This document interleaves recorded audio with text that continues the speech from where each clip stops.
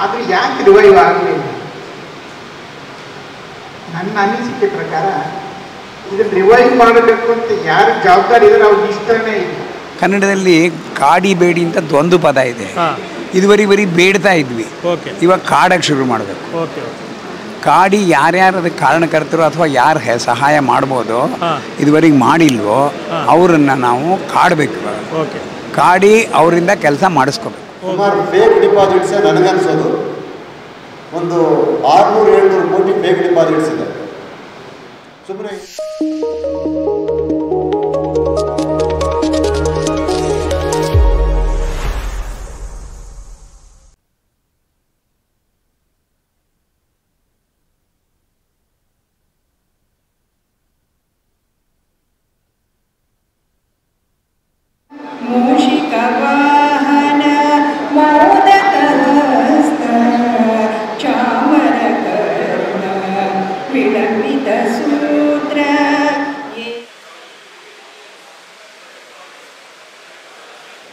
ನಮಸ್ಕಾರ ಸ್ನೇಹಿತರೆ, ನಾನಿವತ್ತು ಗುರು ರಾಘವೇಂದ್ರ ಸಹಕಾರ ಬ್ಯಾಂಕ್ ಠೇವಣಿದಾರರ ಸಂಘ ಏನು ರಿಜಿಸ್ಟರ್ ಮಾಡಿದಾರಲ್ಲ ಅವರು ಇವತ್ತು ಮೀಟಿಂಗ್ ಮಾಡ್ತಾ ಇದ್ದಾರೆ. 23ನೇ ತಾರೀಕು ವಾಸವಿ ಕನ್ವೆನ್ಷನ್ ಸೆಂಟರ್, ವಾಣಿವಿಲಾಸ್ ರೋಡಲ್ಲಿ. ಆ ಸಂಘದ ಅಧ್ಯಕ್ಷರಾದ ಸುರೇಶ್ ಸರ್ ನಮ್ಮ ಜೊತೆ ಇದ್ದಾರೆ. ಆ ಸುರೇಶ್ ಸರ್ ಏನು ಹೇಳ್ತಾರೆ ಕೇಳೋಣ ಬನ್ನಿ ಠೇವಣಿದಾರರಿಗೆ. ಸರ್, ಪ್ರಮೋದ್ ವಾಹಿನಿಗೆ ಸ್ವಾಗತ. ದಯವಿಟ್ಟು ನಿಮ್ಮ ಠೇವಣಿದಾರರಿಗೆ ಏನು ಹೇಳಬೇಕು ಅಂತಿದ್ದೀರಿ ದಯವಿಟ್ಟು ಹೇಳಿ ಸರ್. ನಮಸ್ಕಾರ, ನಾನು ಸುರೇಶ್ ಅಂತ. ರಾಘವೇಂದ್ರ ಬ್ಯಾಂಕು 35 ಹಾಕಿ 4.5 ವರ್ಷ ಆಗೋಗಿದೆ. ಸುಮಾರು 45,000 ಜನಕ್ಕೆ ಹಣ ಬರದೆ ಹಣ ಇಲ್ಲಿ ಸುಮಾರು 2,400 ಕೋಟಿಯಷ್ಟು ಹಣ ಸಿಕ್ಕಾಕೊಂಡಿತ್ತು. ಒಂದು 2 ವರ್ಷ ಆದಮೇಲೆ 2020ನೇ ಇಸ್ವಿನಲ್ಲಿ ಇದು 35A ಹಾಕಿದ್ರು, ರೆಸ್ಟ್ರಿಕ್ಷನ್ಸ್ ಹಾಕಿದ್ರು. ಅದಾದಮೇಲೆ ನಮ್ಮ ಸರ್ಕಾರದವರು ಇನ್ಶೂರೆನ್ಸ್ ಅಮೌಂಟ್ ಎಲ್ಲ ಜಾಸ್ತಿ ಮಾಡಿ ಸುಮಾರು 35,000 ಜನಕ್ಕೆ ಅವ್ರ ದುಡ್ಡು ಎಲ್ಲ ಪೂರ್ತಿ ಬಂದಾಯಿತು. ಈಗ ಏನಾಗಿದೆ ಅಂದರೆ ಮಿಕ್ಕಿದ 10,000 ಜನ ಏನು ಮಾಡಿದೆ, 10,000 ಜನ ದುಡ್ಡು ಸುಮಾರು ಇದು 75% ಅಂದರೆ ಇನ್ನೂ ಸುಮಾರು 1,300-1,400 ಕೋಟಿಯಷ್ಟು ದುಡ್ಡು ಬರಬೇಕಾಗಿದೆ. ಇದಕ್ಕೆ ಸತತ ಪ್ರಯತ್ನ ಮಾಡ್ತಾ ಇದ್ದೀವಿ. RBIನಲ್ಲಿ ಮಾತಾಡ್ತಾ ಇದ್ದೀವಿ, ಅಡ್ಮಿನಿಸ್ಟ್ರೇಟರ್ನ ಹಾಕಿದ್ದಾರೆ, RCSಗೂ ಮಾತಾಡ್ತಾ ಇದ್ದೀವಿ. Unfortunately, the administrator is not efficient enough to, he is doing his job, no doubt. He is not efficient enough to do it faster and recovery ಮಾಡಿಲ್ಲ. ಬ್ಯಾಲೆನ್ಸ್ ಶೀಟ್ ಬಗ್ಗೆ ಎಲ್ಲದಕ್ಕೂ ಅವ್ರಿಗೆ ಡೌಟ್ ಇದೆ. Being A retired experienced banker, he is taking us through for a long time, which we are worried. And almost 326 ಜನ ಈ ದುಡ್ಡನ್ನ ನೆಚ್ಕೊಂಡಿದ್ದವರು ಪ್ರಾಣ ಕಳ್ಕೊಂಡ್ಬಿಟ್ಟಿದ್ದಾರೆ. ನಮ್ಮ ಪ್ರಯತ್ನಗಳು ನಡೀತಾ ಇದೆ. ನಮಗೆ ಒಂದು ಭರವಸೆ ಇತ್ತು, ರಿಸರ್ವ್ ಬ್ಯಾಂಕ್ನವ್ರು ನಮಗೆ ಹೆಲ್ಪ್ ಮಾಡ್ತಾರೆ ಅಥವಾ ನಮ್ಮ ಸರ್ಕಾರದವರಾಗಲಿ ಲೀಡರ್ಸ್ ಆಗಲಿ ಹೆಲ್ಪ್ ಮಾಡ್ತಾರೆ. ಲೀಡರ್ಸ್ ಟ್ರೈ ಮಾಡಿದ್ರು, ನಮ್ಮ MP ಅವರು ಬಹಳ ಟ್ರೈ ಮಾಡಿದ್ರು. But the question is RBI is an autonomous body, so hence they will not take it. They will see the actuals of what is happening in the bank. So there are a lot of anomalies in the bank. In the balance sheet, wrong things have happened, fraud ಆಗಿದೆ. But definitely there are securities, ಹಣ ಬ್ಯಾಂಕಲ್ಲಿ ಇದೆ. So ಅದನ್ನು ಹೆಂಗೆ ಸರಿ ಮಾಡೋದು ಅಂತ ನಮ್ಮ ಅಥಾರಿಟೀಸ್ ಕಡೆಯಿಂದ ನಾವು ಟ್ರೈ ಮಾಡ್ತಾಯಿದ್ವಿ, ಅದು ಆಗ್ತಾಯಿಲ್ಲ. ಅಲ್ಟಿಮೇಟ್ಲಿ ನಮ್ಮ ಪ್ರಕಾರ ನಾವು ಇದಕ್ಕೆ ಕಾನೂನಿಗೆ ಜುಡಿಷಿಯರಿಗೆ ನಾವು ಮೇಡ್ ಒಂದು 7-8 ಕೇಸ್ ಇದೆ. ಇವಾಗ ಸದ್ಯಕ್ಕೆ ಅದರ ಮೇಲೆ ನಮ್ಮ ಭರವಸೆ. ಯಾಕೆಂದರೆ ಕಾನೂನು ಪ್ರಕಾರ ಅಡ್ಮಿನಿಸ್ಟ್ರೇಟರ್ನ ಎಕ್ಸ್ಟೆಂಡ್ ಮಾಡೋಂಗಿಲ್ಲ ಅಂತ ಒಂದೇನೋ ಬಂದಿದೆ. ಸೊ ಹಾಗಾಗಿ ಕಾನೂನಿನ ಅದೊಂದೇ ಭರವಸೆ ಸದ್ಯಕ್ಕಿರೋದು. The court has directed the Karnataka ಸರ್ಕಾರದ ಸಹಕಾರ ಸಂಸ್ಥೆಗೆ ಅಪ್ರೋಪ್ರಿಯೇಟ್ ಆ್ಯಕ್ಷನ್ ತಗೊಳ್ಳಿ ಅಂತ ಒಂದು ಕೊಟ್ಟಿದೆ. ಅದ್ರ ಬಗ್ಗೆನೂ ಲೀಗಲ್ ಆಗಿ ನಡೀತಾ ಇದೆ. Probably in about A month things should.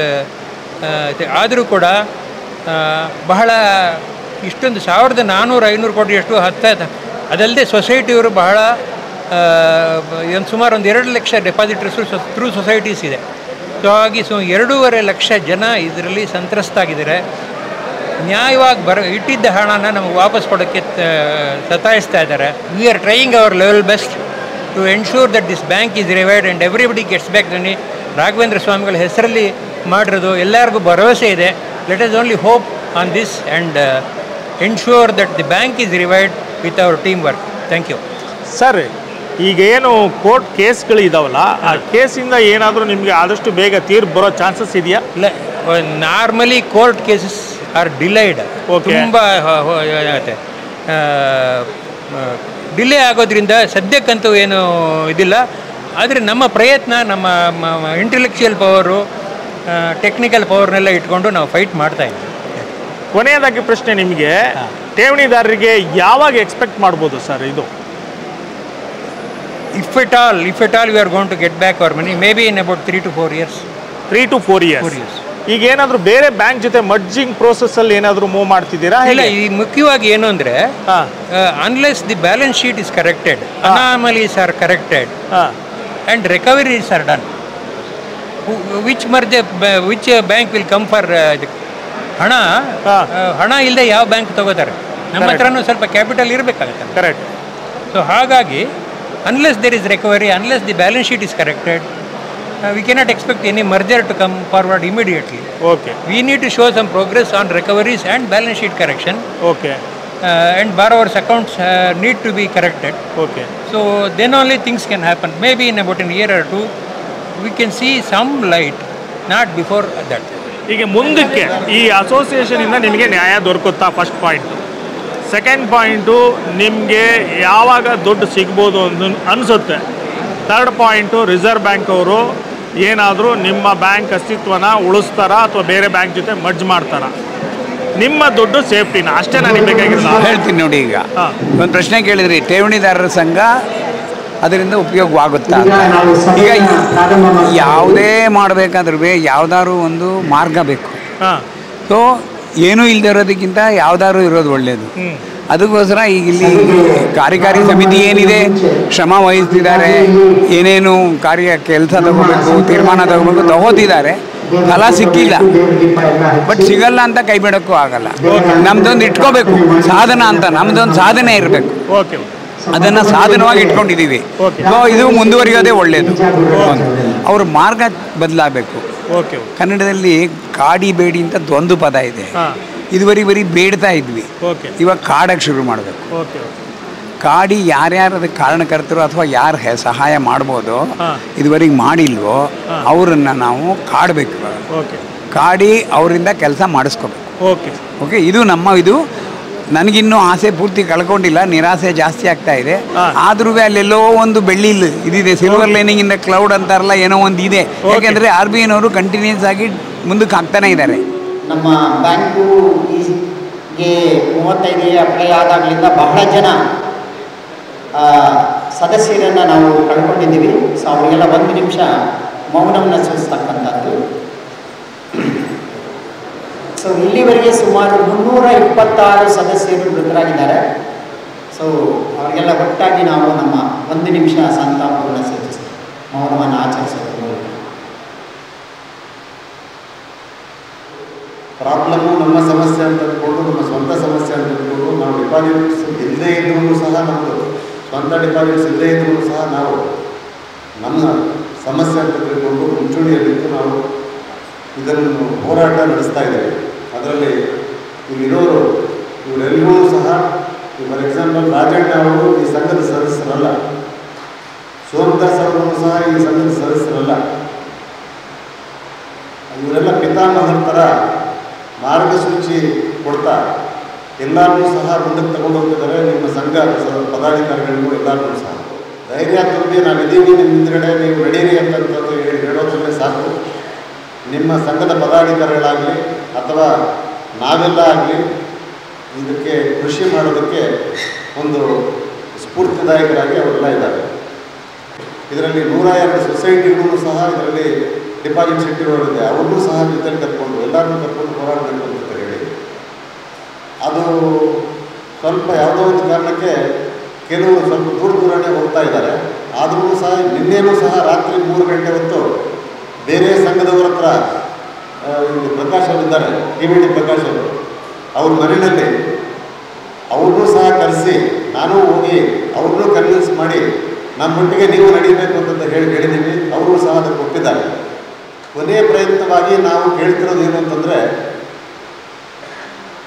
ನಿರ್ದೇಶಕ ಮಂಡಳಿ ಹೊರತು ಬೇರೆ ಯಾರೂ ಸಹ ಇದಕ್ಕೆ ಏನೂ ಮಾಡೋದಕ್ಕಾಗಲ್ಲ ಅನ್ನೋ ಪರಿಸ್ಥಿತಿ ಬಂದಾಗ, ಅಂಥ ಪರಿಸ್ಥಿತಿನಲ್ಲಿ ನಾವು ಇದ್ದಾಗ, ಯಾಕಂದರೆ ಈಗ ಆಲ್ಮೋಸ್ಟ್ 4 ವರ್ಷದ ಮೇಲ್ಪಟ್ಟಾಯಿತು ಅಡ್ಮಿನಿಸ್ಟ್ರೇಟರ್ಗಳು ಬಂದು, ಇಬ್ಬರು ಅಡ್ಮಿನಿಸ್ಟ್ರೇಟರ್ಗಳು ನಾಲಾಯಕ್ ಅವ್ರು ಮಾಡಿರೋ ಕೆಲಸ ಏನು ಒಂದು ಮಿಲಿಮೀಟ್ರಷ್ಟು ಸಹ ಮುಂದಕ್ಕೆ ಹೋಗಿಲ್ಲ. ಅವತ್ತು ಅವ್ರು ಬಂದಾಗ ಚಾರ್ಜ್ ತಗೊಂಡಾಗ ಏನಿದೆ ಇವತ್ತೂ ಅದೇ ಇದೆ. ಅಂಥ ಪರಿಸ್ಥಿತಿನಲ್ಲಿ ನಾವು ನಿರ್ದೇಶಕ ಮಂಡಳಿ ಒಂದೇ ಇದಕ್ಕೆ ಕಾಯಕಲ್ಪ ಮಾಡೋದಕ್ಕಾಗೋದು ಅಂತ ಹೇಳಿ ಪ್ರಯತ್ನ ಮಾಡ್ತಿದ್ದೀವಿ. ಆದರೆ ತಪ್ಪು ಕಲ್ಪನೆಯಿಂದ ಯಾರೋ ಏನೋ ಹೇಳ್ಕೊಟ್ಬಿಟ್ಟು ನಿರ್ದೇಶಕ ಮಂಡಳಿ ಬಂದರೆ ಆ ನಿರ್ದೇಶಕ ಮಂಡಳಿಯಲ್ಲಿ ಎಷ್ಟು ಜನ ಇರ್ತಾರೋ ಅವ್ರು ಮಾತ್ರ ದುಡ್ಡು ತಗೊಂಡು ಹೋಗ್ಬಿಡ್ತಾರೆ ಅಂತ ಹೇಳಿ ಇಂಥದ್ದೆಲ್ಲ ಅಪಪ್ರಚಾರ ಆಗಿ ಆ ಬೇರೆ ಗುಂಪು ಅಥವಾ ಬೇರೆ ಸದಸ್ಯರ ಸಂಘ ಏನಿದೆ ಅವ್ರಿಗೆಲ್ಲ ಕೆಟ್ಟದಾಗಿ ಈ ಥರ ಹೇಳಿರೋದ್ರಿಂದ ಅವರು ಆ ಒಂದು ಇಂಪ್ರೆಷನ್ನಲ್ಲಿ ನಿರ್ದೇಶಕ ಮಂಡಳಿ ಬೇಡ ಅಂತ ಹೇಳಿ RBIಗೆ ಲೆಟರ್ ಕೊಟ್ಟಿದ್ದಾರೆ. RBIನವರು ಈಗ ಈ ಒಂದು ಕೇಸ್ ನಡೀತಾ ಇದೆ RCS ಮುಂದೆ, ರಿಜಿಸ್ಟರ್ ಆಫ್ ಕೋಆಪರೇಟಿವ್ ಸೊಸೈಟೀಸ್ ಮುಂದೆ. ಆ ಕೇಸ್ನಲ್ಲಿ ಅದನ್ನೇ ಒಂದು ಡಿಫೆನ್ಸ್ ಅಂತ ಹೇಳಿ ತಗೊಂಡು ಇವರದೇ ಸಂಘದವರು ಕೆಲವು ಡಿಪಾಸಿಟರ್ಸ್ ಈ ಥರ ಕೊಟ್ಟಿದ್ದಾರೆ ಲೆಟ್ರು. ಅಂಥದ್ರಲ್ಲಿ ಇವರು ಕೋರಿಕೆ ನಿರ್ದೇಶಕ ಮಂಡಳಿ ಆಗಬೇಕು ಅಂತ ಹೇಳಿ ಏನು ಕೋರಿಕೆ ಇದೆ ಅದನ್ನು ಮನ್ನಿಸಬೇಕಾಗಿಲ್ಲ ಅಂತ ಹೇಳಿ ತಕರಾರು ಹಾಕಿದ್ದಾರೆ. ಈಗ ನಮ್ಮ ಕರ್ನಾಟಕ ಸೌಹಾರ್ದ ಸಹಕಾರಿಗಳ ಒಕ್ಕೂಟ ಅದರ ನಿಕಟಪೂರ್ವ ಅಧ್ಯಕ್ಷರು, ಹಾಲಿ ನಿರ್ದೇಶಕರು ಆಗಿರುವಂಥವರು ಮತ್ತು ನಮ್ಮೆಲ್ಲರ ಹೋರಾಟದಲ್ಲಿ ಮುಂಚೂಣಿಯಲ್ಲಿರುವಂಥವರು, ಅವರು ಸುಮಾರು 6,000 ಸೊಸೈಟಿಗಳಿಗೆ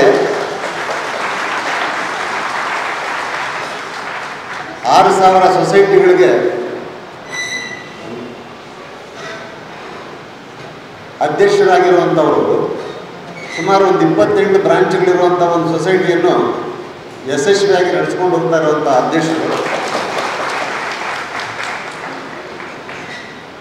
ಗುರು ರಾಘವೇಂದ್ರ ಬ್ಯಾಂಕ್ ರಿವೈವ್ ಆದರೆ ಅವರು ಕಷ್ಟಪಟ್ಟು ಪ್ರತಿ ತಾಲ್ಲೂಕಲ್ಲಿ ಪ್ರತಿ ಸೊಸೈಟಿಗೂ ಸಹ 6,000 ಸೊಸೈಟಿಗಳಿಗೂ ಸಹ ನಾನು ತಿರುಗಿ ಒಂದೊಂದು ಸೊಸೈಟಿನಲ್ಲಿ 1 ಕೋಟಿ 1 ಲಕ್ಷ ಇಟ್ಟರೂ ಸಹ ಎಷ್ಟು ಆಗುತ್ತೆ ನಾನು ಮಾಡ್ತೀನಿ ಅಂತ ಹೇಳಿ ಮುಂದೆ ಬಂದಿರೋರು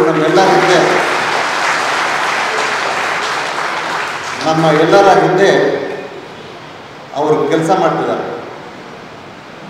ಇದೇ ಥರ ಒಂದು ಮಾನ್ವಿನಲ್ಲಿ ಒಂದು ಬ್ಯಾಂಕು ಅದು 35A ಬಂದಾಗ ಅವರು ಅದನ್ನು ಹಿಂದ್ಗಡೆ ನಿಂತ್ಕೊಂಡು ಎಷ್ಟೋ ಡಿಪಾಸಿಟ್ಗಳು ಶೇರ್ಸು ಎಲ್ಲ ಕಲೆಕ್ಟ್ ಮಾಡಿಸ್ಬಿಟ್ಟು ಆಲ್ ಓವರ್ ಸ್ಟೇಟ್ ತಿರುಗಿಬಿಟ್ಟು ಅದನ್ನು ಒಂದು ಸ್ಥಿತಿಗೆ ತಂದಿದ್ದಾರೆ. ಅಂಥವರು ನಮ್ಮ ಹಿಂದ್ಗಡೆ ಬೆನ್ನೆಲುಬಾಗಿ ನಿಂತ್ಕೊಂಡಿದ್ದಾರೆ. ಅವರು ಸಂಘದ ಪರವಾಗಿ ನಾನೇ ಸ್ವಾಗತ ಕೊಡ್ತಿದ್ದೀನಿ. ನಾವೆಲ್ಲ ಇಷ್ಟೆಲ್ಲ ಕಷ್ಟಪಟ್ಟು ಮಾಡ್ತಿದ್ದೀವಿ. ಒಂದೇ ಒಂದು ಉದ್ದೇಶ ಏನು ಅಂತಂದರೆ, ಯೂನಿಟಿನಲ್ಲಿ ಸ್ಟ್ರೆಂತ್ ಇದೆ ಅಂತ ಒಂದು ಉದ್ದೇಶದಿಂದ ಎಲ್ಲರೂ ಯುನೈಟೆಡ್ ಆಗಿ ಹೋಗ್ಬೇಕು ಅಂತ ಹೇಳಿ. ಆದರೆ ಕೆಲವು ಡಿಪಾಸಿಟರ್ಸು ನಮ್ಮದೇ ಒಂದು ಸಪ್ರೇಟ್ ಸಂಘ ಅಂತ ಹೇಳಿ ಅದರಲ್ಲಿ 50 ಜನ ಇದ್ದಾರೆ, ನಮಗೆ ಗೊತ್ತಿಲ್ಲ ಎಷ್ಟು ಜನ ಇದ್ದಾರೆ ಅಂತ. ಅವರು ಸಪ್ರೇಟಾಗಿ ಈ ಥರ ಎಲ್ಲರೂ ಸಹ ನಾವು ಏನು ಪ್ರಯತ್ನ ಮಾಡಿದ್ರೆ ಅದಕ್ಕೆ ಹೋಕ್ಸ್ ಇಡೋದು ಅಂತಂದರೆ ಅದು ತುಂಬ ಒಂಥರ ವಿಷಾದನೀಯವಾದಂತಹ ಸಮಸ್ಯೆ ಅಂತ ಹೇಳಿ ನಾನು ಹೇಳ್ತೀನಿ. ಅದಕ್ಕೋಸ್ಕರನೇ ಆದರೂ ಸಹ ನಮ್ಮಲ್ಲಿ ಹೋಪ್ಸ್ ಅನ್ನೋದಿದೆ. ಎಲ್ಲರೂ ಜೊತೆಲಿ ಕರ್ಕೊಂಡು ಹೋಗ್ತೀವಿ, ಜೊತೆಲಿ ತಗೊಂಡು ಹೋಗ್ತೀವಿ ಅಂತ ಹೇಳಿ ಆ ಒಂದು ನಿಟ್ಟಿನಲ್ಲಿನೇ ನಿನ್ನೆ ಮ್ಯಾರಥಾನ್ ಮೀಟಿಂಗ್ 3 ಗಂಟೆಯಲ್ಲಿ ನಾವು ಕನ್ವಿನ್ಸ್ ಮಾಡಿದ್ದೀವಿ. ಅವರೂ ಸಹ ಬಂದು ನಾವೂ ಸಹ ನಿಮ್ಮೊಟ್ಟಿಗೆ ಕೈ ಜೋಡಿಸ್ತೀವಿ. ಮತ್ತು ಈಗ RCSಗೆ ಮತ್ತು RBIಗೆ ಲೆಟ್ರ್ ಕೊಡ್ತೀವಿ, ಬೋರ್ಡ್ ಮಾಡಿ ಅಂತ ಹೇಳಿ. ಹಿಂದೆ ಕೊಟ್ಟಿದ್ದ ಲೆಟ್ರು ಇರಲಿ, ಅದರ ಈಗ ಕೊಡ್ತೀವಿ ಅಂತ ಹೇಳಿ ಒಪ್ಕೊಂಡಿದ್ದಾರೆ. ಅದು ಗುರುವಾರ ಸಂಜೆ ಒಳಗೆ ನಾನು ಡ್ರಾಫ್ಟ್ ಕಳಿಸ್ತೀನಿ ಅಂತ ಹೇಳಿದ್ದಾರೆ. ಡ್ರಾಫ್ಟಿನಲ್ಲಿ ಏನಾದರೂ ಸಹ ಒಂದು ವೇಳೆ ತಿದ್ದುಪಡಿಗಳಿದ್ದರೆ ನೀವು ಮಾಡಿ, ಅದನ್ನು ಸಹ ನಾನು ಒಪ್ತೀನಿ, ಅದರ ಪ್ರಕಾರ ನಾನು ಮಾಡ್ತೀನಿ ಅಂತ ಒಪ್ಕೊಂಡಿದ್ದಾರೆ. And I feel that we must be thankful to the gentleman who has agreed for all these things with the intervention of our Prakash and myself. So ಇದರೆಲ್ಲದರಿಂದ ನಮ್ಗೇನು ಅನಿಸ್ತಾ ಇದೆ ಅಂದರೆ there is a ray of hope, ಒಂದು ಆಶಾ ಕಿರಣ, ಒಂದು ಆಶಾ ಭಾವನೆ ನಮ್ಮಲ್ಲಿದೆ. 100ಕ್ಕೆ 100ರಷ್ಟು ನಾವು ಒಂದು ಬೋರ್ಡ್ ಅಂತಲೂ ಸಹ ಕಾನ್ಸ್ಟಿಟ್ಯೂಟ್ ಮಾಡೋದಕ್ಕೆ ಅದರಲ್ಲಿ ಯಶಸ್ವಿ ಆಗ್ತೀವಿ ಅಂತ ನಂಬಿಕೆ ನಮ್ಮಲ್ಲಿದೆ. ಆದರೆ ಕೆಲವೊಂದು ಅಪ್ರಿಹೆನ್ಷನ್ಸು ಅದೇನು ಅಂತ ಹೇಳಿ ನಿಮ್ಮಲ್ಲಿ ಮುಂದೆ ಇಡ್ತೀನಿ. ಇದು ಜನರಲ್ ಬಾಡಿ, ಇದೆಲ್ಲ ನೀವು ಡಿಸ್ಕಸ್ ಮಾಡಬೇಕು ಅಂತ ಮುಂದಕ್ಕೂ ಸಹ ನೀವು ಮಾನಸಿಕವಾಗಿ ತಯಾರಿ ನಡೆಸ್ಕೊಳ್ಬೇಕಾಗಿರೋದು. ಅಲ್ಲಿ ಎಂಥವ್ರು ಇರಬೇಕು ಬೋರ್ಡಲ್ಲಿ, ನಿರ್ದೇಶಕ ಮಂಡಳಿನಲ್ಲಿ ಅಂತಂದರೆ ಸದಸ್ಯರು ಮಾತ್ರನೇ, ಅಂದರೆ ಬ್ಯಾಂಕಲ್ಲಿ ಸದಸ್ಯರು ಯಾರಿರ್ತಾರೆ ಅವರು ಮಾತ್ರನೇ ಅದಕ್ಕೆ ಎಲಿಜಿಬಲ್. ಬ್ಯಾಂಕಲ್ಲಿ ಸದಸ್ಯರು ಇರಬೇಕು. ಷೇರುದಾರರು ಯಾರ್ಯಾರು ಅಂತ ಹೇಳಿ ನೀವು ಅದರಲ್ಲಿ ಹೈಯೆಸ್ಟ್ ಇಂಟೆಗ್ರಿಟಿ, ಹೈಯೆಸ್ಟ್ ಆನೆಸ್ಟಿ ಇರುವಂಥವ್ರು ನೀವೇ ಸೆಲೆಕ್ಟ್ ಮಾಡ್ಕೋಬೇಕಾಗುತ್ತೆ. ಅದು ಮೇ ಬಿ ನನಗನ್ಸೋದು, ನನ್ನ ಆಶಾಭಾವನೆ, ಒಂದು 3-4 ತಿಂಗಳಲ್ಲಿ ಒಂದು ಬೋರ್ಡ್ ಕಾನ್ಸ್ಟಿಟ್ಯೂಟ್ ಆಗುತ್ತೆ ಅಂತ ನನಗೆ ಅನಿಸುತ್ತೆ. ಆ ಬೋರ್ಡ್ಗೆ ಗೈಡ್ ಮಾಡೋದಕ್ಕೆ ಹಿರಿಯರು, ನಮ್ಮ ರಾಜಣ್ಣ ಅವರಿದ್ದಾರೆ, ಸೋಮದಾಸ್ ಅವರಿದ್ದಾರೆ, ಹಿರಿಯರಿದ್ದಾರೆ, ಅವರೆಲ್ಲರೂ ಸಹ ಗೈಡ್ ಮಾಡ್ತಾರೆ. ಗೈಡ್ ಮಾಡೋದು ಅದರ ಪ್ರಕಾರ, ಗೈಡೆನ್ಸ್ ಪ್ರಕಾರ ನಿರ್ದೇಶಕ ಮಂಡಳಿ ಕಾರ್ಯನಿರ್ವಹಿಸಿದರೆ ಸುಮಾರು ಒಂದು 6-7 ತಿಂಗಳಲ್ಲಿ ಒಂದು ಕ್ಲಿಯರ್ ಪಿಕ್ಚರ್ ಬರುತ್ತೆ ಅಂತ ಹೇಳಿ ನನಗನ್ನಿಸುತ್ತೆ. ಒಂದು ಈಗ ಮುಖ್ಯವಾಗಿ ಇಲ್ಲಿ ನಡೀಬೇಕಾಗಿರೋದು, ಎಲ್ಲರೂ ಸಹ ಹೇಳ್ತಿರೋದು, ಇನ್ಕ್ಲೂಡಿಂಗ್ ಇಲ್ಲಿ ನಾನು ಹೆಸರಿಸಬೇಕು ಬೇಡವೋ ಗೊತ್ತಿಲ್ಲ, ಗೌಪ್ಯವಾಗಿ ಇಡಬೇಕೋ ಗೊತ್ತಿಲ್ಲ, RBIನಲ್ಲಿ ಜನರಲ್ ಮ್ಯಾನೇಜರ್ ಆಗಿರುವಂಥವರು ಒಬ್ಬರು ನಮಗೆ ಸ್ಫೂರ್ತಿದಾಯಕರಾಗಿರುವಂಥವರು ಗೈಡು ಬಂದಿದ್ದಾರೆ, ಅಲ್ಲಿದ್ದಾರೆ. ಅವರು ನನ್ನ ಹೆಸರಲ್ಲೂ ಎತ್ತಬೇಡಿ ಅಂತ ಹೇಳ್ತಾರೆ. ಅದಕ್ಕೋಸ್ಕರ ನಾನು ಹೆಸರು ಆಗಿರ್ತಾ ಇಲ್ಲ. ಸೊ ಅವರು ಸಹ ಸೇರಿಕೊಂಡು ಹೇಳೋದು ಮುಂದೆ ಒಂದು ಒಪಿನಿಯನ್ನು ಏನು ಅಂತಂದರೆ, ಈಗ ತಾನೇ ಇನ್ನೊಂದು ಠೇವಣಿದಾರರ ಸಂಘದ ಅಧ್ಯಕ್ಷರಾಗಿರುವಂತಹ ರಂಗನಾಥ್ ಅವರು ಬರ್ತಾ ಇದ್ದಾರೆ. ಅವ್ರನ್ನು ನಮ್ಮ ಠೇವಣಿದಾರರ ಸಂಘದ ಪರವಾಗಿ ಅವ್ರಿಗೂ ಸಹ ಸ್ವಾಗತ ಬಯಸ್ತಾ ಇದ್ದೀನಿ. RBIನಲ್ಲಿ ಎಕ್ಸ್ ಜನರಲ್ ಮ್ಯಾನೇಜರ್ ಆಗಿರುತ್ತೆ. ಅವರು ಒಪಿನಿಯನ್ನು ಏನು ಅಂತಂದರೆ, ಈ ಅಕೌಂಟ್ಸು ಏನು ಫೈನಲೈಸ್ ಮಾಡಿದ್ದಾರೆ 2018-19 ಹಿಡಿದು ಇಲ್ಲಿವರೆಗೂ ಸಹ ಬ್ಯಾಲೆನ್ಸ್ ಶೀಟ್ ಏನು ಅಪ್ರೂವ್ ಮಾಡಿಕೊಂಡಿದ್ದಾರೆ, ರಿಸರ್ವ್ ಬ್ಯಾಂಕ್ ಏನು ಕೊಟ್ಟಿದ್ದಾರೆ, ಅದನ್ನು ಸರಿಪಡಿಸದೇ ಹೊರತು ಮುಂದೆ ಏನು ನಾವು ಮಾಡೋದಕ್ಕಾಗಲ್ಲ. ಅದನ್ನು ಸರಿಪಡಿಸಬೇಕು ಅಂತಂದರೆ ನಿರ್ದೇಶಕ ಮಂಡಳಿ ಬಂದರೆ ಮಾತ್ರ ಅದು ಸರಿಪಡಿಸೋದಕ್ಕಾಗೋದು. ಅದ್ರ ಜೊತೆಗೆ ಜೊತೆಯಲ್ಲಿನೇ ನಮ್ಮ ಠೇವಣಿದಾರರ ಸಂಘದ ಪದಾಧಿಕಾರಿಗಳಲ್ಲಿ ಒಬ್ಬರಾಗಿರುವಂಥ ಅಮರ್ನಾಥ್ ಅವರು ಅವ್ರ ಜೊತೆಯಲ್ಲಿ ಕೆಲವರು ಸೇರಿಕೊಂಡು ಇಲ್ಲೇ ಇದ್ದಾರೆ. ಅಮರ್ನಾಥ್ ಅವರು ಅವರ ಮುಂದಾಳತ್ವದಲ್ಲಿ ಈ ಬ್ಯಾಲೆನ್ಸ್ ಶೀಟ್ಗಳು ಏನಿದೆ 2019-20 ಈಚೆಗೆ ಮಾಡಿರೋ ಬ್ಯಾಲೆನ್ಸ್ ಶೀಟ್ಗಳು ಸರಿಯಿಲ್ಲ, ಇವನ್ನೆಲ್ಲ ರದ್ದು ಮಾಡಬೇಕು ಅಂತ ಹೇಳಿ ಹೈಕೋರ್ಟಲ್ಲಿ ಕೇಸ್ಗಳು ಹಾಕಿದ್ದಾರೆ. ಆ ಕೇಸ್ಗಳು ಸಹ ನಡೀತಾ ಇದೆ. ಹೈಕೋರ್ಟ್ ತೀರ್ಮಾನ ಮಾಡಿದ್ರೂ ರದ್ದಾಗುತ್ತೆ. ಒಂದು ವೇಳೆ ತೀರ್ಮಾನ ಮಾಡಿಲ್ಲ ಅಂದರೆ ಬೋರ್ಡೇ ಬಂದರೆ ಬೋರ್ಡ್ ಅದನ್ನು ರದ್ದು ಮಾಡಿ ಹೊಸದಾಗಿ ಬ್ಯಾಲೆನ್ಸ್ ಶೀಟ್ ತಯಾರು ಮಾಡಿದ್ರೆ ಆವಾಗಲೂ ಸಹ ಸರಿ ಹೋಗುತ್ತೆ. ನಿಮಗೆ ಗೊತ್ತಿಲ್ಲದೆ ಇರೋ ವಿಚಾರ, ಅಥವಾ ಸುಮಾರು ಜನಕ್ಕೆ ಗೊತ್ತಿರುತ್ತೆ, ಸುಮಾರು ಫೇಕ್ ಡಿಪಾಸಿಟ್ಸೇ ನನಗನ್ಸೋದು ಒಂದು 600-700 ಕೋಟಿ ಫೇಕ್ ಡಿಪಾಸಿಟ್ಸ್ ಇದೆ. ಸುಮ್ಮನೆ 2,400, 2,300, 2,000 ಡಿಪಾಸಿಟ್ ಅಂತ ಹೇಳ್ತಾರೆ. KYC ಕೊಡಿ ಅಂತ ಹೇಳಿ ಕೇಳಿದ್ದಾರೆ ಈಗಿರೋ ಹಂಡೆಯವರು. ಎಷ್ಟು ಜನ KYC ಕೊಟ್ಟಿದ್ದಾರೆ ಏನೋ ಗೊತ್ತಿಲ್ಲ. ಅದನ್ನು ಅವ್ರು ಹೇಳೋದೂ ಇಲ್ಲ ನಮಗೆ. ಅಲ್ರಿ ಎಷ್ಟು 1,000 ಕೋಟಿಗೆ ಈ KYC ಕೊಟ್ಟಿದ್ದಾರೆ, ಎಷ್ಟಕ್ಕೆ ಕೊಟ್ಟಿಲ್ಲ ಅಂತ ಹೇಳಿದ್ರೆ ಇದುವರೆಗೂ ಸಹ ಯಾರಿಗೂ ಅವ್ರು ಆನ್ಸರ್ ಮಾಡ್ತಾ ಇಲ್ಲ. ಸಣ್ಣ ಎಕ್ಸಾಂಪಲ್ ಹೇಳ್ತೀನಿ. ಒಬ್ಬ ವಕೀಲರು, ರಾಮಕೃಷ್ಣಗೆ ತುಂಬ ಕ್ಲೋಸ್ ಆಗಿರೋ ವಕೀಲರು, ಇದು ಎಕ್ಸಾಂಪಲ್. ದಯವಿಟ್ಟು ಯಾರು ಇಮ್ಯಾಜಿನ್ ಮಾಡ್ಕೊಂಡು ಹೋಗಬೇಡಿ. Example, illustration. ನಾನು ವಕೀಲ ಅಂತ ಇಟ್ಕೊಳ್ಳಿ, ರಾಮಕೃಷ್ಣಗೆ ತುಂಬ ಬೇಕಾಗಿರೋದು. ನಾನು ಅವರು ಮಾಡಿರೋ ಸರ್ವಿಸ್ಗೆ ಅಥವಾ ಮಾಡದೇ ಇರೋ ಸರ್ವಿಸ್ಗೂ ಸಹ ನನ್ನ ಹೆಸರಲ್ಲಿ FD ಕೊಡ್ತಾರಷ್ಟೇ. ಅವರು ಆ ದುಡ್ಡು ನಾನು ಕಟ್ಟಿಲ್ಲ, ನನ್ನ ಸಂಪಾದನೆ ಅಲ್ಲ, ನನಗೆ ಬಂದು ನನ್ನಿಂದ ಏನು ಬ್ಯಾಂಕ್ ಹೋಗಿಲ್ಲ. FD ರಿಸಿಪ್ಟ್ ಕೊಡ್ತಾರೆ. ಆ FD ರಿಸಿಪ್ಟ್ ಇವತ್ತು ನಾನು ಕ್ಲೈಮ್ ಮಾಡ್ತಿದ್ದೀನಿ. ಏನು, ನಂದು 30 ಲಕ್ಷ ರೂಪಾಯಿ FD ಇದೆ, 1 ಪೈಸೆ ನಾನು ಡಿಪಾಸಿಟ್ ಮಾಡಿಲ್ಲ. ಇಂಥ ಡಿಪಾಸಿಟ್ಸು ಸುಮಾರು ಒಂದು 600-700 ಕೋಟಿ ಇಂಥದ್ದೇ ಹೋಗುತ್ತೆ. 2,400 ಕೋಟಿ ಅಂತ ಹೇಳ್ತಿದ್ದಾರಲ್ಲ ಡಿಪಾಸಿಟ್ಸು. ಅದರಲ್ಲಿ ಇವನ್ನೆಲ್ಲ ಹೆಕ್ಕಿ ತೆಗೀಬೇಕು ಅಂತಂದರೆ ಅದಕ್ಕೆ ಕರೆಕ್ಟಾಗಿರುವಂಥ ಅಕೌಂಟ್ಸು ಇನ್ನೊಂದು ಬಲ್ಲವರ ಹತ್ರ ಬೇಕು. ಅದನ್ನು ಅಪಾಯಿಂಟ್ಮೆಂಟ್ ಮಾಡ್ಕೊಳ್ಳೋದಕ್ಕೂ ಇವರಿಗೆ ಯೋಗ್ಯತೆ ಇಲ್ಲ, ಮಾಡಿಕೊಳ್ಳೋ ಇಂಟ್ರೆಸ್ಟ್ ಇಲ್ಲ. ಅವರು ಬರೋ ಸಂಬಳ ಅವ್ರು ತಗೊಳ್ತಿದ್ದಾರೆ. Every day what they have been drawing is our money only. Our money is being depleted day by day. ಇದೆಲ್ಲ ಕ್ರಮ ಜರುಗಿಸಬೇಕು ಅಂತಂದರೆ ನಿರ್ದೇಶಕ ಮಂಡಳಿ ಒಂದೇ, ಅದು ಬಿಟ್ಟು ಬೇರೆ ದಾರಿ ಇಲ್ಲ. ನಿರ್ದೇಶಕ ಮಂಡಳಿಯಲ್ಲಿ ಆಗುವಂಥವರು ಷೇರುದಾರರು ಯಾರಿದ್ದಾರೆ ಅವರೆಲ್ಲರೂ ಸಹ ತಯಾರಾಗಲಿ, ಈಗಿಂದಲೇ ತಯಾರಾಗಿ ಒಳ್ಳೆಯ ನಿರ್ದೇಶಕ ಮಂಡಳಿ ಒಂದು ಆಗಲಿ. ಅದು ಎಲ್ಲದಕ್ಕೂ ಸಹ ಸೊಲ್ಯೂಷನ್ ಇದೆ. ನಾವೆಲ್ಲ ಇರ್ತೀವಿ, ಆಚೆ ಕಡೆಯಿಂದ ಮಾರ್ಗದರ್ಶನ ಮಾಡ್ತೀವಿ. ನಮ್ಮ ಜೊತೆಗೆ ರಿಟೈರ್ಡ್ ಹೈಕೋರ್ಟ್ ಜಡ್ಜಿಗಳು ಸಹ ಒಪ್ಪಿದ್ದಾರೆ ಕೆಲವರು. ನಾವು ನಿಮ್ಮ ಜೊತೆಗೆ ಬರ್ತೀವಿ ಅಂತ ಹೇಳಿ ಮಾರ್ಗದರ್ಶನ ಕೊಡೋದಕ್ಕೆ ನಿರ್ದೇಶಕ ಮಂಡಳಿಗೆ ಇದು ಮಾಡಬಾರ್ದು ಅಂತ ಹೇಳಿ ಮಾರ್ಗದರ್ಶನ ಮಾಡೋದಕ್ಕೆ ಅವ್ರು ಇರ್ತಾರೆ. ಜೊತೆಗೆ ನಮ್ಮ ಕೃಷ್ಣಾರೆಡ್ಡಿ ಅವರು ಇರ್ತಾರೆ, ನಮ್ಮ ಸೋಮದಾಸ್ ಅವರು ಇರ್ತಾರೆ, ನಾವೆಲ್ಲ ಇದ್ದೀವಿ. ಹಂಗಾಗಿ ನನಗಂತೂ ಸಹ 100% ಕಾನ್ಫಿಡೆನ್ಸ್ ಇದೆ, ಈ ಬ್ಯಾಂಕನ್ನು ರಿವೈವ್ ಮಾಡಬಹುದು.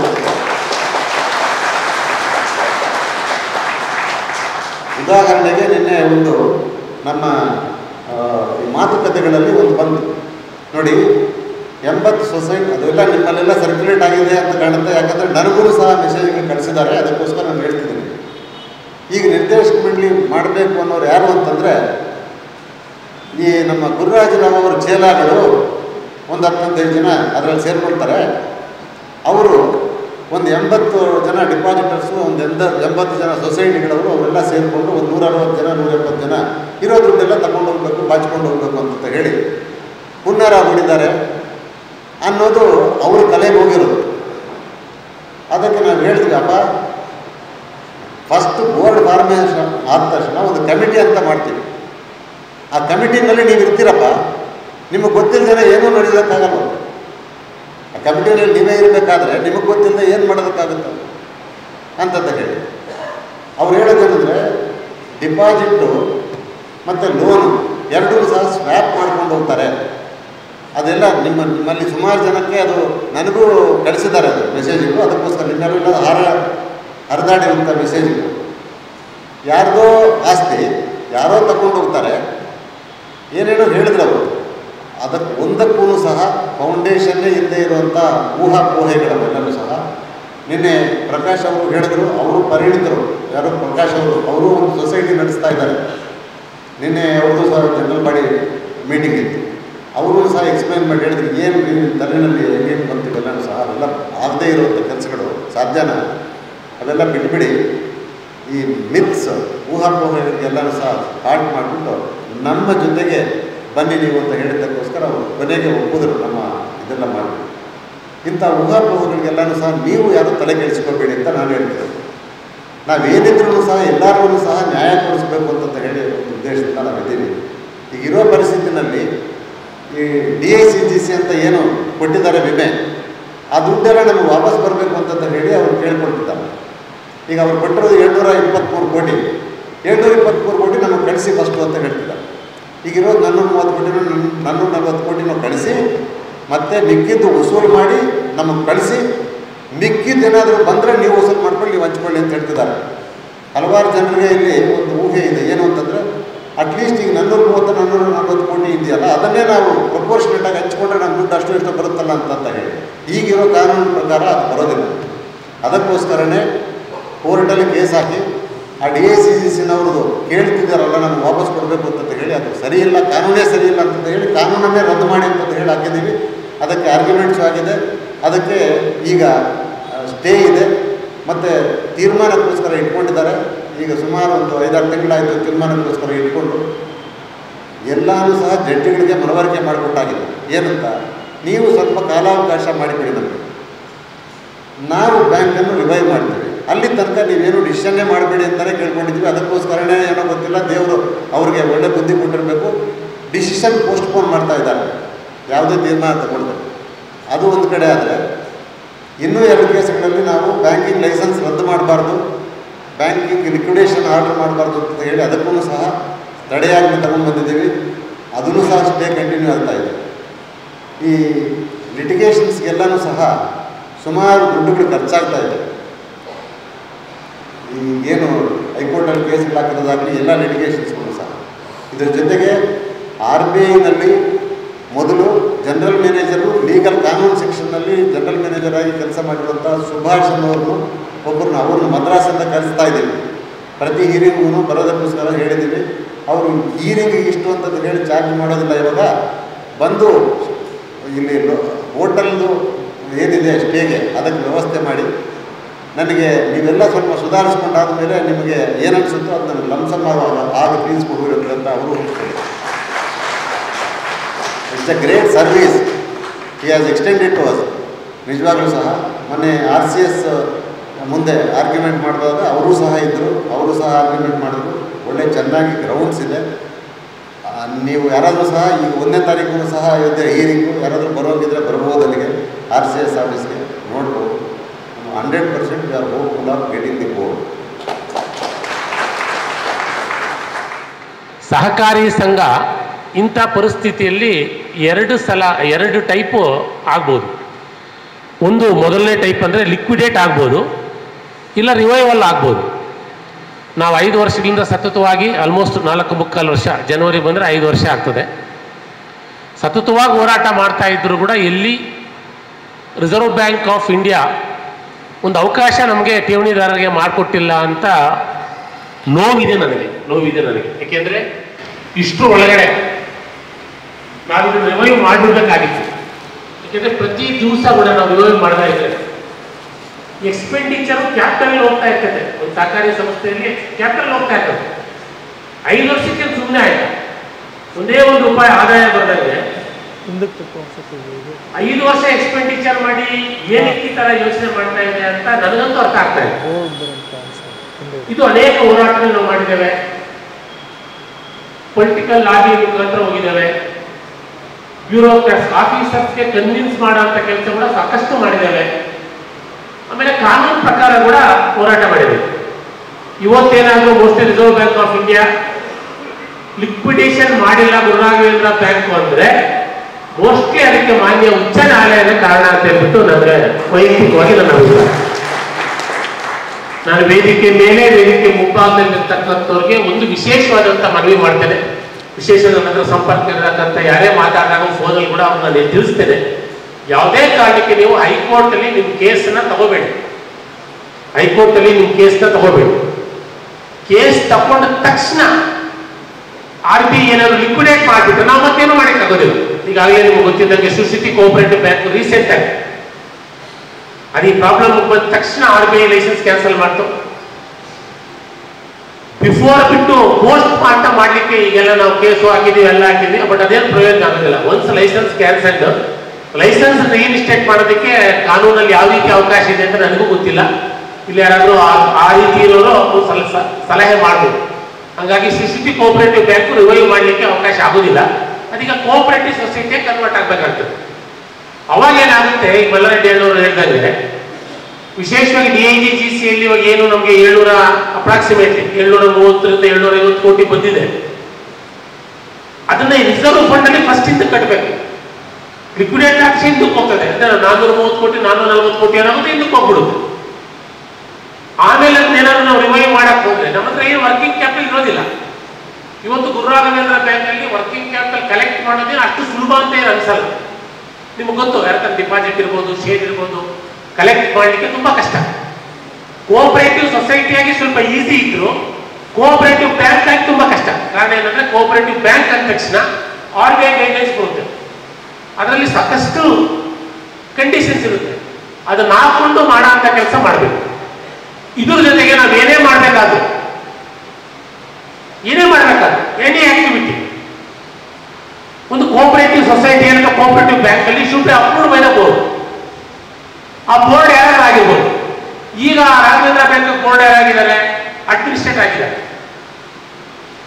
ಅಡ್ಮಿನಿಸ್ಟ್ರೇಟರ್ಗೆ ಅವ್ರ ಮೇಲೆ ಸೂಪರ್ ಅಡ್ಮಿನಿಸ್ಟ್ರೇಟರ್ ಯಾರಾಗಿದ್ದಾರೆ, RBI ಆಗಿದೆ. ನಾವೇನಾದ್ರೂ ಅಡ್ಮಿನಿಸ್ಟ್ರೇಟರ್ ಅನೇಕ ನೆಗೋಸಿಯೇಷನ್ ಅಲ್ಲಿ ನಾವೇನಾದ್ರೂ ಈ ತರ ಬೇಕು ಆಡಿಟ್ ಮಾಡಿಸಿ, ಈ ತರ ನಮ್ಗೆ ಫಿಗರ್ಸ್ ಕೊಡಿಸಿ, ಇವ್ರೇನಂಗೆ ಬೋಗಸ್ ಡಿಪಾಸಿಟ್, ಬೋಗಸ್ ಲೋನ್ಸು ಎಲ್ಲ ಕೂಡ ತೆಗೆದುಬಿಡಿ, ಅಟ್ಲೀಸ್ಟ್ ಬ್ಯಾಲೆನ್ಸ್ ಶೀಟ್ ಗಾತ್ರ ಕಮ್ಮಿ ಆಗಿದೆ. ಅವ್ರು ಹೇಳಿದ್ರು 700-800 ಕೋಟಿ ಬೋಗಸ್ ಡಿಪಾಸಿಟ್ ಇದೆ ಅಂತ ಮಾತಾಡ್ತಾರೆ. ಆ ಬೋಗಸ್ ಡಿಪಾಸಿಟ್ ತೆಗೆದ್ರೆ ಅಷ್ಟು ಲಯಬಿಲಿಟಿ ಕಡಿಮೆ ಆಗ್ತಾ ಹೋಗ್ತದೆ. ಬೋಗಸ್ ಲೋನ್ಸ್ ಎಲ್ಲ ತೆಗೆದ್ರೆ ಅಷ್ಟು ಅಸೆಟ್ಸ್ ಜಾಸ್ತಿ ಆಗ್ತಾ ಹೋಗ್ತದೆ. ಯಾವತ್ತು ಒಂದು ಬ್ಯಾಂಕಿಂಗ್ ಬ್ಯಾಲೆನ್ಸ್ ಶೀಟ್ ಅಸೆಟ್ಸ್ ಜಾಸ್ತಿ ಇದ್ದು ಲಯಬಿಲಿಟಿ ಕಮ್ಮಿ ಇದ್ರೆ ಅದು ಎಲ್ಲರೂ ಕೂಡ ಯಾರಾದ್ರೂ ಟೇಕ್ ಓವರ್ ಮಾಡೋರಿಗೆ ಅಥವಾ ನಡೆಸೋರಿಗೆ ತುಂಬಾ ಖುಷಿಯಾಗಿ ರಿಸೀವ್ ಮಾಡ್ಕೊಳ್ಳೋಂಥ ಕೆಲಸ ಆಗುತ್ತೆ. ಅದೇನು ಉದ್ದೇಶಕ್ಕೆ ಎರಡೂ ಫಿಗರ್ಸು ಅಪ್ ಮಾಡಿ ತೋರಿಸ್ತಾ ಇದ್ದಾರೆ, ಜಾಸ್ತಿ ಮಾಡಿ ತೋರಿಸ್ತಾ ಇದ್ದಾರೆ ನನಗೆ ಗೊತ್ತಾಗ್ತಾ ಇದೆ. ನಾವು ಅನೇಕ ಸಲ ಅವ್ರಿಗೆ ಸಭೆ ಮಾಡಿದಾಗ ಪರ್ಫೆಕ್ಟ್ ಆಗಿ ಇವತ್ತೇನು ಸಾಲ ಇದೆ, ಏನ್ ನಿಮ್ಮ ಹತ್ರ ಠೇವಣಿ ಇದೆ, ಇವತ್ತೇನಾಗಿದೆ, ಲಾಸ್ಟ್ ಏನಾಗಿದೆ ಹೇಳಿ ಅಂದ್ರೆ ಅದನ್ನ ನಾವು ಹೇಳೋದಿಲ್ಲ. ಏನೋ ಹೇಳ್ತಾರೆ, RBI ಕೊಡ್ತೀವಿ, ನೀವು ವೆಬ್ಸೈಟ್ ಅಲ್ಲಿ ಹಾಕ್ತೀವಿ, ಅದ್ರಲ್ಲಿ ಹಾಕ್ತೀವಿ, ಇದರಲ್ಲಿ ಹಾಕ್ತೀವಿ ಅಂತ. ಆ ವೆಬ್ಸೈಟ್ ಅಲ್ಲಿ ಹಾಕೋವೆಲ್ಲ ಕೂಡ ತುಂಬಾ ಹೈ ಫಿಗರ್ಸ್ ಹಾಕ್ತಾರೆ. ಆ ಥರ ಮಾಡ್ತಾರೆ, ಗೊತ್ತಾಗ್ತಾ ಇದೆ. 5 ವರ್ಷಕ್ಕೆ ಒಂದು ಬ್ಯಾಂಕ್ ಎಷ್ಟು ಎಕ್ಸ್ಪೆಂಡಿಚರ್ ಆಗ್ಬೋದು ಅನ್ನೋದು ಇದು ಸಮಸ್ಯೆ. ಈಗ ನಮ್ಮ ಹತ್ರ ಉಳಿದಿರೋದು ಒಂದು ಆಪ್ಷನ್ ಏನು ಅಂದ್ರೆ ಅವ್ರು ಹೇಳ್ದಂಗೆ ಆಡಳಿತ ಮಂಡಳಿ ಏನಾದರೂ ಅಲ್ಲಿ ಬೋರ್ಡ್ ಆಫ್ ಡೈರೆಕ್ಟರ್ಸ್ ಫಾರಂ ಆದ್ರೆ ಅಡ್ಮಿನಿಸ್ಟ್ರೇಟರ್ ಪವರ್ ಬೋರ್ಡ್ ಕೆಳಗಡೆ ಇರುತ್ತೆ. ಎಲ್ಲ ಅಪ್ರೂವಲ್ ಪವರ್ಸು ಬೋರ್ಡ್ ಬಂದ್ಬಿಡುತ್ತೆ, ಬೋರ್ಡ್ ಆಫ್ ಡೈರೆಕ್ಟರ್ಸ್ ಬಂದ್ಬಿಡುತ್ತೆ. ಬೋರ್ಡ್ ಆಫ್ ಡೈರೆಕ್ಟರ್ಸ್ ಬಂದಂತ ಸಂದರ್ಭದಲ್ಲಿ ಇದು ಆಡಿಟ್ ಇರ್ಬೋದು. ಅವ್ರು ಕರೆಕ್ಟಾಗಿ 50 ದಿವಸದ ಟೈಮ್ ಕೊಟ್ಟು ಆಡಿಟ್ ಕರೆಕ್ಟಾಗಿ ಮಾಡದೆ ಇದ್ರೆ ಇನ್ನೊಬ್ಬ ಆಡಿಟರ್ ಚೇಂಜ್ ಮಾಡೋ ಪವರ್ ಕೂಡ ಬೋರ್ಡ್ ಇರುತ್ತೆ. ಇವತ್ತು ನಮ್ಗಿಲ್ಲ, ಇವತ್ತದು RBI ಕೆಳಗಡೆ ಇದೆ. RBI ಅಪ್ರೂವ್ ಮಾಡಬೇಕು, ಆಡಿಟರ್ ಬರಬೇಕು, ಮಾಡಬೇಕು, ಡಿಪಾರ್ಟ್ಮೆಂಟ್ ಆಡಿಟ್ ಮಾಡಬೇಕು, ಅನೇಕ ವರ್ಷದಿಂದ ಮಾಡ್ತಾ ಇದೆ. ಫೋರೆನ್ಸಿಕ್ ಆಡಿಟ್ ಅಂತಾರೆ.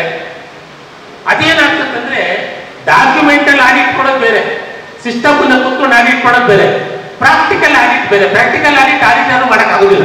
ಅನೇಕ ಚಾರ್ಟ್ ಅಕೌಂಟೆಂಟ್ ಇರ್ಬೋದು, ಅನೇಕ ಬ್ಯಾಂಕ್ ಎಂಪ್ಲಾಯೀಸ್ ಇರ್ಬೋದು. ಈಗ ಯಾವುದೋ ಒಂದು ಸಾಲ ತಗೊಳ್ತೀವಿ, 1 ಕೋಟಿ ಸೆಕ್ಯೂರಿಟಿ ಇರ್ತದೆ, ಅದಕ್ಕೆ ಇವರು 50 ಲಕ್ಷ ಸಾಲ ಕೊಟ್ಟಿರ್ತಾರೆ. ಅಲ್ಲ, ಯೋಚನೆ ಮಾಡಿದ್ರೆ 50 ಲಕ್ಷ ಸಾಲ ಕೊಟ್ಟರು ನಿಜ, ಆದ್ರೆ ಪ್ರಾಪರ್ಟಿ ಮೇಲೆ 1 ಕೋಟಿ ಇದೆ ಅಂತ ನೋಡೋರು ಯಾರು? ಆಡಿಟ್ ಅದು ಓಕೆ, ಎವ್ರಿಥಿಂಗ್ ಕರೆಕ್ಟ್ ಇದೆ, ಟಿಕ್ ಬಿಟ್ಟು ಮುಂದಕ್ಕೆ ಹೋಗ್ಬಿಡ್ತಾರೆ. ಬಟ್ ಪ್ರಾಕ್ಟಿಕಲ್ ಆಗಿ 25 ಲಕ್ಷ ಪ್ರಾಪರ್ಟಿ ಇದ್ರೆ, ಈ 50 ಲಕ್ಷ 75 ಲಕ್ಷ ಆಗಿದ್ರೆ, then security become 25 lakh, liability become 75 lakh. ಹೆಂಗೆ ರಿಕವರಿ ಆಗ್ತದೆ 100%? ಇದು ಗುರು ರಾಘವೇಂದ್ರ ಬ್ಯಾಂಕಲ್ಲಿನ ಕೇಸ್ಗಳಲ್ಲಿ 100 ಕೇಸ್ಗಳು ಇದೇ ಮಟ್ಟದಲ್ಲಿ ಇದೆ. ಆಮೇಲೆ ಆಡಿಟರ್ಸ್ ಇರ್ಬೋದು, ಅಡ್ಮಿನಿಸ್ಟ್ರೇಟರ್ ಇರ್ಬೋದು, ಯಾವುದೋ ಒಂದು ಅಕೌಂಟ್ ತಗೊಳ್ತೀವಿ. ಈಗ ಅವ್ರು ಹೇಳಿದ್ರು ಫಾರ್ಮಲಿ ಸಹಕಾರಿ ಯಾವುದೋ ಒಂದು ಡಿಪಾಸಿಟ್ ಇಟ್ಟಿದ್ವಿ ಅಂತ ಅಕೌಂಟ್ ತಗೊಳ್ತೀವಿ. ನಾನು ಅದ್ರಲ್ಲಿ ಇನ್ವಾಲ್ವ್ ಆಗಿ ಗುರುಸಾರ್ವಭೌಮ ಅಕೌಂಟ್ಗೆ ಏನಾಗಿದೆ ಅಂತ ನೋಡ್ಲಿಕ್ಕೆ ಹೋದೆ. ಯಾಕೆಂದ್ರೆ ನಾನು ಮಾಜಿ ಅಧ್ಯಕ್ಷ ಆಗಿದ್ದೀನಿ ಸಂಯುಕ್ತ ಸಹಕಾರಿಗೆ. ಆ ಗುರುಸಾರ್ವಭೌಮ ಸೌಹಾರ್ದ ಸಹಕಾರಿ ನನ್ನ ಕೆಳಗಡೆ ಬರ್ತಾ ಇತ್ತು. ಸೀರಿಯಸ್ ಆಗಿ ಏನಾಗಿದೆ ಅಂತ ನೋಡೋಣ ಅಂತ ಹೋದ್ರೆ ನಿಮಗೆ ಗೊತ್ತಿರಲಿ, 5 ವರ್ಷದಿಂದ ಇವತ್ತಿನವರೆಗೂ ಆ ಅಕೌಂಟ್ ಅಲ್ಲಿ ಏನಿದೆ ಏನಾಗಿದೆ ನಮಗೆ ಕಂಡುಹಿಡ್ಕೊಳ್ಳೋಕ್ಕಾಗಿದೆ. This the situation of Guru Raghavendra bank. ಏನ್ ಮಾಡಿದಾರೆ ಅವರು? ರಾಮಕೃಷ್ಣ XYZ ಅದರಲ್ಲಿ ಒಂದು 90 ಕೋಟಿ ಗುರು ಸಾರ್ವಭೌಮದಿಂದ ಹಾಕಿದ್ದಾರೆ. ಅದನ್ನು ತಕೊಂಡು 100 ಲೋನ್ ಟ್ರಾನ್ಸ್ಫರ್ ಆಗಿದ್ದಾರೆ. ಅಲ್ಲಿ ಯಾವುದೋ ಒಂದು ಮಲ್ಲರೆಡ್ಡಿ ಲೋನ್ 1 ಕೋಟಿ ಹೋಯ್ತು ಅಂದ್ಕೊಳ್ಳಿ, ಆ ಕೋಟಿಯಿಂದ 20 ಅಕೌಂಟ್ಗೆ 10 ಲಕ್ಷ ಟ್ರಾನ್ಸ್ಫರ್ ಮಾಡಿದ್ದಾರೆ. ಆ ಹೋಗಿರೋದು ಆ 10 ಲಕ್ಷದಿಂದ ಅಲ್ಲಿ 1 ಲಕ್ಷ ಅರ್ಜೆಂಟ್ ಟ್ರಾನ್ಸ್ಫರ್ ಮಾಡಿದ್ದಾರೆ.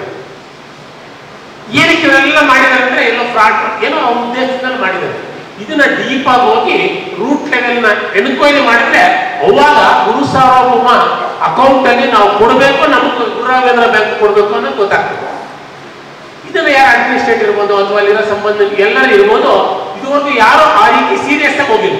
ಆದ್ರೆ board of management board of directors ಇದ್ರೆ, ಈಗ ನಾವೊಂದು ದೊಡ್ಡ ಸಂಸ್ಥೆಗೆ ನಾನು ಸಂಸ್ಥಾಪಕ ಅಧ್ಯಕ್ಷ 22 ವರ್ಷದಲ್ಲಿ ಅವ್ರು ಹೇಳ್ದಂಗೆ ಆ ರಾಜ್ಯದಲ್ಲಿ ಸುಮಾರು 50% 15 ಜಿಲ್ಲೆಗಿಂತ ಮೇಲೆ ಕಾರ್ಯವ್ಯಾಪ್ತಿ ಇರೋಂಥದ್ದು 300 ಎಲ್ಲ ಇರೋಂಥದ್ದು A to Z 12 ಗಂಟೆಗೆ ನಮ್ಗೆ ಬರ್ತದೆ.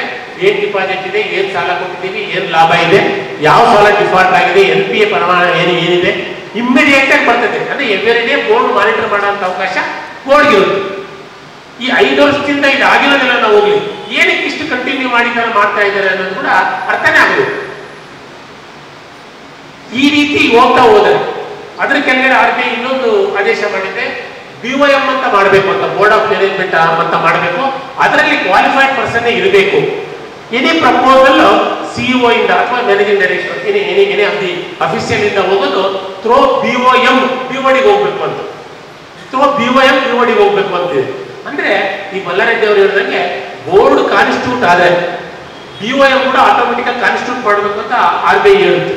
ಹಂಗಾಗಿ ಈ ಊಹಾಪೋಹಗಳು ಏನಿದೆ, ಅವ್ರೇನೋ ಮ್ಯಾಪಿಂಗ್ ಮಾಡ್ತಾರೆ, ಅವರೆಲ್ಲೋ ದುಡ್ಡು ತಗೊಂಡು ಹೋಗ್ತಾರೆ, ಈ ರೀತಿ ಎಲ್ಲ ದುಡ್ಡು ತಗೊಂಡು ಹೋಗೋದಕ್ಕೆ ಮ್ಯಾಪಿಂಗ್ ಮಾಡೋದಕ್ಕೆ ಯಾರು ಇಲ್ಲಿ ಚೆಕ್ ಸೈನಿಂಗ್ ಅಟ್ಯಾಚ್ ಇರೋದಿಲ್ಲ, ಅದೆಲ್ಲ ಸಿಇಒನೇ ಬರಬೇಕಾಗ್ತದೆ. Everything will be monitored by reserve bank of India. ಒಬ್ಬ ಬ್ಯಾಂಕ್ ಚೇರ್ಮನ್ ಇದ್ದೀವಿ, ಅವ್ರು ಮಾಜಿ ಬ್ಯಾಂಕ್ ಚೇರ್ಮನ್ ಆಗಿದ್ದಂಥವ್ರು. ಏನ್ ಬೇಕಾದ್ರೂ ಮಾಡ್ಬೋದು, ಏನು ಮಾಡೋಕ್ಕಾಗಲ್ಲ, ಚೆಕ್ ನಮ್ಗೆ ಅದು ಅವಕಾಶನೇ ಇರೋದಿಲ್ಲ. ಆದ್ರೆ ಬೋರ್ಡ್ ಕಾನ್ಸ್ಟಿಟ್ಯೂಟ್ ಮಾಡ್ಬೇಕೇನಾಯ್ತು, ಮೊನ್ನೆ RCS ಮೀಟಿಂಗ್ ಅಲ್ಲಿ ಇಲ್ಲಿ ಅನೇಕ ಜನರು ಬಂದಿದ್ರು. ನನಗೆ ಆಶ್ಚರ್ಯ ಆಯ್ತು, ಕೆಲವು ಠೇವಣಿದಾರರು ಏನ್ ಮಾಡಿದ್ದಾರೆ, RCS ಲೆಕ್ಕ ಕೊಟ್ಟಿದ್ದಾರೆ, ಬೋರ್ಡ್ ಕಾನ್ಸ್ಟಿಟ್ಯೂಷನ್ ಬೇಡ, ಇದಕ್ಕೆ ಬೋರ್ಡ್ ಕಾನ್ಸ್ಟಿಟ್ಯೂಷನ್ ಬೇಡ, ಇನ್ನೂ ಒಂದು 5 ವರ್ಷ ಹಿಂಗೆ ಎಕ್ಸ್ಪೆಂಡಿಚರ್ ಮಾಡ್ಕೊಂಡು ಹೋಗ್ಲಿ ಇದು ಅಂತ. ಅದು ಗೊತ್ತಿಲ್ಲ ನಾನು ಏನು ಕೊಟ್ಟಿದ್ದಾರೆ, ಯಾವ ಉದ್ದೇಶ ಕೊಟ್ಟಿದ್ದಾರೆ ಅಂತ. ಆಮೇಲೆ ನಮ್ಮ ಅಡ್ವೊಕೇಟ್ಸು ತುಂಬಾ ಚೆನ್ನಾಗಿ ಬಜೆಟ್ ಮಾಡಿದ್ರು, ವೆರಿ ಗುಡ್ ಬಜೆಟ್ ಮಾಡಿದ್ರು. ನಾವು RCS ರಿಕ್ವೆಸ್ಟ್ ಮಾಡಿದ್ವಿ, ನಿಮ್ಮನ್ನ ನಾವೇನು ಕೇಳೋದಿಲ್ಲ ಸರ್, ₹1 ಫೈನಾನ್ಸಿಯಲ್ ಕೊಡಬೇಡಿ, ನಮಗೆ 5 ವರ್ಷ ಚುನಾವಣೆ ಮಾಡಿ ಒಂದು ಬೋರ್ಡ್ ಕಾನ್ಸ್ಟಿಟ್ಯೂಟ್ ಮಾಡಿ, ಆ ಬೋರ್ಡ್ಗೆ ಬರೀ 2 ವರ್ಷ ಅವಕಾಶ ಕೊಡಿ, ನಾವು ಸರಿಯಾಗಿ ಮಾಡಲಿಲ್ಲ ಬೋರ್ಡ್ ತೆಗೆದುಬಿಡಿ. ಹಂಗಂತ ನಾನು ಮಾತಾಡ್ತಾ ಇದ್ದೀನಿ ಅಂತ ನಾನೇನು ಬೋರ್ಡ್ ಆಫ್ ಡೈರೆಕ್ಟರ್ ಆಗ್ಲಿಕ್ಕೆ ಆಗುದಿಲ್ಲ. ಗುರು ರಾಘವೇಂದ್ರ ಬ್ಯಾಂಕಲ್ಲಿ ನಿಮ್ಗೆ ಗೊತ್ತಿರಲಿ, ಅದು ಸಹಕಾರಿ ಸಂಘ. ಸಹಕಾರಿ ಸಂಘದಲ್ಲಿ ಮಲ್ಲಾರೆಡ್ಡಿ ಅವರು ಹೇಳಿದಂಗೆ ಮೆಂಬರೇ ಆಗಿರ್ಬೇಕು, ಆಕ್ಟಿವ್ ಮೆಂಬರ್ ಇರಬೇಕು. ಇದರಲ್ಲಿ ಆಕ್ಟಿವ್ ಮೆಂಬರ್ ಇರ್ಲಿಕ್ಕೆ ಚಾನ್ಸ್ ಇಲ್ಲ, ಯಾಕಂದ್ರೆ ಸ್ವಲ್ಪ ಆಗಿರೋದ್ರಿಂದ ಎಲ್ರಿಗೂ ಅವಕಾಶ ಕೊಡ್ಬೋದು. ಅದರಲ್ಲಿ ಕ್ರಿಯೇಟಿವ್ ಮೆಂಬರ್ ಯಾರಿದ್ದಾರೋ ಅವರೇ ಚುನಾವಣೆ ಕಂಟೆಸ್ಟ್ ಮಾಡ್ಬೋದು, ಅವರೇ ಆಡಳಿತ ಮಂಡಳಿ ಸದಸ್ಯರಾಗಬೇಕು, ಬೇರೆ ಯಾರು ಆಗಿ ಬರೋದಿಲ್ಲ. Either he will be the good depositor or he will be loanee. ಸಾಮಾನ್ಯವಾಗಿ ಲೋನಿ ಆಗ್ಲಿಕ್ಕೆ ಆಗೋದಿಲ್ಲ, ಯಾಕೆಂದ್ರೆ ತುಂಬಾ ಕರೆಕ್ಟ್ ಆಗಿ ಸುಸ್ತಿದಾರ ಆಧಾರದ ಸಾಲಗಾರ ಮಾತ್ರ ವೋಟಿಂಗ್ ರೇಟ್ ಇರ್ತದೆ ಅಥವಾ ಕಂಟೆಸ್ಟಿಂಗ್ ಅವಕಾಶ ಆಗ್ತದೆ. ಅಂತವ್ರು ಗುರುರಾಘವೇಂದ್ರ ಬ್ಯಾಂಕಲ್ಲಿ ತುಂಬಾ ಕಡಿಮೆ ಇರ್ತಾರೆ ಸಂಖ್ಯೆ, ಯಾಕಂದ್ರೆ ನಿಮಗೆ ಗೊತ್ತು 5 ವರ್ಷದಿಂದ ಟ್ರಾನ್ಸಾಕ್ಷನ್ ಆಗಿಲ್ಲ. ಹಂಗಾಗಿ ಠೇವಣಿದಾರ ಸದಸ್ಯರಿಗೆ ಬೋರ್ಡ್ ಅಲ್ಲಿ ಮೆಜಾರಿಟಿ ಆಫ್ ದಿ ಡೈರೆಕ್ಟರ್ಸ್ ಠೇವಣಿದಾರರೇ ಆಗ್ತಿರೋದು. ಉದಾಹರಣೆ ಏನಂದ್ರೆ ನಮ್ಮ 40 ವರ್ಷದ ಅನುಭವಗಳಲ್ಲಿ ಠೇವಣಿದಾರ ಬೋರ್ಡ್ ಅಲ್ಲಿ ಇದ್ರೆ ಆ ಬೋರ್ಡ್ ಬ್ಯಾಂಕ್ ಏನ್ ಟ್ರಾನ್ಸಾಕ್ಷನ್ ಮಾಡುತ್ತೆ, ಏನ್ ಸಾಲ ಕೊಡುತ್ತೆ, ಎಲ್ಲಾ ಟ್ರಾನ್ಸಾಕ್ಷನ್ ನಮ್ಮ ದುಡ್ಡು ಚೆನ್ನಾಗಿರ್ಬೇಕು ಅಂತ ತುಂಬಾ ಹುಷಾರಾಗಿ ನೋಡ್ಕೊಂಡು ಅದೇ ಕೆಲಸ ಮಾಡ್ತಾ ಹೋಗ್ತಾರೆ. ಅದೇ ಸಾಲಗಾರ ಸದಸ್ಯರಿದ್ರೆ ಏನಾಗುತ್ತೆ ಅಂದ್ರೆ, ಸಾಲಗಾರ ಸದಸ್ಯರಿದ್ರೆ ಏನಾಗುತ್ತೆ, ಅವರು ತಮ್ಮ ಸ್ವಾರ್ಥಕ್ಕೂ ಅವ್ರಿಗೆ ಏನ್ ಬೇಕೋ ಅದು ಆ ರೀತಿ, ಈಗ ನಾನು ಹೇಳಿದ್ನಲ್ಲ ರಾಮಕೃಷ್ಣ ಎವ್ರಿಥಿಂಗ್ XYZ ಮಾಡಿರೋದು, ಈ ರೀತಿ ಮಾಡ್ಕೊಂಡು ಹೋಗ್ತಾರೆ. 100 ಕೋಟಿ ಸಾಲ ಕೊಟ್ಟಿದ್ದಾರೆ, ಅವ್ರ ಪ್ರಾಪರ್ಟಿ ಕೂಡ ಅವನು ಬೆಲೆ ಎಲ್ಲ ಲೆಕ್ಕ ಹಾಕಿದ್ರು 10 ಕೋಟಿ ಇಲ್ಲ. ಹೆಂಗೆ ಸಾಲ ಕೊಡ್ತಾರೆ ಅಂದ್ರೆ ಅವ್ರಿಂದ ಏನೋ 10 ಕೋಟಿಯಿಂದ 20 ಕೋಟಿನ ಇಸ್ಕೊಂಡ್ಬಿಟ್ಟು ಯಾರೋ ದುಡ್ಡು ಎಲ್ಲ ಜಾತ್ರೆ ಅಂತ ಈ ರೀತಿ ಹಾಳು ಮಾಡ್ಕೊಂಡು ಹೋಗಿದ್ದಾರೆ. ಆಮೇಲೆ 5 ವರ್ಷದಿಂದ RBI ಈ ಅಡ್ಮಿನಿಸ್ಟ್ರೇಟರ್ ಇದೆಲ್ಲ ಹಾಕಿರೋ ಒಂದು ವಿಷಯ ನೋಡ್ತಾ ಇದ್ರೆ ಅರ್ಥನೇ ಆಗಲಿಲ್ಲ ಏನಕ್ಕೆ ಮಾಡ್ತಾ ಇದ್ದಾರೆ. ಯಾಕೆಂದ್ರೆ ಲಿಕ್ವಿಡೇಟ್ ಮಾಡಿದ್ರೆ ಬಿಫೋರ್ DIGGC ದುಡ್ಡು ಬರೋದಕ್ಕಿಂತ ಮೊದಲು ಲಿಕ್ವಿಡೇಟ್ ಮಾಡಿದ್ರೆ ಅದು ತುಂಬಾ ಅನುಕೂಲ ಇರ್ತಾ ಇತ್ತು. ಯಾಕಂದ್ರೆ ಪ್ರಪೋರ್ಷನೇಟ್ ಆಗಿ ಅವ್ರನ್ನ ಠೇವಣಿದಾರರಿಗೆ ಅವ್ರು ಎಷ್ಟು ಟೋಟಲ್ ಠೇವಣಿ ಎಷ್ಟೋ 1000 ಕೋಟಿ ಇರುತ್ತೆ, 500 ಕೋಟಿ ನಮಗೆ ರಿಕವರಿ ಆಯ್ತು ಅಂದ್ರೆ 500 ಕೋಟಿ ಡಿಸ್ಟ್ರಿಬ್ಯೂಟೆಡ್ 1000 ಕಡೆ ಪ್ರಪೋರ್ಷನೇಟ್ ಆಗಿ ಡಿಸ್ಟ್ರಿಬ್ಯೂಟ್ ಅನ್ನು ಮಾಡ್ಬಿಡ್ತಾ ಇತ್ತು. ಈಗ DIGGC ಬಂದು 30,000 ಜನ ಡಿಪಾಸಿಟರ್ಸ್ಗೆ ನಿಮ್ಗೆಲ್ಲ ಕೂಡ 5 ಲಕ್ಷವರೆಗೂ ಬಂದಿದೆ. ಆ 30,000 ಜನ ಡಿಪಾಸಿಟರ್ಸ್ ಹೊರಗಡೆ ಹೋಗ್ಬಿಟ್ಟಿದ್ದಾರೆ. ಈಗ ಬರೀ 10,000 ಜನ ಅಪ್ರಾಕ್ಸಿಮೇಟ್ 10,000 ರಿಂದ 11,000 ಜನ ಠೇವಣಿದಾರ ಇದೆ. ಈಗೇನಾದ್ರೂ ನಾವು ರಿಕವರಿ ಮಾಡಕ್ಕೆ ಬ್ಯಾಂಕ್ ಆಗಿ ಆದ್ರೆ ಫಸ್ಟ್ ಪ್ರಿಯಾರಿಟಿ DIGGC ಲೋನ್ ಕಟ್ಟಬೇಕು, ಅದು ರೂಲು. ಆ ರೂಲ್ ಅಮೆಂಡ್ಮೆಂಟ್ ಮಾಡ್ಲಿಕ್ಕೆ ಈಗ ಅವ್ರು ಹೇಳಿದ್ರು ಕೋರ್ಟ್ಗೂ ಹಾಕಿದ್ದೀವಿ, ಎಲ್ಲ ಕಡೆ ಕೂಡ ಪ್ರಯತ್ನ ಮಾಡ್ತಾ ಇದ್ದೀವಿ. ವಿಶೇಷವಾಗಿ ನಮ್ಮ ಜೊತೆ ತೇಜಸ್ವಿ ಸೂರ್ಯ ಅವರು ಸಾಕಷ್ಟು ಪ್ರಯತ್ನ ಕೂಡ ಮಾಡಿದ್ರು. ಬಟ್ ಪಾರ್ಲಿಮೆಂಟ್ ಅಲ್ಲಿ ಅಷ್ಟು ಬೇಗ ಕಾಯ್ದೆ ಅಮೆಂಡ್ಮೆಂಟ್ ಮಾಡೋದು ಅಷ್ಟು ಸುಲಭ ಅಲ್ಲ ಅಂತ ನಿಮಗೂ ಎಲ್ಲ ಗೊತ್ತಿದೆ, ನಮಗೂ ಅದು ಗೊತ್ತಿದೆ. ಸೊ ಈ ರೀತಿ ಆ ಕಾಯ್ದೆ ಅಮೆಂಡ್ಮೆಂಟ್ ಮಾಡೋದು ಒಂದು ಭಾಗ ಆದ್ರೆ ಕೋರ್ಟಿಂದ ಏನ್ ಬೇಕಾದ್ರೂ ಮಾಡಿಸ್ಬೋದು. ಅದಕ್ಕೆ ಕೋರ್ಟ್ಗೆ ರೈಟ್ ಸೋರ್ಸ್ ಇದೆ, ಸ್ವಲ್ಪ ಖರ್ಚಾಗುತ್ತೆ, ತೊಂದರೆ ಇದೆ, ನಾವೆಲ್ಲ ಕಷ್ಟಪಟ್ಟು ಮಾಡೋಣ. ತೀರಾ ಏನಾದರೂ ಸಮಸ್ಯೆ ಆದರೆ ಬೇರೆ ಬೇರೆ ಸಂಸ್ಥೆಗಳು ಕೂಡ ನಾನು ರಿಕ್ವೆಸ್ಟ್ ಮಾಡ್ತೀನಿ ಸಹಕಾರಿ ಸಂಘಗಳಿಗೆ ಸ್ವಲ್ಪ ಕೊಡಿ ಅಂತ. ಬಟ್ ಕಾನೂನು ಪ್ರಕಾರ ಹೋಗ್ಬೇಕು. ಕಾನೂನು ಪ್ರಕಾರ ಹೋಗ್ಬೇಕಾದ್ರೆ ಮೊದಲು ನಾವೆಲ್ಲ ಒಂದಾಗಿರ್ಬೇಕು. ಏನೋ ಒಂದು ಅದಕ್ಕಿಂತ ಇಂಪಾರ್ಟೆಂಟ್ ನಾವೆಲ್ಲ ಠೇವಣಿದಾರ ಸದಸ್ಯರಿಗೆ ಠೇವಣಿ ಹಿಂದೆ ಬರಬೇಕು ಅಂತ ಆ ನಿಟ್ಟಿನಲ್ಲಿ ತುಂಬ ಹೃದಯದಿಂದ ನಿಮ್ಮ ಜೊತೆ ನಾವೆಲ್ಲ ಇರ್ತೀವಿ ಅಂತ ಹೇಳ್ಬಿಟ್ಟು ಇವತ್ತು ಅವಕಾಶಕ್ಕೆ ನನ್ನ ಕರೆದು ಒಂದು 4-6 ವಿಷಯಗಳನ್ನ ಹಂಚ್ಕೊಳ್ಳಿಕ್ಕೆ ತಮ್ಮ ಹತ್ರ ಅವಕಾಶ ಮಾಡಿಕೊಟ್ಟಿದ್ದಕ್ಕೆ ನಾನು ನಿಮಗೆ ಎಲ್ಲರೂ ಕೂಡ ತುಂಬ ಹೃದಯದ ನಮಸ್ಕಾರಗಳನ್ನ ಕೃತಜ್ಞತೆಗಳು ತಿಳಿಸ್ತಾ ಅವಕಾಶಕ್ಕೆ ಹೊಂದಿಸ್ತಾ ನಾನು ಮಾತು ಮುಗಿಸ್ತಾ ಇದ್ದೇನೆ. ಜೈ ಹಿಂದ್, ಜೈ ಸರ್ಕಾರ. ಈಗ ಬ್ಯಾಂಕ್ 35A ಬಂದು 4 ವರ್ಷ 8 ತಿಂಗಳು 13 ದಿವಸ ಆಗಿದೆ ಇವತ್ತು. ಆದರೆ ಯಾಕೆ ರಿವೈವ್ ಆಗಲಿಲ್ಲ? ನನ್ನ ಅನಿಸಿಕೆ ಪ್ರಕಾರ ಇದನ್ನು ರಿವೈವ್ ಮಾಡಬೇಕು ಅಂತ ಯಾರು ಜವಾಬ್ದಾರಿ ಇದ್ದಾರೆ ಅವ್ರಿಗೆ ಇಷ್ಟನೇ ಇಲ್ಲ. ರಿವೈವ್ ಆಗಬೇಕು ಅಂತ ಇದು ಅಷ್ಟೇ ಬರ್ತಿರೋ ನಾವೆಲ್ಲ ಇಲ್ಲಿ ಸೇರಿದ್ದೀವಿ. ನಮ್ಮ ನೋವು, ನಮ್ಮ ಕಾಳಜಿ ನಮ್ಮಲ್ಲೇ ಇದೆ. ಇದನ್ನ ಯಾರಿಗೆ ಜವಾಬ್ದಾರಿ ಇದೆ ಅವ್ರು ಯಾರು ಮಾಡ್ತಾರೆ. ಉದಾಹರಣೆಗೆ ಒಂದು ಆರ್ ಬಿ ಐ ಇಂಟ್ರೆಸ್ಟ್ ಇಲ್ಲ. ಎರಡು ಅಡ್ಮಿನಿಸ್ಟ್ರೇಟರು 4 ವರ್ಷ ಅಶೋಕನ್, ಸುಮಾರು 4 ವರ್ಷ ಅಶೋಕನ್ ಮಾಡ್ತೀವಿ ಅಂತ ಏನು ಮಾಡಿಲ್ಲ ಅವರು. ಈಗ ಬಂದಿರೋ ಅವರು ತಪ್ಪುಗೋಬಾರ್ದು ಅವ್ರು ಬೈತೀವಿ ಅಂತ ಕೇವಲ ಒಂದು 3-4 ತಿಂಗಳಿಂದ ನಾವು ಆರ್ ಬಿ ಐ ಹೋಗಿದ್ವಿ. ತೇಜಸ್ವಿ ಅವ್ರು ಕರ್ಕೊಂಡು, ಗಿರೀಶ್ ಎಲ್ಲಿದ್ದಾರೆ ಎಲ್ಲ ಇದ್ದಾರೆ, ಗಿರೀಶ್ ನಾವು ಹೋಗಿದ್ವಿ. ಅವತ್ತು ಅಡ್ಮಿನಿಸ್ಟ್ರೇಟರ್ನು ಕರ್ಕೊಂಡು ಹೋಗಿದ್ವಿ. ಅಡ್ಮಿನಿಸ್ಟ್ರೇಟರ್ ಜೋರಾಗಿ ಅವರು ಡೈರೆಕ್ಟ್ರಿ ಹೇಳಿದ್ರು, ನಾನು ಬಂದ ಮೇಲೆ 1 ಕೋಟಿ ರೂಪಾಯಿ ವಸೂಲು ಮಾಡಿದ್ದೀನಿ. 1 ಕೋಟಿ ವಸೂಲು ಮಾಡಬೇಕಾಗಿರೋದು 1200 ಕೋಟಿ. ಯಾವ ಕಾಲಕ್ಕೆ ಈ ಥರ ವಸೂಲು ಮಾಡಲ್ಲ, ಅದರಿಂದ ರಿವೈವ್ ಆಗಲ್ಲ. ಹಾಗೆ ಇವರಿಬ್ಬರು ಹೇಳಿದಾಗೆ ಡೈರೆಕ್ಟ್ ಆಕ್ಷನ್ ಏನಾದ್ರು ಹೇಳಿದ್ರೆ ಮಾತ್ರ ಸಾಧ್ಯ ಇದೆ. ಡೈರೆಕ್ಟ್ ಆಕ್ಷನ್ ಅಂತಂದರೆ ಯಾರಾದ್ರೂ ಜವಾಬ್ದಾರಿ. ಉದಾಹರಣೆಗೆ ನಮ್ಮ ಸಾಹೇಬರು ಕೂತಿದ್ದಾರೆ, ನ್ಯಾಷನಲ್ ಕೋಆಪರೇಟಿವ್ ಬ್ಯಾಂಕ್ ಡೈರೆಕ್ಟರ್. ಇವಾಗ ಅದು ರಿವೈವ್ ಆಗ್ತಿದೆ. ಕಾರಣ ಏನು? ಅಲ್ಲಿ ಬೋರ್ಡ್ ಆಫ್ ಡೈರೆಕ್ಟರ್ ಇದ್ದರು, ಸೂಪರ್ಸೀಡ್ ಮಾಡಲಿಲ್ಲ ತಾನೇ. ಅವರು ಡೈರೆಕ್ಟರ್ಗಳೆಲ್ಲ ಕಷ್ಟಪಟ್ಟು 1-2 ವರ್ಷದಲ್ಲಿ ರಿವೈವಲ್ಲಿ ಬಂದುಬಿಟ್ರು. ಇಲ್ಲಿ ಬೋರ್ಡ್ ಆಫ್ ಡೈರೆಕ್ಟರ್ಸ್ ಇಲ್ಲ, ಅಡ್ಮಿನಿಸ್ಟ್ರೇಟರ್. ನಮ್ಮ ಜವಾಬ್ದಾರಿ ಅವ್ರಿಗೆ ಕೊಟ್ಬಿಟ್ಟು ಕೈ ಕೊಟ್ಬಿಟ್ಟಿದ್ರೆ ಏನು ಬರೆಯುತ್ತದೆ. ಇದಕ್ಕೊಂದೇ ಒಂದು ಎಕ್ಸಾಂಪಲ್. ಒಂದು ಚಿಕ್ಕ ಪ್ರಯತ್ನ ಪಟ್ವಿ. 4 ತಿಂಗಳ ಹಿಂಗಡೆ ನಾವು ಕೆಲವರು ತೇಜಸ್ವಿ ಅನ್ನೋದು ಬೇಡ್ಕೊಂಡ್ವಿ, ಬನ್ನಿಪ್ಪ ಕನಿಷ್ಠ ಪಕ್ಷ ನಾನೇನು ಮಾಡಬೇಕು ಕೇಳಿದ್ರು. ಕನಿಷ್ಠ ಪಕ್ಷ ರಿಕವರಿ ಕಮಿಟಿ ಒಂದು ಫಾರ್ಮ್ ಮಾಡಿಸ್ಕೊಂಡು ಸುಮಾರು 1200 ಕೋಟಿಯಷ್ಟು ರಫ್ಲಿ ಕೋಲಾಟರ್ಸ್ ಇದೆ. ಇದು ಒಂದು ಬರೀ 1 ಕೋಟಿ 2 ಕೋಟಿ ಏನೋ ಮಾಡಿದೆ ಅಂತಾರೆ. ಒಂದು ರಿವೈವ್ ಕಮಿಟಿ ಮಾಡಿಸ್ಕೊಡಿ. ಅದು ಅಡ್ಮಿನಿಸ್ಟ್ರೇಟಿವ್ ಕೆಳಗಡೆನೇ ಕೆಲಸ ಮಾಡುತ್ತೆ. ಅವರು ಕಷ್ಟಪಟ್ಟು ವಸೂಲಿ ಮಾಡ್ತಾರೆ. ಬನ್ನಿ ಕರ್ಕೊಂಡು ಹೋಗ್ತೀವಿ. ಆರ್ ಬಿ ಐ ಡೈರೆಕ್ಟ್ ಅಂತ ಕೂತ್ಕೊಂಡಿದ್ವಿ. ಅವ್ರು ತಕ್ಷಣ ಒಪ್ಪಿಕೊಟ್ರು. ಹೌದಾ, ಇಷ್ಟು ಒಳ್ಳೇದಾದ್ರೆ ಓಕೆ, ನೋ ಅಬ್ಜೆಕ್ಷನ್. ಸಜೆಸ್ಟ್ ಮಾಡಿದ್ದು, ನೇಮ್ ಸಜೆಸ್ಟ್ ಮಾಡಿದ್ದು ನಾವೆಲ್ಲ ಗಿರೀಶು, ನಾವು ರಾಜು ಎಲ್ಲರೂ ಕರ್ಕೊಂಡು ಕೇವಲ 3 ದಿವಸದಲ್ಲಿ ಯಾರಾದ್ರೂ ಒಳಗಡೆ ಇರಬೇಕು. ಉದಾಹರಣೆಗೆ ರಾಮಚಂದ್ರಮೂರ್ತಿ ಅವರು ಕೂತಿದ್ದಾರೆ, ಸೋಮದಾಸ್ ಅವರಿದ್ದಾರೆ, ಸ್ಪೆಷಲಿಸ್ಟ್ ಇವರು, ಸ್ಪೆಷಲ್ CA ಇಂಥವ್ರ ಹೆಸರನ್ನೆಲ್ಲ ಹಾಕ್ಬಿಟ್ಟು ಕೇವಲ 3 ದಿವಸದಲ್ಲಿ RBIಗೆ ಸಲಹೆ ಕೊಟ್ವಿ. ನೀವೇ ಒಪ್ಕೊಂಡಿದ್ರ? ಇದುವರೆಗೂ ಪರ್ಮಿಷನ್ ಕೊಟ್ಟಿಲ್ಲ. ಮಾಡ್ತೀವಿ ಅಂತ ಒಪ್ಕೊಂಡವರು 4 ತಿಂಗಳಾಗಿದೆ. ನಾವು ಕೊಟ್ಟಿದ್ದು ಲಿಸ್ಟ್ ಹಾಗೇ ಕೂತಿದ್ದಾರೆ. ಕೊನೆಗೆ ಒಬ್ಬರು ಮಾಡಿದ್ರು. ಅದಿವರು ಅವರು ಹೋಗಿ ಕೇಳ್ಕೊಳ್ತಿದ್ದಾರೆ, ನನಗೆ ನೀವು ಸಂಬಳ ಕೊಡೋದು ಬೇಡ, ಏನು ಬೇಡ, ಒಳಗಡೆ ಬಂದು ಕೂತ್ಕೊಂಡು ಮಾಡ್ತೀನಿ, ಫ್ರೀಯಾಗಿ ಮಾಡ್ತೀನಿ, ಪರ್ಮಿಷನ್ ಕೊಡ್ರಿ, ಅದಕ್ಕೂ ಕೊಡ್ತೀವಿ. ಏನು ಮಾಡಬೇಕು? ಗೋಡೆಗೆ ಕೊಡ್ತೀವಿ, ತಲೆ ಚೆಕ್ಕೊಡೋ ಥರ ಆಗ್ತಾ ಇದೆ. ಅದಕ್ಕೋಸ್ಕರನೇ ಇವರೆಲ್ಲ ಪ್ರಯತ್ನ ಪಟ್ಟಿಂದ ಗುರುರಾಜ್ ಅವರು ಹಾಕಿರೋ ಕೇಸ್ನಿಂದ ಏನೋ ಯಾವುದೋ ಅಶ್ರೀರವಾಣಿ ಒಂದು ಮಾತು ಬಂದಿದೆ ಅಂತ ಒಬ್ಬ ಇವರು ಜಡ್ಜು ಏನೋ ಒಂದು ರೇ ಆಫ್ ಹೋಪ್ ಕೊಟ್ಟಿದ್ದಾರೆ. ಇವಾಗ ಬೋರ್ಡ್ ಆಫ್ ಡೈರೆಕ್ಟರ್ ಫಾರ್ಮೇಷನ್ಗೆ ಒಂದು ಸಾಧ್ಯತೆ ಇದೆ ಅಂತ. ಅದಾದರೆ ಡೈರೆಕ್ಟ್ ಆಕ್ಷನ್ ಎಳಿಬೋದು. ಅದನ್ನು ನಾವೆಲ್ಲರೂ ಪ್ರಯತ್ನ ಪಡೋಣ. ಇನ್ನೊಂದು, ಕೆಲವ್ರಿಗೆ ಅನುಮಾನ ಇದೆ ಅಂತ ಹೇಳಿದ್ರು. ಬೋರ್ಡ್ ಆಫ್ ಡೈರೆಕ್ಟರ್ ಬಂದರೆ ಅವರವರಿಗೆ ಕೂತ್ಕೋತಾರೆ, ಏನೋ ಅಡ್ಜಸ್ಟ್ ಮಾಡ್ತಾರೆ ಅಂತ. ಸಾಮಾನ್ಯವಾಗಿ ಈ ಥರ ಬರೋ ಅನುಮಾನಗಳು ಸಹಜ. ಇದನ್ನು ತಪ್ಪಿಸೋಕ್ಕೆ ಸಮಾಜದಲ್ಲಿ ನಂಬಿಕೆ ಬರಬೇಕು ಅನ್ನೋದು ನಾವು ಇದನ್ನೆಲ್ಲ ಮೊದಲೇ ಯೋಚನೆ ಮಾಡಿ ಒಂದು supervisory panel and which the board of director will function ಅಂತ ಒಂದು ತೀರ್ಮಾನ ಮಾಡಿದೆ. ಅದಕ್ಕೆ ಯಾರು ಅಲ್ಲ, former chief justice of India ವೆಂಕಟಾಚಲಯ್ಯನವರೇ ಅಧ್ಯಕ್ಷರು. ಅದಕ್ಕೆ ಗಿರೀಶ್ ಎಲ್ಲಿದ್ದೀರಾ? ನಿಂತ್ಕೊಳ್ಳಿ. ಗಿರೀಶ್ ಇಲ್ಲೆಲ್ಲೋ ಇದ್ರಪ್ಪ. ನಾವು 3 ದಿವಸ ಹಿಂದ್ಗಡೆ ವೆಂಕಟಾಚಲಯ್ಯ ಅವ್ರ ಮನೆಗೆ ಹೋಗಿದ್ವಿ. ಅವನು ಕೇಳ್ಕೊಂಡ್ವಿ, ಸರ್ ಈ ಥರ ನಿಮ್ಗೆ ಒಪ್ಪಿಸಿ ಹೇಳಿದ್ವಿ. ಆಗ್ಲಪ್ಪ 96 ವರ್ಷ ಅವರಿಗೆ. And he sat with us for nearly 45 minutes. ಆಗ್ಲಪ್ಪ ನೀವು ಇಷ್ಟೆಲ್ಲ ಕಷ್ಟಪಡ್ತಾ ಇದ್ದೀರಾ, ನನ್ನ ಕೈಲಿ ಏನು ಬೇಕಾದ್ರೂ ಮಾಡ್ತೀನಿ. ಅವರಿಬ್ಬರು ಹೆಸರು ಕೊಟ್ಟರು. ಇನ್ನಿಬ್ಬರು ಜಡ್ಜು, ಒಬ್ಬರು ಅಶೋಕ್ B ಹೆಂಚಿಗೆರೆ ಅಂತ, ರಿಟೈರ್ಡ್ ಜಡ್ಜ್ ಆಫ್ ಹೈಕೋರ್ಟ್.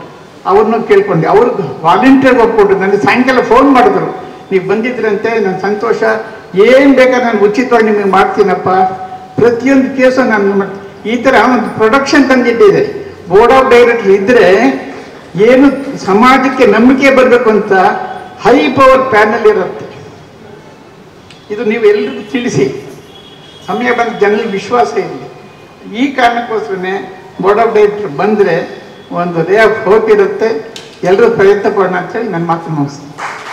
ಮತ್ತು ಗುರುರಾಜ್ ಹಗಲು ರಾತ್ರಿ ಅಂದಂಗೆ ಗಂಟೆಗಟ್ಟಲೆ ಬೆಳಗ್ಗೆ ಮಧ್ಯಾಹ್ನ ಸಾಯಂಕಾಲ ಊಟ ತಿಂಡಿ ನಿದ್ದೆ ಇಲ್ದಂಗೆ ಜನಗಳನ್ನ ಸೇರಿಸಿ ಈ ಕಡೆ RCS, ಈ ಕಡೆ RBI, ಈ ಕಡೆ ವಿಧಾನಸೌಧ, ಈ ಕಡೆ ನಮ್ಗಳ ಜೊತೆ ಮಾತು, ಆ ಕಡೆ ತೇಜಸ್ವಿ ಸೂರ್ಯ, ಅಬ್ಬಬ್ಬ ಒಂದು ಕಾದಂಬರಿ ಬರೀಬೋದು ನಾನು ಆ್ಯಕ್ಚುಲ್ ಆಗಿ ಗುರುರಾಜ್ ಬಗ್ಗೆ ಮಾತ್ರ, ಅವರ ನಿಸ್ಪೃಹತ ಸೇವೆ ಬಗ್ಗೆ ಮಾತ್ರ. ಇರದೇ ಇರೋ ಹಂಗೆ ಮತ್ತೆ ಅವನ ಜೊತೆ ಇರೋ ಒಂದು 4-6 ಜನ ಮಾತ್ರ ಅಷ್ಟೇ, ಬಹಳ ಜನಕ್ಕೆ ಏನೂ ಇಲ್ಲ, ಅದ್ರಲ್ಲಿ ಏನೂ ಇಲ್ಲ.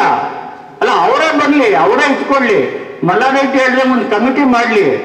ಈಗ ನಾನು ಶೇರ್ ಹೋಲ್ಡರ್ ಅಲ್ಲ, ಗುರುರಾಜು ಶೇರ್ ಹೋಲ್ಡರ್ ಅಲ್ಲ, ನನಗೆ ಗೊತ್ತಿರೋ ಮಿತ್ರ ಹೆಸರು ಹೇಳಕ್ಕೆ ಇಷ್ಟಪಡಲ್ಲ, ಅವನು ಶೇರ್ ಹೋಲ್ಡರ್ ಅಲ್ಲ. ಇಲ್ಲಿ ಅದು ಪ್ರಶ್ನೆ ಅಲ್ಲ, ಇಲ್ಲಿ ಬೇಕಾದ್ದು ಒಗ್ಗಟ್ಟುತನ. NCBನಲ್ಲಿ ಏನು ಅದೃಷ್ಟ ಅಂತಂದ್ರೆ ಇವತ್ತು ಕೂಡ ಬೋರ್ಡ್ ಇದೆ, ಅಡ್ಮಿನಿಸ್ಟ್ರೇಟರ್ ಬಂದಿಲ್ಲ, ಅಸೆಟ್ ಇದೆ. ನಮ್ಮ ಮನೆ ಬರಕ್ಕೆ ಏನಾಯ್ತು ಅಂತಂದ್ರೆ, ಬೇಕೋ ಬೇಡಿ ಐತಾಳವ್ರೆ, ನಾನು ರಿಸರ್ವ್ ಬ್ಯಾಂಕ್ನ ಸಿಕ್ಕಾಪಟ್ಟೆ ಬೈತೀನಿ. ನಾನು ರಿಪಬ್ಲಿಕ್ ಟಿವಿಲಿ, NDTVಲಿ ಬಾಯಿಗೆ ಬಂದಾಗ ಮಾತಾಡಿದ್ದೀನಿ. It is the blunder of inspection of reserve bank of India which has conducted today. We are suffering, but for Reserve Bank of India inspection only. ಯಾರಾದರೂ ರೆಕಾರ್ಡ್ ಮಾಡಿ reserve bank of India governor ಬೇಕಾದ್ರೆ ತಲುಪಿಸಿ. ನಾನು 41 ವರ್ಷ reserve bank of ಇಂಡಿಯಾದಲ್ಲಿ ಕೆಲಸ ಮಾಡಿರೋ ನಾನು. ಅನ್ಫಾರ್ಚುನೇಟ್ಲಿ ನಾ ಕರೆನ್ಸಿ ಚೆಸ್ಟ್ ಮಾತ್ರ ಮಾಡಿದ್ದೀನಿ, UBD ಮಾತ್ರ ಮಾಡಿಲ್ಲ. UBD ಅವ್ರು ಏನು ಹೇಳ್ತಾರೆ ಅಂದ್ರೆ, ನಮಗೆ ಕೊಡೋದು 3 ದಿವಸ, ತಕ್ಷಣ ಮಧ್ಯಾಹ್ನ ಕಾಲ್ ಬರುತ್ತೆ, ನಾವು ಬೇರೆ ಕಡೆ ಹೋಗ್ಬೇಕು ಅಂತ. ಅಷ್ಟರಲ್ಲಿ ಇವನು ರಾಮಕೃಷ್ಣ 2 ತರ ಅಕೌಂಟ್ ಮೇಂಟೈನ್ ಮಾಡಿದ್ದ, ಒಂದು Raman account, Krishnan account. Reserve bank of India ಆಫೀಸರ್ಸ್ಗೆ ರಿಸರ್ವ್ ಬ್ಯಾಂಕ್ ಮ್ಯಾನೇಜ್ಮೆಂಟ್ ಕೂಡ 3 ಅಥವಾ 4 ದಿವಸದ ಮೇಲೆ ಟೈಮ್ ಕೊಡಲ್ಲ. ನನ್ನ ಮಾನ್ಯ ಮಿತ್ರರಾದ ಮಿಸ್ಟರ್ ಐತಾಳ್ ಜನರಲ್ ಮ್ಯಾನೇಜರ್ ಅವರಿಗೆ ಬಹಳ ಚೆನ್ನಾಗಿ ಗೊತ್ತಿದೆ, ರಿಸರ್ವ್ ಬ್ಯಾಂಕ್ ಆಫ್ ಇಂಡಿಯಾ ಆಫೀಸರ್ಸ್ಗೆ ತುಂಬ ಪ್ರೆಷರ್ ಇರುತ್ತೆ, ಮತ್ತೆ ಇನ್ನೋವೇಟಿವ್ ಮತ್ತೆ ರಿಸರ್ಚ್ ಮಾಡೋ ಅಂಥದ್ದ ಮೈಂಡು ಮತ್ತೆ ಸ್ಕಿಲ್ಲು ಬಹಳ ಬಹಳ ಕಡಿಮೆ ಜನಕ್ಕಿರುತ್ತೆ ಅದರಲ್ಲಿ. ಅದು ಆನೆಸ್ಟ್ ಆಗಿದ್ದಾರೆ, ಆನೆಸ್ಟ್ ಬಗ್ಗೆ ನಾನು ಮಾತಾಡ್ತಾ ಇಲ್ಲ. ಆ ಸ್ಕಿಲ್ ಇದೆಯಲ್ಲ, ಎಲ್ಲಿ ಹೋಗ್ತಾ ಇದೆ ದುಡ್ಡು, ಯಾಕೆ ಹೋಗ್ತಾ ಇದೆ, ಯಾಕೆ ಇಷ್ಟು ಬಡ್ಡಿ ಕೊಡ್ತಾ ಇದ್ದಾನೆ ಅವನು, ಹೆಂಗ್ ಸಾಧ್ಯ ಬಡ್ಡಿ ಕೊಡೋದಕ್ಕೆ? ಇವತ್ತು ನಮ್ಮ ಕೋಆಪರೇಟಿವ್ ಬ್ಯಾಂಕ್ 7% ಮೇಲೆ ನನಗೆ ಗೊತ್ತಿದ್ದಂಗೆ 40-50 ವರ್ಷದಿಂದ ಕೊಟ್ಟಿಲ್ಲ. Reserve bank of India cooperative society ನಾನು ಅಲ್ಲೇ ಹಾಕಿದಂಗೆ ಗುರು ರಾಘವೇಂದ್ರ ಸ್ವಾಮಿಗಳ ಹೆಸರಲ್ಲಿ, ಯಾಕೆ ನಿತ್ಯನ ರಾಜಮಠಕ್ಕೆ ಹೋಗಿ ಬರೋನು, ಪ್ರತಿನಿತ್ಯನೂ ರಾಜಮಠಕ್ಕೆ. ಈಗ ಹೋದ ಕೇಳ್ಕೊಳ್ಳೋದು ಎಲ್ರಿಗೂ ಒಳ್ಳೇದಾಗ್ಲಿ ಅಂತಲೇ ನಾನು ಕೇಳ್ಕೊಳ್ಳೋದು. ಆ ರಾಘವೇಂದ್ರ ಬ್ಯಾಂಕ್ ಹೆಸರು ನೋಡಿ ಆ ರೋಡ್ನಲ್ಲಿ ಹೋಗ್ತಿದ್ದಾಗ HDFC ಬ್ಯಾಂಕ್ ಮ್ಯೂಚುವಲ್ ಫಂಡಲ್ಲಿ ಇದ್ದಿದ್ದನ್ನ ಅಲ್ಲಿ ನನಗೆ ಅರಿವಿಲ್ದಂಗೆ ಇಮಿಡಿಯೇಟ್ ಆಗಿ ಟ್ರಾನ್ಸ್ಫರ್ ಮಾಡಿದ್ದೀನಿ ನಾನು. ನಮ್ದೊಬ್ಬದ ದುರದೃಷ್ಟ ಅಂತ ಹೇಳಲ್ಲ, ಇಲ್ಲಿ ನೆರೆದಿರೋ ಎಲ್ಲರದು, ನಮ್ಮ ಮಿತ್ರರು, ನಮ್ಮ ಶತ್ರುಗಳು ಎಲ್ಲರೂ ಅವರು ತುಂಬಾ ಅತಿ ಬುದ್ಧಿವಂತರು ಕೂಡ ದುಡ್ಡು ಹಾಕಿದ್ದಾರೆ. ಒಂದು ರಿಸರ್ವ್ ಬ್ಯಾಂಕ್ ಆಫ್ ಇಂಡಿಯಾ ಕಥೆ ಆಯಿತು. ಆಮೇಲೆ ರಿಸರ್ವ್ ಬ್ಯಾಂಕ್ ಇದಕ್ಕೆ ಪ್ರಯತ್ನ ಪಡಲಿಲ್ಲ. ಸಲೀಸಾಗಿ ರಿಸರ್ವ್ ಬ್ಯಾಂಕ್ ಏನು ಮಾಡ್ತಾರೆ, ಕಡೆ ಇನ್ಸ್ಪೆಕ್ಷನ್ ಅಲ್ಲಿ 35 ಹಾಕಿ ಕೂತ್ಬಿಡ್ತು. NPA 95% ಅಂತ. ಯಾಕೆ ಅದಕ್ಕೆ ಮುಂಚೆ 3 ವರ್ಷದಿಂದ 7 ಬ್ರಾಂಚನ್ನ ಏನಕ್ಕೆ ಸ್ಯಾಂಕ್ಷನ್ ಮಾಡಿದ್ರು? ಯಾವ ಬೇಸಿಸ್ ಮೇಲೆ 7 ಬ್ರಾಂಚನ್ನ ಸ್ಯಾಂಕ್ಷನ್ ಮಾಡಿದ್ರು? 7 ಬ್ರಾಂಚ್ಗಳನ್ನ ಸ್ಯಾಂಕ್ಷನ್ ಮಾಡಿದ್ದಾರೆ. ಅಷ್ಟೊತ್ತಿಗಾಗಲೇ ಲೆಟರ್ ಬಂದಿದೆ. ಒಂದು ಲೆಟರು ಮಯಾನಾಗ್ಲಿ ರಿಸರ್ವ್ ಬ್ಯಾಂಕ್ ಆಫ್ ಇಂಡಿಯಾ ಕಳಿಸಿದ್ದಾನಾಗ್ಲೇ.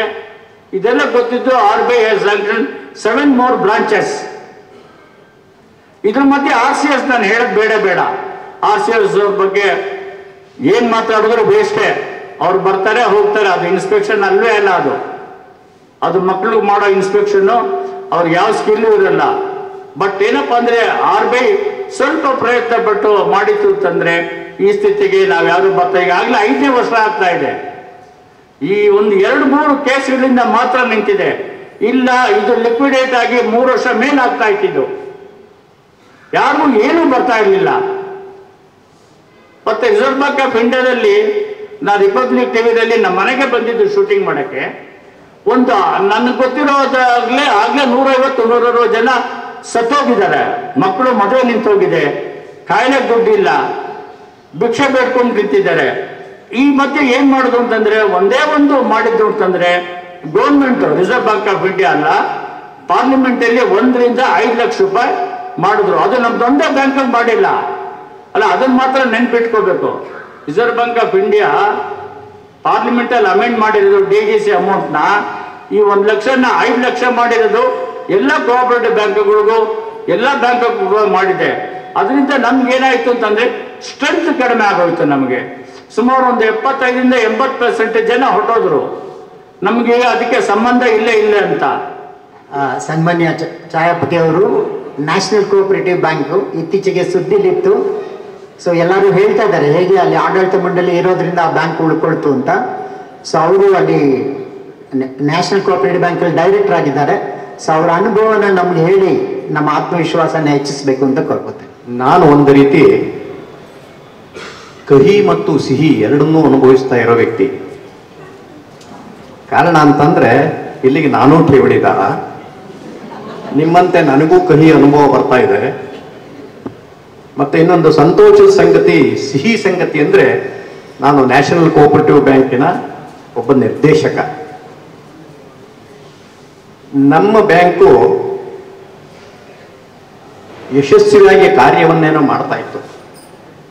ಯಾವುದೇ ರೀತಿಯಾದಂಥ ವಂಚನೆ ಆಗಲಿ ಫ್ರಾಡ್ ಆಗಲಿ ಏನೂ ನಮ್ಮ ಬ್ಯಾಂಕಲ್ಲಿಲ್ಲ. ಇದನ್ನ ಘಂಟಾಘೋಷವಾಗಿ ಹೇಳ್ತೀನಿ. ಆದರೆ ಒಂದೇ ಒಂದು ಸಮಸ್ಯೆ ಆಗಿದ್ದು, ಗುರು ರಾಘವೇಂದ್ರ ಬ್ಯಾಂಕು ಈ ಥರ ಸಮಸ್ಯೆಗೆ ಸಿಕ್ಕಾಕೊಂಡು 35A ಅಪ್ಲೈ ಮಾಡಿದ 2-3 ದಿವಸಕ್ಕೆ ನಮ್ಮ ಬ್ಯಾಂಕ್ ಮುಂದೆ ಕ್ಯೂ ನಿಂತುಬಿಟ್ರು ಬಂದು. ಸುಮಾರು 400 ಕೋಟಿಗಳನ್ನು ನಾವು ವಾಪಸ್ ಕೊಟ್ಟಿದ್ದೀವಿ. ಅಂದ್ರೆ ಸೈಡ್ ಎಫೆಕ್ಟ್ ಹೇಗಿರುತ್ತೆ ಅಂತ ಹೇಳೋದು. ಆದ್ರೆ ಧೈರ್ಯನ ಕಳ್ಕೊಳ್ಳಿಲ್ಲ ನಾವು, ಯಾಕಂದ್ರೆ ನಮ್ದು ಯಾವುದು ಫ್ರಾಡ್ ಆಗಿರಲಿಲ್ಲ. ಅದಕ್ಕೋಸ್ಕರ ರಿಸರ್ವ್ ಬ್ಯಾಂಕು ಸಲಹೆ ಕೊಡ್ತು, ಇಲ್ಲ ನೀವು ಕಷ್ಟ ನೀವು ನಡೆಸುವಂಥದ್ದು ಬ್ಯಾಂಕು, ನೀವು ಯಾವ್ದಾದ್ರು ಒಳ್ಳೆ ಬ್ಯಾಂಕಿಗೆ ಮರ್ಜ್ ಆಗಿ ಅಂತ ರಿಸರ್ವ್ ಬ್ಯಾಂಕೇ ನಮಗೆ ಗೈಡೆನ್ಸ್ ಕೊಡ್ತು. ಹಾಗಾಗಿ ಆಮೇಲೆ ಪ್ರಯತ್ನಗಳು ಶುರುವಾಯಿತು. ನಮ್ಮ ಬ್ಯಾಲೆನ್ಸ್ ಶೀಟ್ಗಳು, ನಮ್ಮ ಅಕೌಂಟ್ಗಳು ಎಲ್ಲವನ್ನು ಬಂದು ಯಾರ ಜೊತೆ ನಾವು ಮರ್ಜ್ ಆಗ್ತಿದ್ದೀವಿ ಅವ್ರು ಬಂದು ಎಲ್ಲ ಸುಮಾರು 7-8 ದಿನಗಳು ಪರಿಶೀಲನೆ ಮಾಡಿದ್ರು. ಅವರಿಗೆ ಸಮಾಧಾನ ಆಯಿತು. ನಿಮಗೆಲ್ಲ ಗೊತ್ತಿದೆ, ಕಾಸ್ಮೋಸ್ ಬ್ಯಾಂಕ್ ಜೊತೆನಲ್ಲಿ ನಾವು ಮರ್ಜ್ ಆಗ್ತಾ ಇದ್ದೀವಿ. ಕೊನೆಯ ಹಂತವನ್ನ ತಲುಪಿದೆ. ಮೊನ್ನೆ ತಾನೇ ನಾವು ಸ್ಪೆಷಲ್ ಜನರಲ್ ಬಾಡಿ ಮೀಟಿಂಗ್ ಮಾಡಿ ಅಲ್ಲಿ ಎಲ್ಲರ ಒಪ್ಪಿಗೆ ತಗೊಂಡಿದ್ದೀವಿ. 100ಕ್ಕೆ 96 ಜನ ನಮಗೆ ಒಪ್ಪಿಗೆ ಕೊಟ್ಟಿದ್ದಾರೆ ಮರ್ಜ್ ಆಗೋದಕ್ಕೋಸ್ಕರ. ಮರ್ಜ್ ಆಗತಕ್ಕಂಥ ಪ್ರತಿಕ್ರಿಯೆ ಪ್ರಾರಂಭ ಮಾಡಿದ್ದು 2 ಮುಖ್ಯ ಉದ್ದೇಶ. ಒಂದು, ಠೇವಣಿದಾರನ ರಕ್ಷಣೆ ಮಾಡಬೇಕು. ಇನ್ನೊಂದು, ಅಲ್ಲಿರ್ತಕ್ಕಂಥ ನೌಕರರ ರಕ್ಷಣೆ ಆಗಬೇಕು. ನಮ್ಮ ಅಸ್ತಿತ್ವ ಹೋದ್ರೂ ಪರವಾಗಿಲ್ಲ, ನಾವು ಡೈರೆಕ್ಟ್ ಆಗಿ ಇಲ್ಲದೇ ಇದ್ರೂ ಪರವಾಗಿಲ್ಲ, ನಮ್ಮ ಆಸ್ತಿಗಳಿವೆ ಅದು ಹೋದ್ರೂ ಪರವಾಗಿಲ್ಲ ಅವರಿಗೆ. ಆದರೆ ನಮಗೆ ಬೇಕಾಗಿದ್ದು ಠೇವಣಿದಾರ ಯೋಗಕ್ಷೇಮ. ನಮ್ಮನ್ನು ನಂಬಿ ಇಟ್ಟಿದ್ರು. ಏನು ಮಾಡ್ತೀರಾ, ನಮ್ದೆಲ್ಲ ತುಂಬಾ ಕಡಿಮೆ ಇತ್ತು. NPA ಇದು ಏನು ನಮ್ದು ಲಾಸಿನ ಅಂಶ ತುಂಬಾ ಕಡಿಮೆ ಇತ್ತು NPA. ಮತ್ತೆ 3 ವರ್ಷ ಸತತವಾಗಿ ನಮಗೆ ಅವಾರ್ಡ್ ಬಂತು. ಇದನ್ನ ನೋಡಿ ಜನ ತಂದು ಹಾಕೋರು ಹಣ. ಏನ್ ಮಾಡೋಣ, ನಾವೇ ಹುಡುಕೊಂಡೋಗಿ ಕೊಟ್ಟಿದ್ದಾಯ್ತು. ಆಮೇಲೆ ಕೋವಿಡ್, ಡಿಮಾನಿಟೈಸೇಷನ್, ಒಂದರ ಮೇಲೊಂದು ಹೊಡೆತ. ಇದರೆಲ್ಲರ ಆಧಾರದ ಮೇಲೆ ನಮ್ಮ ಬ್ಯಾಂಕು ಸ್ಥಿರವಾಗಿ ನಿಂತಿದೆ. ಕೊನೆಯ ಹಂತಕ್ಕೆ ನಾವು ಬಂದಿದ್ವಿ. ಇನ್ನೊಂದು ಸ್ವಲ್ಪ ದಿವಸದಲ್ಲೇನೆ ನಾವು ಮರ್ಜ್ ಆಗ್ತಾ ಇದ್ದೀವಿ. ಹಾಗಾಗಿ ಅದೇ ಥರದಲ್ಲಿ ಗುರು ರಾಘವೇಂದ್ರ ಬ್ಯಾಂಕಿಂದು ಒಳ್ಳೆ ಸುದ್ದಿಗಳು ಬರ್ತಾ ಇದೆ.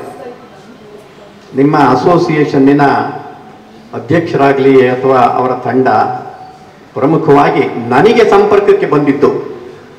ನನ್ನಿಂದ ಏನಾದರೂ ಸಹಾಯ ಬೇಕು ಅಂತ ಅನಿಸಿದ್ರೆ, ನನಗೆ ಆ ಯೋಗ್ಯತೆ ಇದ್ದು ಏನಾದರೂ ಸಲಹೆ ಸಹಾಯ ಮಾಡಬೇಕು ಅಂತ ಅನಿಸಿದ್ರೆ ನನ್ನನ್ನ ನೇರವಾಗಿ ಕಾಂಟ್ಯಾಕ್ಟ್ ಮಾಡಿದವರು ಮಾನ್ಯ ರಾಜಣ್ಣನವರು.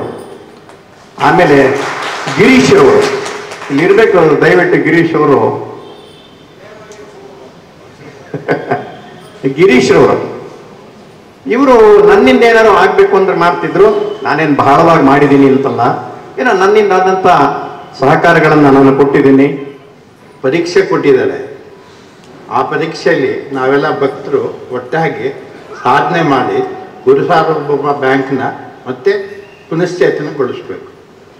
ಇದಕ್ಕೆ ಜನವರಿ 2020 ಈ ಬೋರ್ಡ್ ಮೀಟಿಂಗ್ ಆಯ್ತಲ್ಲ RBIಯಲ್ಲಿ, ಅವತ್ತು ನನ್ನ ಕೆಲವರು ಸಂಪರ್ಕ ಮಾಡಿದ್ರು.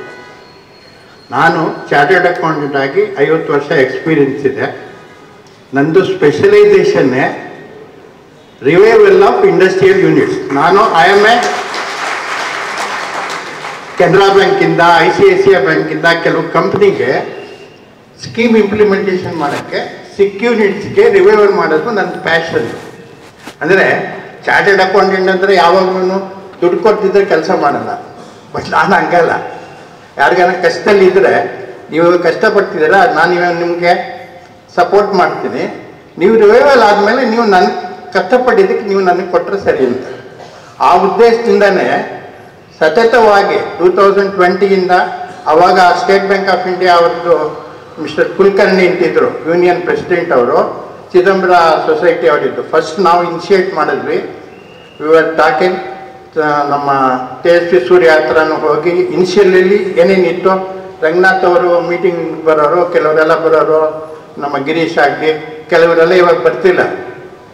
ಅವಾಗಿಂದ ನಾವು ಸತತವಾಗಿ ರಾಘವೇಂದ್ರ ಬ್ಯಾಂಕಲ್ಲಿ ಏನೇನು ನಡೀತಿದೆ ಅಂತ ನೋಡ್ಕೊಂಡು ಬರ್ತಾ ಇದ್ದೀವಿ. ಕಳೆದ 1.5 ವರ್ಷದಿಂದ ನಾನು ಪ್ರತಿ ಸತಿ ಅಡ್ಮಿನಿಸ್ಟ್ರೇಟರ್ ಹತ್ರ ಹೋಗಿ ಒಂದೇ ಒಂದು ವಿಷಯ ಕೇಳ್ತಾ ಇರೋದು, ಇದರೊಳಗೆ ನನ್ನ ಚಾರ್ಟರ್ಡ್ ಅಕೌಂಟೆಂಟ್ ಆಗಿರ್ತಕ್ಕಂಥ ಕೆಲವರು ಆಡಿಟರ್ ಆಗಿರೋರು ಕೆಲವರು ತಪ್ಪು ಮಾಡ್ಯಾರೆ, ಆ ತಪ್ಪನ್ನು ಸರಿಪಡಿಸ್ಬೇಕು. ಅವರೇನೋ ರೆಡಿ ಇದ್ದಾರೆ, ಬಟ್ ನೀವು ಬ್ಯಾಂಕ್ ಅಡ್ಮಿನಿಸ್ಟ್ರೇಟರ್ ಆಗಿ ಇದನ್ನು ಈ ಥರ ತೋರಿಸಿರೋದು ಭಾಳ ಉತ್ಪ್ರೇಕ್ಷೆ ಆಗಿ ಬೇಕು ಅಂತ, ಈ ಬ್ಯಾಂಕ್ ರಿವೈವ್ ಆಗಬಾರ್ದು ಅಂತ ಹೇಳಿ ಲಾಸ್ಟನ್ನ ತುಂಬ ಡಬಲ್ ಪ್ರಾವಿಷನ್ಸ್ ಮಾಡಿ ಉತ್ಪ್ರೇಕ್ಷೆ ಮಾಡ್ಯಾರ. ಅದು ಯಾಕೆ ಮಾಡ್ಯಾರ ಅಂದರೆ ಅದು ವೆರಿ ಕ್ಲಿಯರ್. ಅದ್ರ ಹಿಂದೆ ಕೆಲವರು ಹಿಂದಿನ ಮ್ಯಾನೇಜ್ಮೆಂಟ್ ಇರ್ಬೋದು, ಅಥವಾ ಯಾರಾದರೂ ಇರ್ಬೋದು, ಅಥವಾ ಈ ರಂಗನಾಥ್ ಅವ್ರು ಹೇಳ್ದಂಗೆ RBIಯಲ್ಲಿ ಇನ್ಸ್ಪೆಕ್ಷನ್ ಮಾಡಿದವರು ಅವ್ರದ್ದು ತಪ್ಪು ಈಚೆ ಬರುತ್ತೆ ಅಂತ ಅಂದ್ಬಿಟ್ಟು ಕೆಲವ್ರದ್ದೆಲ್ಲ ಪ್ರೊಟೆಕ್ಷನ್ಸ್ ಇರುತ್ತೆ. ಆ ಉದ್ದೇಶದಿಂದ ಇದಾಗಿರ್ಬೋದು. ನಾನು 1.5 ವರ್ಷದಿಂದ ಪ್ರತಿ ಸತಿ ಈ ಸತಿ ಆಡಿಟ್ ರಿಪೋರ್ಟ್ ಆಗೋಕ್ಕೆ ಮುಂಚೆ ಇದೆಲ್ಲ ಚೇಂಜ್ ಮಾಡಿ ಬ್ಯಾಲೆನ್ಸ್ ಶೀಟ್ ಸೈಜ್ ಕಡಿಮೆ ಆಗುತ್ತೆ. ಅದು ನಮ್ಮ ಇಲ್ಲಿರ್ತಕ್ಕಂಥ ಅಮರ್ನಾಥ್ ಅವರು ಫುಲ್ ಸ್ಟಡಿ ಮಾಡಿ ಅವರು ಮಾಡ್ಯಾರೆ, ಹೈಕೋರ್ಟ್ಗೂ ಕೇಸ್ ಹಾಕಿದ್ದಾರೆ ಈ ಆಡಿಟ್ ರಿಪೋರ್ಟು ಈ ಅಕೌಂಟ್ಸು ತಪ್ಪು ಅಂತ. ಕಾರಣಾಂತರದಿಂದ ಅದು ಹೈಕೋರ್ಟಲ್ಲಿ ರಿಲೀಫ್ ಸಿಕ್ಕಿಲ್ಲ. ಬಟ್ ಆ ಉದ್ದೇಶ ಇಟ್ಕೊಂಡು ನಾವು ಇದು ಮಾಡಿ, ರಾಜಣ್ಣ ಅವರು, ಕೆಲವು ಮಲ್ಲಾರೆಡ್ಡಿ ಇಂಥವರೆಲ್ಲ ಇದನ್ನು ಒಂದು ಕಮಿಟಿ ಮಾಡಬೇಕು ಅಂತ ಹೇಳಿ ಮಾಡಿ ಕಳಿಸಿದಾಗ ನನ್ನ ಬಯೋಡಾಟ ಕೊಟ್ಟು ಅದನ್ನು RBIಗೆ ಸೆಂಟ್ರಲ್ ಆಫೀಸ್ಗೆ ಎಲ್ಲ ಕಳಿಸಿ 4-5 ತಿಂಗಳು ಸುಮ್ಮನೆ ಮೇಲ್ ಕಳಿಸೋದು, ತಿರ್ಗಾ ಅಡ್ಮಿನಿಸ್ಟ್ರೇಟರ್ ನಾವು ಕೂತ್ಕೊಳ್ಳೋದು, 1 ಗಂಟೆ ತಿರ್ಗಾ ಓದಿದ್ದ ಪುರಾಣ ಓದೋದು, ದಯವಿಟ್ಟು ಮಾಡಿ ಅಂತ. ಮೊನ್ನೆ 1 ತಿಂಗಳ ಮುಂಚೆ ನನಗೆ ಗೊತ್ತಾಯಿತು, ತಿರ್ಗಾ 23-24 ಆಡಿಟ್ ರಿಪೋರ್ಟು ಫೈನಲೈಸ್ ಆಗ್ಬಿಡ್ತಾ ಇದೆ ಅಂತ. ನಾನು ಹೋಗಿ ಜಗಳ ಆಡಿದೆ ಅಡ್ಮಿನಿಸ್ಟ್ರೇಟರ್ ಹತ್ರ. ಸರ್, ನೀವೇ ಪ್ರಾಮಿಸ್ ಮಾಡಿದ್ರಿ ಮುಂದಿನ ವರ್ಷ ಆಡಿಟ್ ರಿಪೋರ್ಟಲ್ಲಿ ನಾವು ರೆಕ್ಟಿಫೈ ಮಾಡೋಣ ಅಂತ, ಏನು ಮಾಡ್ತಿಲ್ಲ ಯಾಕೆ ಅಂತ. ಯಾಕೆ ಹೇಳ್ತಿದ್ದೀನಿ ಅಂತಂದರೆ, ಅಡ್ಮಿನಿಸ್ಟ್ರೇಟರ್ ಆಗಿರೋನಾಗಲಿ RBIಯಲ್ಲಿರೋರ್ಗಾಗಲಿ ಯಾರಿಗೂ ಏನು ಆಸಕ್ತಿ ಇಲ್ಲ. ನೋವಾಗ್ತಿರೋದು ಯಾರಿಗೆ? ಠೇವಣಿದಾರರು, ಸದಸ್ಯರು. ಈಗ ಗುರುರಾಜರಾವ್ ಅವರು ಸತತ ಹೋರಾಟದಿಂದ ನಿಮ್ಮ ಸಂಘದ ಇದರಿಂದ SP ಶಂಕರ್ ಅವರು ಹಾಕಿದ್ದ ಆರ್ಗ್ಯುಮೆಂಟ್ ಬೇಸಿಸ್ ಮೇಲೆ ಕೋರ್ಟಲ್ಲಿ ಒಂದು ಬೋರ್ಡ್ ಆಫ್ ಡೈರೆಕ್ಟರ್ ಫಾರ್ಮ್ ಮಾಡಬೇಕು ಅಂತ ಬಂದಿದೆ. ಸದಸ್ಯರಿಂದ ಗುರುರಾಜ ಬ್ಯಾಂಕ್ ಇರೋದು. ನೀವು ಚುನಾಯಿಸಿದ ಕೆಲವು ಆಡಳಿತ ಮಂಡಳಿಯವರು ಅವ್ರು ಸರಿಯಾಗಿ ಕೆಲಸ ಮಾಡಲಿಲ್ಲ, ಏನೋ ಆಯಿತು, ಫ್ರಾಡ್ ಆಗಿದೆಯೋ ಏನಾಗಿದೆಯೋ ಅದೇನಾರು ಆಗಲಿ, ಲಾ ಪ್ರಕಾರ ಅಡ್ಮಿನಿಸ್ಟ್ರೇಟರ್ ಅಂತ ಅಪಾಯಿಂಟ್ ಆದರೆ 6 ತಿಂಗಳಿಂದ 1 ವರ್ಷದೊಳಗೆ ಅವ್ರಿಗೆ ಪವರ್ ಇರೋದು. 6 ತಿಂಗಳಲ್ಲಿ ಆದಮೇಲೆ ಏನೇನು ಪ್ರಾಬ್ಲಮ್ ಇದೆಯೋ, ಬೋರ್ಡ್ ಆಫ್ ಡೈರೆಕ್ಟರ್ ಸಸ್ಪೆಂಡ್ ಆಗೋಗ್ಬಿಟ್ಟಿದ್ರೆ they should conduct the election and have the board of directors. 1 ವರ್ಷದೊಳಗೆ ಅದನ್ನು ಮಾಡಬೇಕು. ಇವಾಗ ಹೈಕೋರ್ಟ್ ಡೈರೆಕ್ಷನ್ ಬಂದಿದೆ, we are going before the RBSನ ರೆಪ್ರೆಸೆಂಟೇಷನ್ ಕೊಟ್ಟಿದ್ದೀವಿ. ಅವ್ರು ಮಾಡಲೇಬೇಕು. ಅವ್ರು ಮಾಡಲಿಲ್ಲ ಅಂದರೆ ತಿರ್ಗಾ ಹೈಕೋರ್ಟ್ಗೆ ಹೋಗಿ we can bring it, election ಮಾಡಲೇಬೇಕು. ಈಗ ಇರೋದು ನಿಮ್ಮ ಸತತ ಹೋರಾಟ ಏನಿದೆ, ಎಷ್ಟು ದಿವಸ ನೀವು ಅನುಭವಿಸಿದಿರೋ ಅದರದ್ದು ಫಲ ನಿಮಗೆ ಸಿಗಬೇಕು ಅಂದರೆ ಠೇವಣಿದಾರರಿಗಿನ್ನ ಹೆಚ್ಚಾಗಿ ಸದಸ್ಯರು. ಇವಾಗೇನಾಗಿದೆ, ಬ್ಯಾಂಕಿನಲ್ಲಿ ಇರ್ತಕ್ಕಂಥ ಸದಸ್ಯರು ಮಾತ್ರ ಆಡಳಿತ ಮಂಡಳಿಯನ್ನು ಚುನಾಯಿಸ್ಬೋದು. ನೀವಿರ್ತಕ್ಕಂಥ ಸದಸ್ಯರು ಪ್ಲಸ್ ಠೇವಣಿದಾರರು ಆಗಿರಿ, ನೀವು ಸದಸ್ಯರು ಆಗಿದ್ದರೆ ನೀವು ಫಸ್ಟ್ ಒಟ್ಟಾಗಿ ನಿಂತ್ಕೊಂಡು ಎಲೆಕ್ಷನ್ ಮಾಡಿ ನಿಮಗೆ ಬೇಕಾದ ಜನನ್ನ ಚುನಾಯಿಸಬೇಕು. ಆ ಬೋರ್ಡ್ ಆಫ್ ಡೈರೆಕ್ಟರ್ಸು ಒಂದ್ಸತಿ ಬಂದರೆ ಬ್ಯಾಂಕ್ ರಿವ್ಯೂ ಆಗೋಕ್ಕೆ ಏನೇನಿದೆ ಅಂತ ನಾನಾಗಲಿ ಏನೋ ಕೆಲವರು ಎಕ್ಸ್ಪರ್ಟ್ಸ್ ಇದ್ದಾರೆ, ಇವಾಗ ನಮ್ಮ ಛಾಯಾಪತಿ ಅವ್ರು ಹೇಳ್ದಂಗೆ ಅವ್ರ ಬೋರ್ಡ್ ಆಫ್ ಡೈರೆಕ್ಟರ್ಸು ಸತತವಾಗಿ ಪ್ರಯತ್ನ ಪಟ್ಟಿದ್ದಕ್ಕೆ ಇನ್ನೊಂದು ಕೋಆಪರೇಟಿವ್ ಬ್ಯಾಂಕು ಬಂದು ತೊಗೊಳಕ್ಕಾಯಿತು. ರಾಘವೇಂದ್ರ ಬ್ಯಾಂಕಲ್ಲೂ ನನಗೆ ಗೊತ್ತಿದ್ದಂಗೆ TGSB ಬ್ಯಾಂಕು, ಕಾಸ್ಮಸ್ ಬ್ಯಾಂಕು ಎಲ್ಲರನ್ನೂ ಅಪ್ರೋಚ್ ಮಾಡಿದ್ವಿ. ಅದು ಯಾಕೆ ಆಗ್ತಿಲ್ಲ ಅಂತಂದರೆ there is no board of directors, administrator interest ಇಲ್ಲ. ನೀವು ಬೋರ್ಡ್ ಆಫ್ ಡೈರೆಕ್ಟರ್ಸ್ ಮಾಡಬೇಕು, ಸದಸ್ಯರೆಲ್ಲ ಒಟ್ಟಾಗಬೇಕು, ಎಲೆಕ್ಷನ್ ಆಗಂದ್ರೆ ಆಗಲಿ, ಬಟ್ ಇದೇ ಮೆಜಾರಿಟಿ ಡೆಮಾಕ್ರಸಿಯಲ್ಲಿ ಏನು ಮಾಡೋಕ್ಕಾಗಲ್ಲ. ಪ್ರಯತ್ನ ಮಾಡಬೇಕು.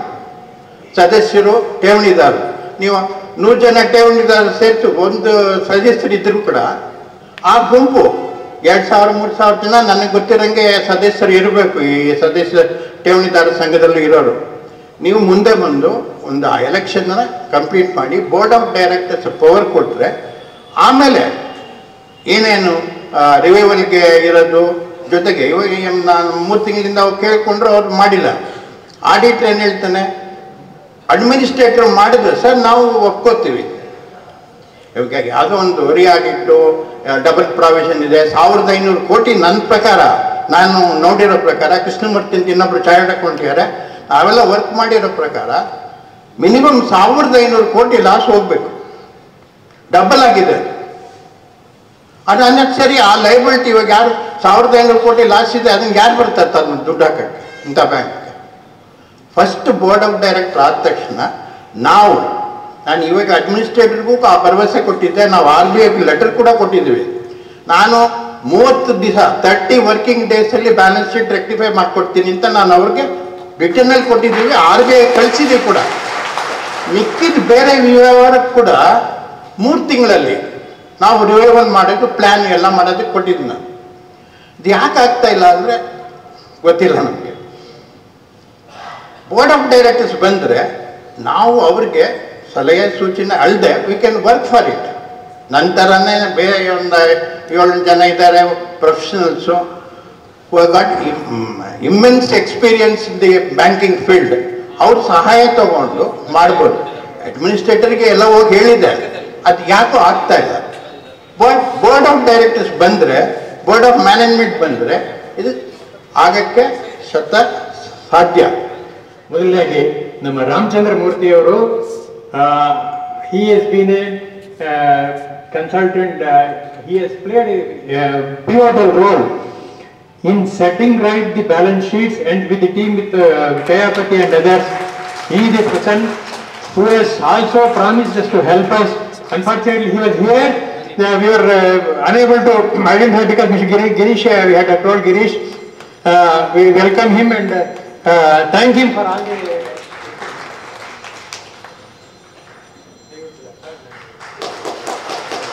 ರಾಮಚಂದ್ರ ಮೂರ್ತಿ ಅಂತ. ನಾನು ಬ್ಯಾಂಕ್ ಆಫ್ ಇಂಡಿಯಾದಲ್ಲಿ 40 ವರ್ಷ ಸರ್ವಿಸ್ ಮಾಡಿ general manager and chief compliance officer ಆಗಿ ರಿಟೈರ್ ಆದೆ. ಸದ್ಯದಲ್ಲಿ NCB ನ್ಯಾಷನಲ್ ಕೋಆಪರೇಟಿವ್ ಬ್ಯಾಂಕ್ನಲ್ಲಿ ಅಡ್ವೈಸರ್ ಆಗಿದ್ದೀನಿ. ಕೊನೆಯ ಹಂತ ಮುಟ್ತಾ ಇದ್ದೀನಿ. ಛಾಯಾಪತಿ ಹೇಳಿದ್ರು ಮೋಸ್ಟ್ಲಿ ನೆಕ್ಸ್ಟ್ ಮ್ಯಾಕ್ಸಿಮಮ್ 1 ಮಂತ್ 1 ತಿಂಗಳಲ್ಲಿ ಎಲ್ಲ ಪ್ರಾಬ್ಲಮ್ಮು ಸಾಲ್ವ್ ಆಗ್ತಾ ಇದೆ. ನಾವು ಎಲ್ಲ ಮಿಸ್ ಮಲ್ಲಾರೆಡ್ಡಿ ಅವರು, ಗಿರೀಶ್ ರಾವ್ ಅವರು ಮೊದಲು ಛಾಯಾಪತಿಗಳು, ಇವ್ರ ಜೊತೆ ಎಲ್ಲ ನಾವು ಸಹ ಭಾಳ ದಿನ ಡಿಸ್ಕಸ್ ಮಾಡಿದ್ದೀವಿ. ಡೆಫಿನೆಟಾಗಿ ಅವರು ನಮ್ಮ ಚಾರ್ಟರ್ಡ್ ಅಕೌಂಟೆಂಟ್ ಸೋಮದೇವ್ ಹೇಳಿದಂತೆ ಬ್ಯಾಂಕನ್ನು ವಾಪಸ್ಸು ಸ್ಥಿತಿಗೆ ವಾಪಸ್ ತರಲಿಕ್ಕೆ ಎಲ್ಲ ಚಾನ್ಸಸ್ಗಳು ಇದೆ. ನಿಮ್ಮೆಲ್ಲರ ಸಹಕಾರ ಅತ್ಯಗತ್ಯ. ನಾನು ಒಬ್ಬ ಸೀಸನ್ಡ್ ಬ್ಯಾಂಕರ್ ಆಗಿ ಬೇರೆ ಬ್ಯಾಂಕ್ ಮತ್ತು ಇದಕ್ಕೆ ನಾವು ರಿಟೈರ್ ಆಗಿ 10 ವರ್ಷ ಆಯಿತು, ಬಟ್ ನಾನು ಕಂಟಿನ್ಯೂಸ್ ಬ್ಯಾಂಕಿಂಗ್ ಇದರಲ್ಲಿ ಗ್ರೂವಲ್ಲಿ ಇದ್ದೀನಿ. ಕೆಲವು ಬ್ಯಾಂಕ್ಗಳಿಗೆ ನಾನು ಅಡ್ವೈಸರ್ ಆಗಿದೆ, IBPSಗೆ ಅಡ್ವೈಸರ್ ಆಗಿದೆ, ಸಬ್ಜೆಕ್ಟ್ ಎಕ್ಸ್ಪರ್ಟ್ ಎಲ್ಲ ಆಗಿದ್ದೆ. ಹಾಗಾಗಿ ಈ ಬ್ಯಾಲೆನ್ಸ್ ಶೀಟು ಎಲ್ಲ ನೋಡಾದ್ಮೇಲೆ definitely there is good amount of scope for reviving the bank and as also amending the balance sheet. I think chartered ಅಕೌಂಟೆಂಟ್ಸ್ಗಳು ಮತ್ತು ಅಡ್ವೊಕೇಟ್ ಶ್ರೀ ಮಲ್ಲಾರೆಡ್ಡಿ ಅವರು ಎಲ್ಲರೂ ಒಂದು ಉತ್ತಮವಾದ ಕಾರ್ಯವನ್ನು ಮಾಡ್ತಾ ಇದ್ದಾರೆ. ಈ ದಿಶೆಯಲ್ಲಿ ನಿಮ್ಮೆಲ್ಲರೂ ಸಹ ಸಹಾಯ ಹಸ್ತವನ್ನು ಜೋಡಿಸಿದ್ರೆ ಬ್ಯಾಂಕು ರಿವೈವ್ ಆಗೋದ್ರಲ್ಲಿ ಯಾವುದೇ ತರಹದ ಸಂಶಯವಿಲ್ಲ. ಮತ್ತು formation of board of directors is an first step, milestone step in that direction. So I would request all of you to do the needful in this regard. I thank you very much for giving me an opportunity to talk a few words to you. Anything, I am not a member of Raghavendra Cooperative Bank. I don't have a single pay deposit. More than 100 of my relatives and well-wishers, they have placed their deposits in this bank, and on many ಎರಡು ಸಂಗತಿಗಳು ಅದನ್ನು move ಮಾಡ್ತು to take part this. ಒಂದು, ನಾವು ಯಾವುದೋ ಶ್ರಾದ್ದ ಮಾಡ್ತಾ ಇದ್ದಾಗ ನಮ್ಮ ತಂದೆಯದನ್ನು ಅಲ್ಲೊಬ್ಬರು ಬ್ರಾಹ್ಮಣರು ಬಂದಿದ್ದರು. ಅವ್ರು ಹೇಳಿದ್ರು, ನನ್ನ 40 ಲಕ್ಷ ರೂಪಾಯಿ ನನ್ನ ಅಳಿಯ ಮನೆ ಕಟ್ತಾ ಇದ್ದ, ನನಗೆ ಸಾಲ ಕೊಡು, ಬ್ಯಾಂಕ್ ಕೊಡೋದನ್ನೇ ನಾನೇ ಬಡ್ಡಿ ಕೊಡ್ತೀನಿ ಅಂತ ಕೇಳ. ಬಟ್ ಬ್ಯಾಂಕಲ್ಲಿ ಹಿಟ್ಟೆ ಹೀಗಾಯಿತು ನೋಡಿ ನನ್ನ ಸ್ಥಿತಿ ಅಂತ. ಇನ್ನೊಬ್ರು ಹೇಳಿದ್ರು, ಮಗಳು ಮದುವೆ ಗೊತ್ತಾಗಿತ್ತು, ಹೀಗಾಯಿತು, ಬ್ಯಾಂಕಿನ ದುಡ್ಡು ಇಟ್ಟಿದ್ದು ಬರಲಿಲ್ಲ. ಆ ಪಾಪ ಗಣ್ಣವರೇ ಎಲ್ಲ ದುಡ್ಡು ಹಾಕಿ ಮಾಡಿಕೊಂಡು ಇದು ಮಾಡಿದ್ರು, ನಮ್ಗೆ ಅವಮಾನ ಆಯಿತು. ಈ ತರಹದ ಕೆಲವು ಕಥಾನಕಗಳನ್ನ ಕೇಳಿ ನನಗೂ ಸಹ ಏನಾದರೂ ನಾವು ಮಾಡ್ಬೋದಾದ ಡೆಫಿನೆಟಾಗಿ ಮಾಡೋಣ ಅಂತ ಯಾವುದೇ ಫಲಾಪೇಕ್ಷೆ ಇಲ್ಲದೆ ನನ್ನ ಸಮಯವನ್ನು ಕೊಡಲಿಕ್ಕೆ ನಾನು ನಿಶ್ಚಯಿಸಿದ್ದೇನೆ. ಗುರು ರಾಘವೇಂದ್ರ ಎಲ್ರಿಗೂ ಸಹ ಒಳ್ಳೆಯದು ಮಾಡಲಿ. ನಮಸ್ಕಾರ. We have hardly 500 members here. Next time we plan to meet Sitaraman, I request all of you to be present there wherever we are going to call you. Please. ಎರಡನೇದಾಗಿ shareholders, it is most important in this context. BOD ನಾವು permission ಬಂದ್ಬಿಟ್ರೆ shareholders are most important, as Mr. Krishna Reddy has highlighted, even Mallar Reddy has highlighted. 7,200 ಜನ share holders ಇದ್ದಾರೆ. ನಮ್ಮ ಹತ್ರ members ಆಗಿರೋರು ಎಷ್ಟು? ಬರೀ 600 ಜನ. ಸೊ ದಯವಿಟ್ಟು ಶೇರ್ ಹೋಲ್ಡರ್ಸ್ ಎಲ್ಲಿದ್ದಾರೆ ಎಲ್ಲರೂ ಸಂಘಟಿತರಾಗಿ next weekly we are planning to have a meeting of the shareholders shortly. ಆದಷ್ಟು ಜಾಸ್ತಿ ಜನ ಶೇರ್ ಹೋಲ್ಡರ್ಸ್ ಬರಬೇಕು. ದಯವಿಟ್ಟು ನಿಮ್ಗೆ ಯಾರ್ಯಾರು ಕಾಂಟ್ಯಾಕ್ಟ್ಸ್ ಇದ್ದಾರೋ ಅವ್ರನ್ನೆಲ್ಲ ಕರೆಸಿ ನಾವು ಎಲ್ಲ as a team we need to nigh the bank. Because of board of directors ಇಲ್ದಾರೆ ನಾವು ಎಲೆಕ್ಷನ್ ಇದು ಮಾಡಬೇಕಾಗುತ್ತೆ. ಸೊ ಹಾಗಾಗಿ most important share holders are suppose to get united in even the depositors. And as mister the ಠೇವಣಿ ಸಾಗರ್ ಮುಂಚೆನೆ ಹೇಳ್ದಂಗೆ conversion of our deposit a percentage, maybe at 20, 30, 50%, whatever. ಅದಕ್ಕೆ ಎಲ್ಲರೂ most of given consensus over the period we can get. Once the revival is done, later things can be done. Further, ಇನ್ನೊಂದೇನೆಂದರೆ ಮಲ್ಲಾರೆಡ್ಡಿ ಅವರು ಹೇಳ್ದಂಗೆ ನಾವು the only right ನಾವು only option is legal. Court ಹೋಗ್ಬೇಕಾಯ್ತು, high court, ಬಹಳ ಒಂದು 7-8 ಕೇಸ್ಗಳಿದೆ. So we request who are is possible to donate, please donate, kindly donate and for the good cause. ಆದರೆ ನಿಮಗೆ ಹೆಲ್ಪ್ ಆಗುತ್ತೆ.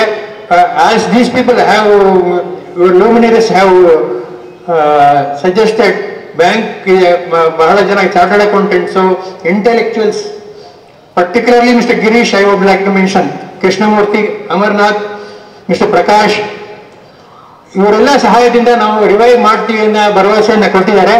Let us hope we will revive.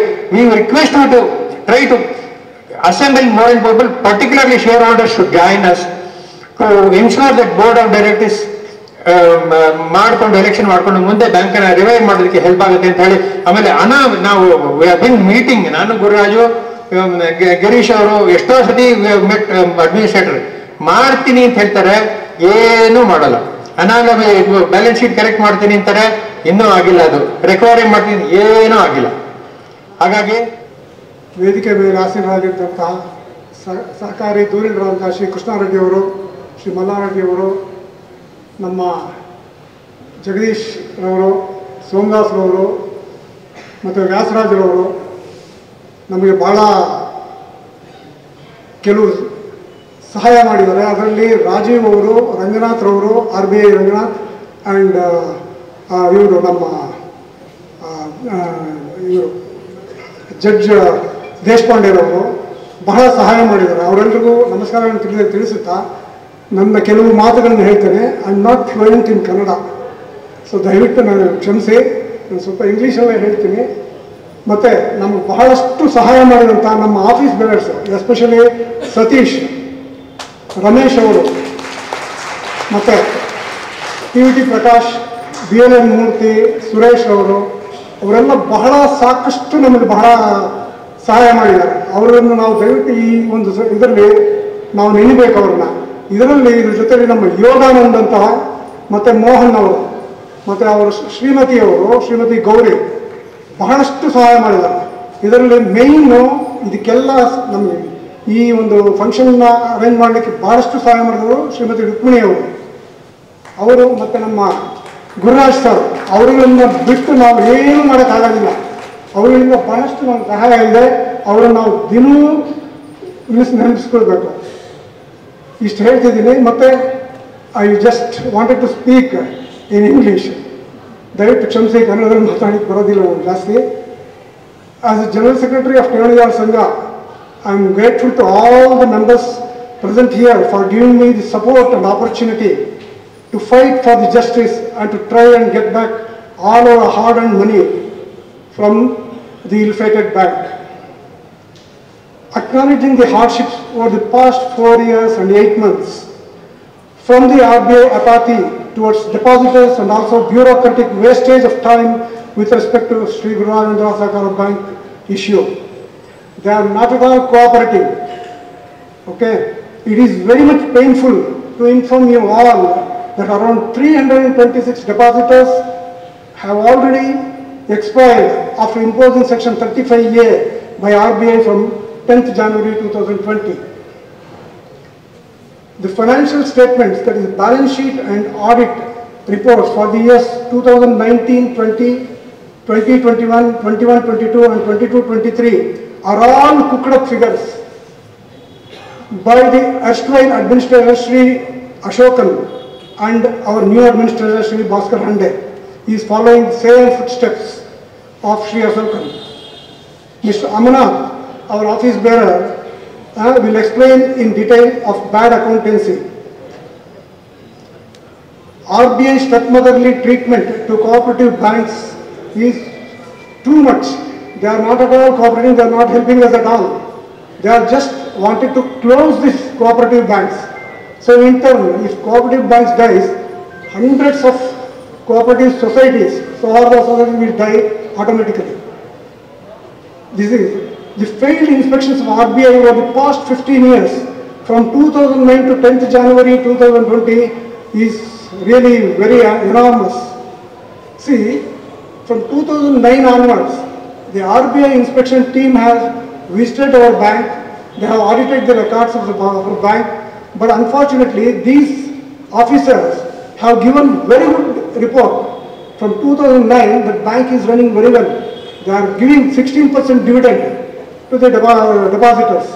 Okay, and they are paying income tax, stating that they are getting huge profits. Absolutely, it is minus.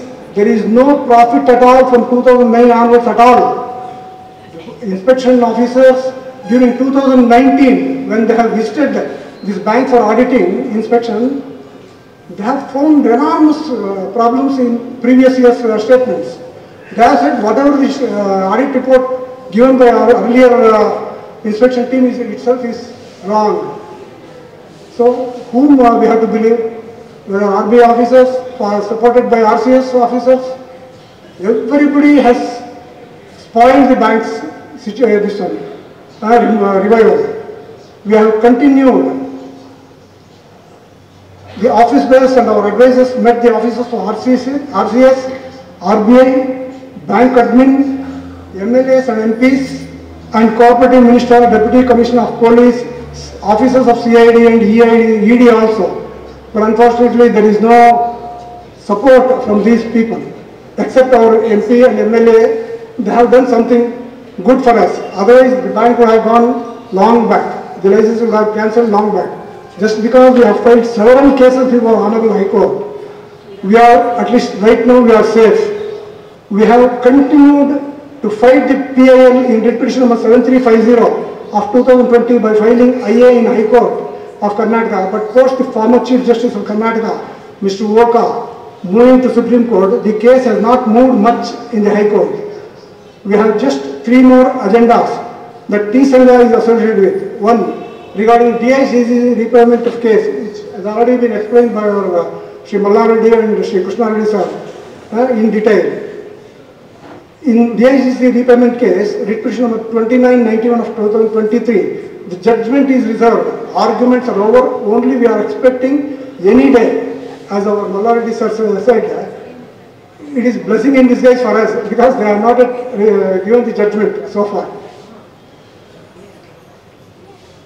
In this case, the T Sangha has brought stay order and we have argued that we cannot pay the insurance amount to DICC.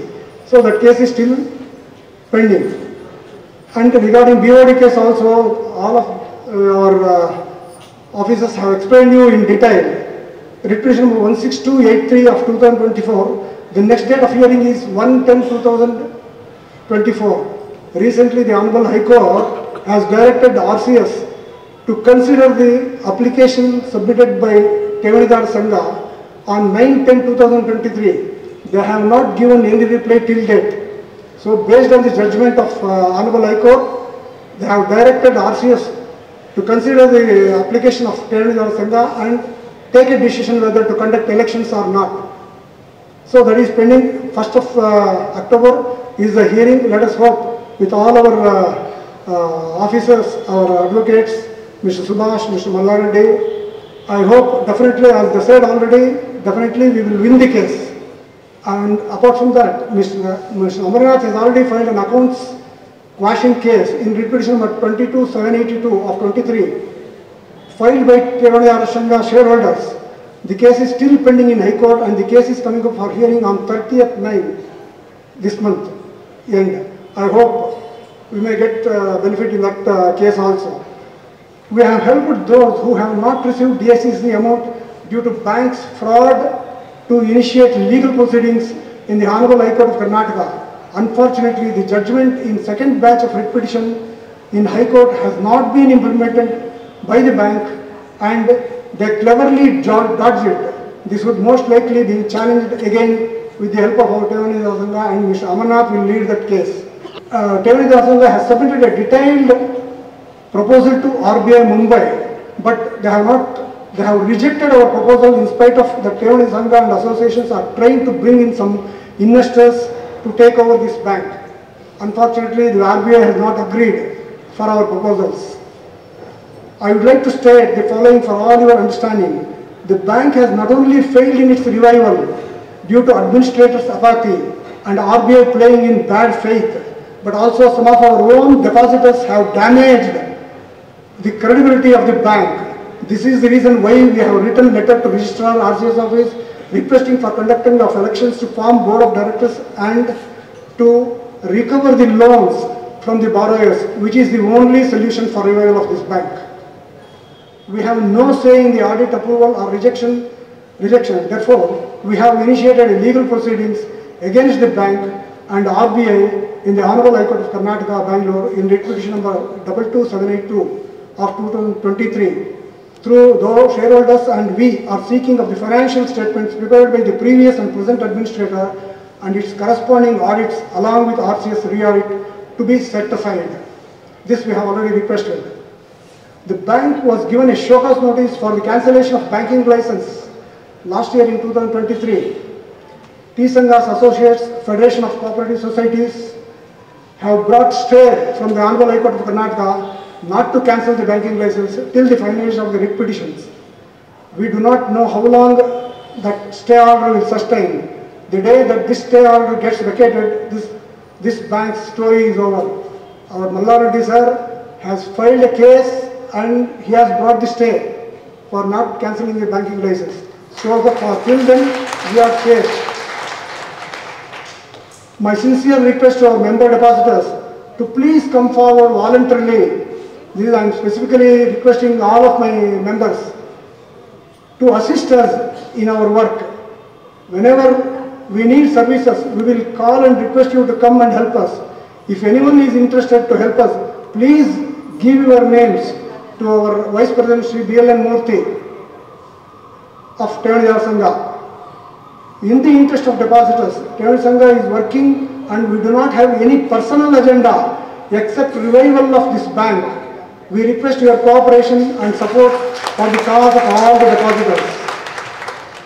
We are very sorry, but we tried our best to revive this bank and most of our attempts were blocked due to many reasons.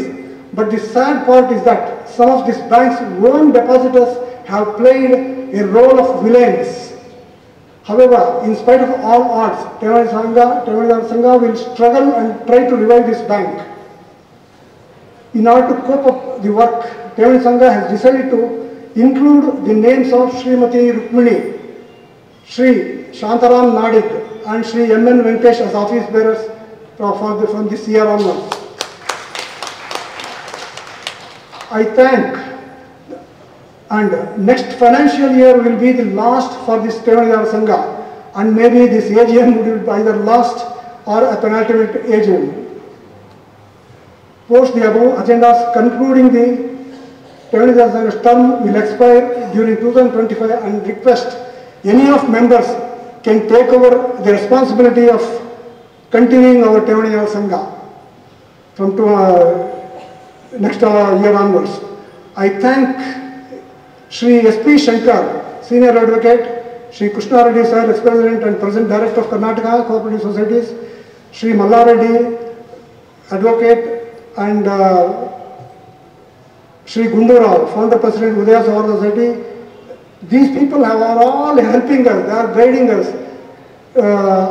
Apart from this, Mr. Subhash, our Sri Rajanna Sir, Sri Vyasaraj, Sri Sridhar Gnanashale, Sri Ganesh Aital Sir, Sri Somdar Sir, Sri Ramchandra Murthy, ex-General Manager Bank of India, Sri Chayapati, Director NCB, Srimati Nagavani, Federation of Cooperative Societies, Sri Jagadish, Director, Sri Nanjundayar, President of BL Welfare Association.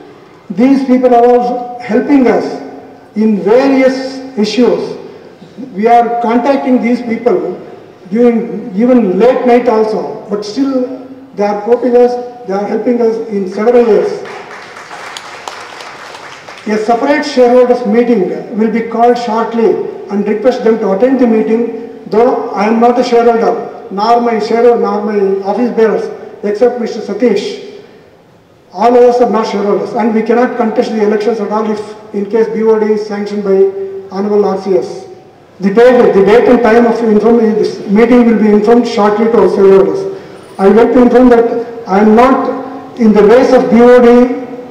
Some of the people who are our other associations who have come here, they can clearly tell them that I am not contesting for any BOD because I am not first of all, primarily I am not a shareholder at all. Okay, so you can please tell them, the other group, that I will not continue as even secretary also in future, and I will not contest for elections. No, I'm just no. I take this opportunity. I want to give special thanks to Sri Subramaniam, President of Vasavi Trust, and Sri Suresh, Secretary, Vasavi Trust, who have gracefully permitted to use this grand hall, Vasavi Convention Center. After learning the plight of the poor depositors of SGRB, this excellent hall is being given free of cost, okay, for conducting 4th Annual General Body Meeting of Tevani Sangha Association. The rent for this hall per day is 3,40,000 rupees. Tevani Sangha also is very much thankful to Sri Tallam Srinivas Murthy sir for his dedicated service. Unfortunately, he is not feeling well. He has not come to this meeting today. I hope he will recover soon. He is not feeling well. Sri Tallam Srinivas Murthy sir for his dedicated service. Without his efforts, Tevani Sangha could not have got this prestigious hall. T Sangha office bearers salute him for his great help in arranging this hall. T Sangha wholeheartedly appreciate their gesture and will remember them for their magnanimous help pray God to bless them for the timely help. T Sangha is very much indebted to Shri Girish Rao. I think he is outside only. All the office bearers for the immense contribution to the Telugu Sangha's struggle to revive this bank. I, on behalf of T Sangha, express our gratitude to the selfless service, and I especially thank Mr. Pramod, who is running a news channel, for voluntarily come and recording our proceedings. I request him to come. I request him to. We'd like to honor him by giving a bouquet for his services.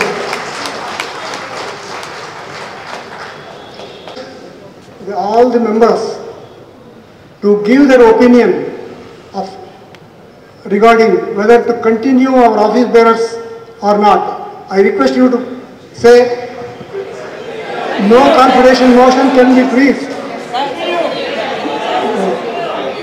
No, some depositors are not happy with the way how we are working, Telugu Sangha. So I kindly request to give your opinion, and Mr. Amanath and Mr. TVT Prakash will answer your questions. If you are having any doubts, please ask them. Next, they will consider your questions and give correct reply. Thank you. The cash in hand and cash at bank, this is the opening balance as on 1/4/2023. Then membership and application charges 50,630. SB interest received 19,291. Donations 13,35,326 for the year 23-24. Travelling expenses 62,870. Meeting expenses 83,346. Printing and stationery 34,428. Bank charges 63 rupees. Audit fee payable for 22-23 8,000. Legal expenses 2,96,279. Advertisement charges 41,670. Miscellaneous charges 3,214. Courier charges 343. Registration charges 2,343. And cash closing balance as of 31/3/2024 74,228. And cash at bank 12,47,140. Thank you. And at the same time, I request all of you to approve Sri Vasudev and Company to continue the audit for 24-25 also. Thank you very much. I am very sorry. I have forgotten to tell our office bearer Srimati Suma Satish and Mr. Arvind, a depositor as well as photographer who has considering the proceedings of this case, for their immense service to our Telugu Sangha. Thank you. Thank you. Life member ಆಗಿ ಒಬ್ಬೊಬ್ಬರು 1,000 ರೂಪಾಯಿ ಕೊಟ್ಟರೆ ತುಂಬಾ ಅನುಕೂಲ ಆಗುತ್ತೆ ಅಂತ ನನ್ನ because we are interested in this organization.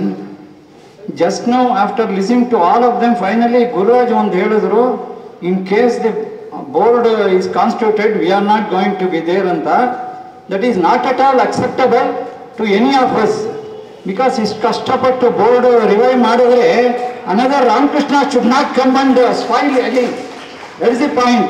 No Ramakrishna should come again. So in the interest of that, I request this committee, at least some of them should get into the board and see that the organization, the bank runs smoothly. So at any cost, they should not give up this fight when it is coming to a success. That's all. To answer that question, we are not eligible, legally allowed to stand for elections. We are not shareholders. Therefore, we cannot be part of the board, point number 1. Point number 2, the term of this association ends next year. After that, there has to be separate set of office bearers who will have to take this forward. because majority of the office bearers who are present now will not be continuing post next year. Central bureau of investigation Guru Raghavendra bank investigate ಮಾಡ್ತೀವಿ ಅಂತ ಎಂದೂ ಹೇಳಿಲ್ಲ. ಕೆಲವಷ್ಟು ಜನ 2023 ವಿಧಾನಸಭಾ election ಬಂದಾಗ political and electoral ಗೇನ್ಸಿಗೆ ಅವರವರ association ಅಲ್ಲಿ CBI ಎನ್ಕ್ವೈರಿ ಮಾಡಿಸ್ತೀವಿ ಅಂತ ಊರಲ್ಲೆಲ್ಲ ಹೇಳ್ಕೊಂಡು ಹೋದ್ರು. ಅವರ ಪಕ್ಷ ಇವಾಗ ಬಂದಿದೆ, CBIಗೆ RTI ಹಾಕಿದ್ವಿ ಕೊಟ್ಟಿದಾರ ಅಂತ, ಇಲ್ಲ ಅಂದ್ರು. ಸೊ ಸರ್ಕಾರ ಹೇಳಿದ ಸುಳ್ಳು ಅನ್ನೋದು ಅವ್ರ RTI ಇಂದಾನೆ ಬಂದಿದೆ. ಇನ್ ಮಿಕ್ಕಿದನ್ನ ಹರಡಿದ ಸಂಸ್ಥೆ ಅಸೋಸಿಯೇಷನ್ ಅವರು 100 ಜನ ಇದ್ದಾರೆ, ಬೆಳಗ್ಗೆಯಿಂದ ರಾತ್ರಿ ಕವನ ಕವಿತೆಗಳು ಹಾಕ್ತಾರೆ ವಾಟ್ಸಪ್ ಅಲ್ಲಿ, ಅವ್ರನ್ನ ತಾವು ಕೇಳಬಹುದು. ನೆಕ್ಸ್ಟ್ ನಾನು ಇನ್ನು ಪ್ರಶ್ನೆಗಳು ತಾವು ಕೇಳೋದಕ್ಕಿಂತ ಮುಂಚೆನೆ ನಾನು ನಿಮ್ಗೆ ವಿಷಯ ತಿಳಿಸ್ಬಿಡ್ತೀನಿ. ನಮ್ಮ ಬ್ಯಾಂಕಿನ ಅಕೌಂಟ್ಸು ಕಾರ್ಪೊರೇಷನ್ ಪಟ್ಟಿ ಎಲ್ಲ ತಪ್ಪು, ಡೆಪಾಸಿಟ್ ತಪ್ಪು, ಅಡ್ವಾನ್ಸಸ್ ತಪ್ಪು, ಇನ್ವೆಸ್ಟ್ಮೆಂಟ್ಸ್ ತಪ್ಪು, ಎಲ್ಲ ತಪ್ಪು ತಪ್ಪು ತಪ್ಪು. ನಮಗೆ ಜನವರಿ 10, 2020 35A ಇಂಪೋಸ್ ಮಾಡಿದಾಗ ನಮ್ಮ ಹತ್ರ 800 ಕೋಟಿ ರೂಪಾಯಿ ಇದೆ ಅಂತ ರಿಸರ್ವ್ ಬ್ಯಾಂಕ್ ಆಫ್ ಇಂಡಿಯಾನೇ ಸರ್ಟಿಫಿಕೇಶನ್ ಕೊಟ್ಟರು. ಸೆಪ್ಟೆಂಬರ್ 2020 ಅವರ ಯಾರೊಬ್ಬ ಅಡ್ಮಿನಿಸ್ಟ್ರೇಟರ್ ಹಾಕಿದ್ರು 450 ಕೋಟಿ ಇದೆ ಅಂತ ಹೇಳಿದ್ರು. 300 ಕೋಟಿ ರೂಪಾಯಿ ಯಾರು reserve bank of India control ಅಲ್ಲಿ ಇದ್ದಾಗಲೇ ಎಗರೋಯ್ತಾ? ಇಲ್ಲ, ನಮಗೆ ಕೊಟ್ಟಿದ್ 35,000 65,000 1 ಲಕ್ಷ ರೂಪಾಯಿ ಕೊಟ್ರಲ್ಲ, ಜೊತೆಗೆ 5 ಲಕ್ಷ ರೂಪಾಯಿ ಇದನ್ನ ಕೊಟ್ರಲ್ಲ, ಅದು ಮೆಡಿಕಲ್ 5 ಲಕ್ಷ ರೂಪಾಯಿ ಅದಕ್ಕೆ ಹೋಗಿದ್ ದುಡ್ಡು ಅದು. ಅದನ್ನ ಕಂಪ್ಲೀಟ್ ಇನ್ವೆಸ್ಟ್ಮೆಂಟ್ ಫ್ರಾಡ್ ಅಂತ 364 ಕೋಟಿ ರೂಪಾಯಿ ಕಿತ್ತೆಸಿದ್ರು. Point number 1.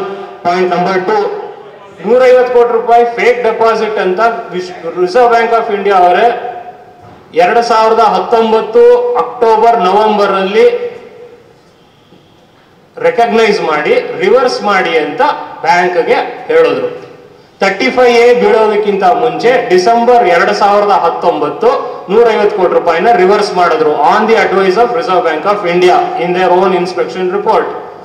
The administrator which was put up by Reserve Bank of India comes and she reverses that entry, and never heard of in accounting system. In fact, deposits receivable ಅಂತ ಬರೆದು ಅದನ್ನ reverse ಮಾಡಿ 150 ಕೋಟಿ ರೂಪಾಯಿ deposit bank ಬರಬೇಕು ಅಂತ ಅಕೌಂಟ್ಸ್ಗೆ ಹಾಕಿ ಅದನ್ನ 150 ಕೋಟಿ ರೂಪಾಯಿ ಲಾಸ್ಗೆ ಹಾಕಿಟ್ರು. I am giving you one example on the deposit side. ಇನ್ನು ಲೋನ್ ಸೈಡು ನಮ್ಮ ಎವರ್ ಬೀನಿಂಗ್ ಎಂಟ್ರಿ ಒಂದು ರಿವರ್ಸಲ್ ಆಗಿಲ್ಲ. 4 ವರ್ಷದಿಂದ ಹೇಳಿ ಹೇಳಿ ಹೇಳಿ ಹೇಳಿ ಸಾಕಾಯ್ತು. ನಾನು ಕೋರ್ಟ್ಗೆ ಹೋಗಿ ಕೇಸ್ ಹಾಕ್ಸಿದ್ದೀನಿ, ಅದಾಗುತ್ತೋ ಬಿಡುತ್ತೋ ಬೇರೆ ಪ್ರಶ್ನೆ. ಬಟ್ ಅದೊಂದು. ಇನ್ನೊಂದು, ಈ ನಾವು ತುಂಬಾ ಜನ ಮಾನ್ಯರು ನನಗಿಂತ ಮುಂಚೆ ಬಂದು ಎಲ್ಲ ತುಂಬಾ ಇನ್ಫಾರ್ಮೇಟಿವ್ ವಿಚಾರಗಳು ಹೇಳಿದ್ರು. ಅದರಲ್ಲಿ ಒಂದು ವಿಚಾರನ ನಾನು I personally endorse and acknowledge. Respected mister Krishna Reddy ಅವರು ಹೇಳಿದ್ರು, without board of directors revival of this bank is not possible and may be at best 5% possible ಅಂತ. I will say this, without BOD the bank is already dead. Last year cancellation of banking license ಗೆ ನಮಗೆ show cause notice ಕಳಿಸಾಗೋಯ್ತು. November ಅಲ್ಲೇ ಈ ಬ್ಯಾಂಕ್ದು ನಮ್ಗೆ death certificate ಬಂದಿತ್ತು. Only due to the active proactive nature of mister Mallareddy and company we got a stay order on that. The bank survives on stay order, not because of the work done by either the previous administrator or the present administrator or the RCS or the RBI. In fact, RBI is very much looking forward to close this bank and get on with their lives. Ee bank nintirodu only because of the stay order which has been acquired by thanks to Mr. Mallareddy, no nothing else. So namage accounts problem agide, we have questioned it. If we win this case, there will be a new lease of life and we can fight another day. Otherwise, it's another, well, we are looking at it, we're looking down the barrel, and as far as BOD is concerned, it's the only way of having a chance of reviving this bank. It's not that it will revive the bank, it's the only available option that is in front of us to revive this bank. Without that, the bank, it's not that it will die, it has already died. Last year, namak banbittide. So, the DICGC money that you received, 5 lakhs, is the last rupee that you will see from this bank, unless we have the BOD and there is something else that happens. And I don't think I've pretty much answered most of your questions. And sir defaulters list loan ಯಾರು ತಗೊಂಡಿದ್ದಾರೆ ಅಂತಾನೆ ಗೊತ್ತಿಲ್ಲ sir. Rama Bhima ಸೋಮ ಅಂತ 10 ಜನಕ್ಕೆ evergreen ಮಾಡ್ಕೊಟ್ಟಿದ್ದಾರೆ, ಅದನ್ನ reverse ಮಾಡಿ ರಾಮನ ಹೆಸರಿಗೆ ಹಾಕಿ ಅಂತ ಇನ್ನ ಮಾಡಿಲ್ಲ 4 ವರ್ಷದಿಂದ. ಹೇಳಿ ಹೇಳಿ ಹೇಳಿ ಸಾಕಾಗಿದೆ. ಆಮೇಲೆ ದಯವಿಟ್ಟು ನಮ್ಮನ್ನ ನ್ಯಾಷನಲ್ ಕೋಆಪರೇಟಿವ್ ಬ್ಯಾಂಕ್ ಹೋಲಿಸಬೇಡಿ. ನ್ಯಾಷನಲ್ ಕೋಆಪರೇಟಿವ್ ಬ್ಯಾಂಕ್ ಅವ್ರದ್ದು NPA ಪ್ರಾಬ್ಲಮ್, ನಮ್ದು ಫ್ರಾಡ್ ಪ್ರಾಬ್ಲಮ್ ಅಂತ NCB ಅವ್ರು ಹೇಳ್ತಾರೆ. ನಮ್ದು ಫ್ರಾಡ್ ಪ್ರಾಬ್ಲಮ್ ಅಲ್ಲ, ನಮ್ದು ಅಕೌಂಟಿಂಗ್ ಪ್ರಾಬ್ಲಮ್. ನಮಗೆ ಇನ್ಸ್ಪೆಕ್ಷನ್ ಆದಾಗ 2019ರಲ್ಲಿ ಇದಕ್ಕೆ 35A ಹಾಕುವಂತ ಬ್ಯಾಂಕು. 35A ಹಾಕಿದ್ದು ಜನವರಿ 10, 2020. 35A ಹಾಕಿದ ದಿವಸ ನಮ್ಗೆ 35A ಹಾಕುವಂತ ಬ್ಯಾಂಕ್ ಆಗಿರ್ಲಿಲ್ಲ. ಹಾಕಿದ್ಮೇಲೆ ಅವ್ರಿಗೆ ರಿಯಲೈಸ್ ಆಯ್ತು ಇದು ಹಾಕ್ಬಾರ್ದಾಗಿತ್ತು ಅಂತ. ಸೊ ಅವ್ರು ಏನ್ ಮಾಡಿದ್ರು ಅಂದ್ರೆ ಹಾಕೋ ರೀತಿಯಾಗಿ ನಮ್ಮ ಅಕೌಂಟ್ಸ್ ಪ್ರಿಪೇರ್ ಮಾಡಿ ಎಂಟೈರ್ ಬ್ಯಾಂಕ್ ನ ರೈಟ್ ಆಫ್ ಮಾಡಿದ್ರು. ಆಮೇಲೆ ಫ್ರಾಡು ಫ್ರಾಡು ಫ್ರಾಡು ಅಂತಾರೆ. ದಯವಿಟ್ಟು ಇದು ಗೊತ್ತಿಲ್ಲದೆ ಇರೋರು ಮಾತಾಡೋ ಮಾತು, ಫ್ರಾಡ್ ಅಲ್ಲ. ಬ್ಯಾಂಕ್ ಅಲ್ಲಿ ಇರೋ 2,500 ಕೋಟಿಗೆ 6,500 ಕೋಟಿ ರೂಪಾಯಿ ಕಳ್ತನ ಆಗಿದೆ ಅಂತ ಹಾಕ್ತಾರೆ. ಸಾಧ್ಯ ಇಲ್ಲ ಅದು. ನನ್ನ ಜೋಬಲ್ಲಿ ಎಷ್ಟು ದುಡ್ಡು ಇದೆಯೋ ಅಷ್ಟೇ ಪಿಕ್ ಪಾಕೆಟ್ ಮಾಡಕ್ ಸಾಧ್ಯ, ಅದಕ್ಕಿಂತ ಹೆಚ್ಚು ಪಿಕ್ ಪಾಕೆಟ್ ಮಾಡಕ್ ಆಗಲ್ಲ. ಸೊ ತುಂಬಾ ತುಂಬಾ ತುಂಬಾ ಕಣ್ಣಿಗೆ ಕಂಡಂತ ಒಂದು ಹೊಂಡದೊಳಗಡೆನೆ ನಮ್ಮನ್ನು ತಳ್ಳಿರೋದು. ಸೊ ಇದು ನಾವು ಅಕೌಂಟ್ಸ್ ಸೆಟರೇಟ್ ಮಾಡಬೇಕು. BOD ಬಂದ್ರೆ there is a chance of revival. Apart from this there is nothing else to say. Everything else is sub judice. ನೋಡೋಣ ಕೋರ್ಟಲ್ಲಿ ಏನಾಗುತ್ತೆ ಅಂತ. ಎಲ್ಲರೂ ನಮಸ್ಕಾರ. ಕಾರ್ಯಕ್ರಮದ ಕೊನೆಗೆ ವಂದನಾರ್ಪಣೆ. ಇದಾದ ನಂತರ ಊಟ ಇದೆ. ಬಹುಶಃ ಈ ಗಣ್ಯರೆಲ್ಲ ಮಾತಾಡಿರೋದ್ರಿಂದ ನಿಮಗೊಂದು ಆಶಾಕಿರಣ ಬಂದಿದೆ ಅಂತ ನಾನು ಭಾವಿಸ್ತೀನಿ. ಏಕೆಂದರೆ ಅದಕ್ಕೋಸ್ಕರ ಕೆಲವರು ಹೇಳ್ತಾ ಇದ್ದೆ, ಫೋನ್ ಮಾಡಿದಾಗ ಏನು ಸರ್ ಡೆವಲಪ್ಮೆಂಟು ಅಂದಾಗ ನೀವು ಆ ಸಭೆಗೆ ಬನ್ನಿ, ಅಲ್ಲಿ ನಿಮಗೆ ಡೆವಲಪ್ಮೆಂಟ್ ಗೊತ್ತಾಗುತ್ತೆ ಅಂತ. ಯಾಕೆಂದರೆ ಎಲ್ಲರೂ ಎಲ್ಲ ಗಣ್ಯರು ಮಾತಾಡಿದ್ದಾರೆ, ಚೆನ್ನಾಗಿ ಇದ್ರ ಬಗ್ಗೆ ಹೇಳಿದ್ದಾರೆ, ಪಾಸಿಟಿವ್ ಆಗಿದೆ, ಧೈರ್ಯವಾಗಿರಬೇಕು ಅಂತ ಕೇಳ್ಕೊಡ್ತೀನಿ.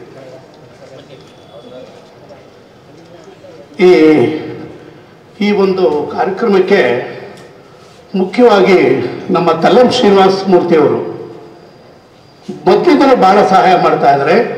ಈ ಸಾರಿನೂ ನಮಗೆ ಈ ಒಂದು ಇದನ್ನು ಬಿಟ್ಟುಕೊಟ್ಟು ಸಮುದಾಯ ಭವನನ ಸುಮಾರು ಇದು 3 ದಿವಸಕ್ಕೆ 3.5 ಲಕ್ಷ ರೂಪಾಯಿ 4 ಲಕ್ಷ ರೂಪಾಯಿ ಇದೆ. ಆದರೆ ಅದನ್ನು ಉಚಿತವಾಗಿ ಕೊಡಿಸಿದ್ದಾರೆ. ಇವತ್ತು ಅವ್ರಿಗೆ ಹುಷಾರಿರಲಿಲ್ಲ. ನಿಜವಾಗ್ಲೂ ಅವ್ರಿಗೆ ಯಾವ ರೀತಿ ಅಭಿನಂದನೆ ಸಲ್ಲಿಸಬೇಕು ಅಂತ ಗೊತ್ತಾಗ್ತಾ ಇಲ್ಲ. ನಿಜವಾಗ್ಲೂ ಪ್ರತಿ ವರ್ಷನೂ ಆ ಶ್ರಮ ತಗೊಂಡು ಮಾಡ್ತಾ ಇದ್ದಾರೆ. ಆಮೇಲೆ ಬೆಳಿಗ್ಗೆ ಕನಿಕಾ ಪರಮೇಶ್ವರ ದೇವಸ್ಥಾನದಲ್ಲಿ ಪೂಜೆಗೂ ಅರೇಂಜ್ ಮಾಡಿದ್ರು. ನಾವೆಲ್ಲ ಪೂಜೆ ಮುಗಿಸ್ಕೊಂಡು ಬಂದವು. ಹೀಗೆ ಅವರು ನಮಗೆ ಒಂದು ಮೊದಲಿಂದನೂ ನಮಗೆ ಭಾಳ ಸಹಕಾರಗಳು ಕೊಡ್ತಾ ಇದ್ದಾರೆ. ಅವ್ರಿಗೆ ಮೊದಲನೇದಾಗಿ ನಾನು ನಮ್ಮ ಸಂಘದ ಪರವಾಗಿ ಅಭಿನಂದನೆಗಳನ್ನು ಸಲ್ಲಿಸ್ತೇನೆ. ಮತ್ತೆ ನಿಕಟಪೂರ್ವ ಅಧ್ಯಕ್ಷರು ಕರ್ನಾಟಕ ಸೌಹಾರ್ದ ಸಹಕಾರ ನಿಗಮ ನೇಮಿತ ಈ ಇದರಲ್ಲಿ ಅಧ್ಯಕ್ಷರಾದಂಥ ಕೃಷ್ಣಾರೆಡ್ಡಿ ಅವರು ಇವತ್ತು ನಿಜವಾಗ್ಲೂ ಅವರು ತುಂಬ ಉತ್ತಮವಾದ ಸಲಹೆಗಳು ಕೊಟ್ಟಿದ್ದಾರೆ. ಮೊದಲಿಂದ ಅವರು ಡೇ 1 ಅವ್ರು ನಮ್ಮ ಜೊತೆಲಿದ್ದಾರೆ. ಅವ್ರ ಸಲಹೆಗಳನ್ನ ತಗೊಳ್ತಾ ಇದ್ದೀವಿ ನಾವು. ರಾಜರಾಗಲಿ ಮತ್ತೆ ನಮ್ಮ ಸಂಘದಲ್ಲಿ ಬೇರೆ ಗಿರೀಶ್ ಅವರೆಲ್ಲ ಹೋಗಿ ಕಾಂಟ್ಯಾಕ್ಟ್ ಮಾಡಿ ಸಲಹೆ ತಗೊಳ್ತಾ ಇದ್ದಾರೆ. ಅವ್ರಿಗೂ ಅಷ್ಟೇ ಒಂದು ರಿವೈವಲ್ ಆಗಬೇಕು ಅನ್ನೋದು ಅವ್ರಿಗೆ ಭಾಳ ತುಂಬ ಮನಸ್ಸಿದೆ. ಅದು ಅವ್ರ ಬಾಯಿ ಹರಕೆಯಿಂದ ಆಗಲಿ, ಖಂಡಿತ ಆಗಲಿ ಅಂತ ಕೇಳ್ತೇನೆ. ಅದಲ್ಲದೆ ಮಲ್ಲಾರೆಡ್ಡಿ ಅವ್ರ ಖ್ಯಾತ ವಕೀಲರು, ಅವ್ರದ್ದು ಏನು ಅಂದರೆ ನಮ್ಮ ಎಲ್ಲ ಕೇಸ್ಗಳಲ್ಲೂ ಅವ್ರು ಭಾಗಿಯಾಗ್ತಾ ಇದ್ದಾರೆ. ಕೋರ್ಟ್ನಲ್ಲಿ ಹೈಕೋರ್ಟ್ನಲ್ಲಿ ಕೇಸ್ ನಾವು ಹೋಗ್ತಿರ್ತೀವಿ. ಪ್ರತಿಯೊಂದರಲ್ಲೂ ಅವ್ರು ಬೇರೆ ಏನೇ ಕೆಲಸ ಇದ್ರು ಅವಾಗ ಬಂದು ಅಟೆಂಡ್ ಮಾಡಿ ನಮಗೆ ತುಂಬ ಸಹಕಾರ ಕೊಡ್ತಾ ಇದ್ದಾರೆ. ಅವ್ರಿಗೂ ಸಂಘದ ಪರವಾಗಿ ಅಭಿನಂದನೆ ಸಲ್ಲಿಸೋದಕ್ಕೆ ಇದು ಮಾಡ್ತೇನೆ, ಇಷ್ಟಪಡ್ತೀನಿ. ಹಾಗೆ ಈ ಹಾಲ್ ಇದೆಯಲ್ಲ, ಇದಕ್ಕೆ ಈ ಒಂದು ವಾಸವಿ ಟ್ರಸ್ಟ್ನ ಅಧ್ಯಕ್ಷರಾದಂಥ ಸುಬ್ರಹ್ಮಣ್ಯ ಅವರು, ಹಾಗೆ ಕಾರ್ಯದರ್ಶಿಯಾಗಿರ್ತಕ್ಕಂಥ ಪತ್ರಿ ಸುರೇಶ್ ಅವರು, ಯಾವ ಹಿಂದೆ ಮುಂದೆ ನೋಡಿದ್ರೆ ಪ್ರತಿ ಸಾರಿನೂ ರಿಕ್ವೆಸ್ಟ್ ಮಾಡ್ಕೊಂಡಾಗ ನಮ್ಮ ತಲ್ಲಂ ಶ್ರೀನಿವಾಸ ಮೂರ್ತಿಯವ್ರ ಸಂಬಂಧ ಜೊತೆಯಲ್ಲಿ ರಿಕ್ವೆಸ್ಟ್ ಮಾಡಿದಾಗ ಅವರು ಆಯಿತು ನೀವು ಮಾಡ್ಕೊಳ್ಳಿ, ಇದನ್ನು ಮಾತ್ರ ನಿಮ್ಮ ಸಂಘಕ್ಕೋಸ್ಕರ ನಾವು ಕೊಡ್ತೀವಿ, ಇನ್ಯಾವುದಕ್ಕೂ ನಾವು ಕೊಡೋದಿಲ್ಲ ಅಂತ ಹೇಳಿ ಅವರಿಬ್ಬರು ನಮಗೆ ಮೊದಲಿಂದಲೂ ಸಹಕಾರ ಕೊಡ್ತಾ ಇದ್ದಾರೆ. ಅದು ನಮಗೆ ತುಂಬ ಸಂತೋಷ ವಿಚಾರ. ಅವ್ರಿಗೂ ಈ ಒಂದು ಎಲ್ಲ ಸಂಘದ ಪರವಾಗಿ ನಿಮ್ಮೆಲ್ಲರ ಪರವಾಗಿ ಅವ್ರಿಗೆ ಅಭಿನಂದನೆ ಸಲ್ಲಿಸ್ತಾ ಇದ್ದೀವಿ. ವೇದಿಕೆ ಮೇಲೆ ಇರ್ತಕ್ಕಂಥ ರಾಮಚಂದ್ರ ಮೂರ್ತಿಯವರು, ವ್ಯಾಸರಾಜ್ ಅವ್ರ ಬಗ್ಗೆ ನಾನು ಹೇಳಬೇಕು. ರಾಮಚಂದ್ರ ಮೂರ್ತಿಯವರು ನಮ್ಮ ಜೊತೆ ಭಾಳ ಕೋಆಪರೇಷನ್ ಮಾಡ್ತಿದ್ದಾರೆ. ವ್ಯಾಸರಾಜ್ ಅವರು ಅವರು ನಮಗೆ ಈ ಆಫೀಸ್ ವರ್ಕ್ಗೆ ನಾವು ಭಾಳ ಹೆಲ್ಪ್ ಮಾಡಿದ್ದಾರೆ. ಅವ್ರು ಇಲ್ದಿದ್ರೆ ಅವ್ರ ಆಫೀಸ್ಗೆ ಹೋಗಿ ನಮ್ಮ ಜಯತೀರ್ಥ ಅವರಿದ್ದಾರೆ, ಅಲ್ಲಿ ಬೇಕಾದಷ್ಟು ವರ್ಕ್ ಮಾಡಿಸಿದ್ದೀವಿ. ಅದೇ ರೀತಿ ರುಕ್ಮಿಣಿ ಅವ್ರಿಗೆ ತುಂಬ ಶ್ರಮ ಕೊಟ್ಟಿದ್ದೀವಿ ನಾವು. ಅವರಿಬ್ಬರಿಗೂ ನನ್ನ ಸಂಘದ ಪರವಾಗಿ, ನಮ್ಮ ಸಂಘದ ಪರವಾಗಿ ಅಭಿನಂದನೆಗಳನ್ನು ವಂದನೆಗಳನ್ನ ಅರ್ಪಿಸ್ತೇನೆ. ಹಾಗೆ ಮತ್ತೆ ಛಾಯಾಪತಿ ಅವರು ನಮ್ಗೆ ಸಹಕಾರ ಕೊಡ್ತಾ ಇದ್ದಾರೆ, ಸಲಹೆಗಳು ಕೊಡ್ತಾ ಇದ್ದಾರೆ. ಗಣೇಶ್ ಐತಾಳ್ ಅವರು ನಮ್ಮ ಸಲಹೆ ಸಹಕಾರ ಕೊಡ್ತಾ ಇದ್ದಾರೆ. ಮತ್ತು ಜಗದೀಶ್ ಅವರು, ದೇಶಪಾಂಡೆ ಅವರು, ಸುಬ್ರಾಯ ಅವರು, ರಾಜೀವ್ ಅವರು, ಹರಿಹರ್ ಮಿಶ್ರಾ ಅವರು, ಇವರೆಲ್ಲ ನಮ್ಮ ಜೊತೆಗೆ ಕೈ ಜೋಡಿಸಿ ಕೆಲಸ ಮಾಡ್ತಾ ಇರೋದ್ರಿಂದ ನಮ್ಮ ಕೆಲಸಗಳು ಸುಗಮವಾಗಿ ಹೋಗ್ತಾ ಇವೆ. ರಿವೈವಲ್ ದಿಶೆಯಲ್ಲಿ ಒಂದು ಕೆಲಸ ಆಗ್ತಾ ಇದೆ. ಅದಕ್ಕೆ ಅವರೆಲ್ಲರಿಗೂ ಒಟ್ಟಾರೆ ಅಭಿನಂದನೆ ಸಲ್ಲಿಸ್ತೇನೆ. ಟೈಮ್ ಇಲ್ಲವರೆಲ್ಲರೂ ಸ್ವಲ್ಪ ಬೇಗ ಮಾಡಬೇಕಾಗಿದೆ. ಹಾಗೆ ಮತ್ತೆ ನಾನು ಮರ್ತಿದ್ದೆ, ರಾಜಣ್ಣ ಅವರು ಹಿಂದೂ ಪ್ರತಿಷ್ಠಾನದಲ್ಲಿ RSS ಇದರಲ್ಲಿದ್ದಾರೆ. ಅವರು ಅಷ್ಟೇ ಹೋಗಿದ್ದಾರೆ. ಅವರು ತುಂಬ ನಮ್ಗೆ ಸಹಕಾರ ಕೊಡ್ತಾ ಇದ್ದಾರೆ, ಸಲಹೆಗಳು ಕೊಡ್ತಾ ಇದ್ದಾರೆ. ಅವ್ರ ಬಗ್ಗೆನೂ ನಾನು ವಿಶೇಷವಾಗಿ ಅಭಿನಂದನೆ ಸಲ್ಲಿಸೋದಕ್ಕೆ ಇಷ್ಟಪಡ್ತೇನೆ. ಹಾಗೆ ಮತ್ತೆ ನಮ್ಮ office bearers starting from Suresh ಅವರು, ಮತ್ತು ನಮ್ಮ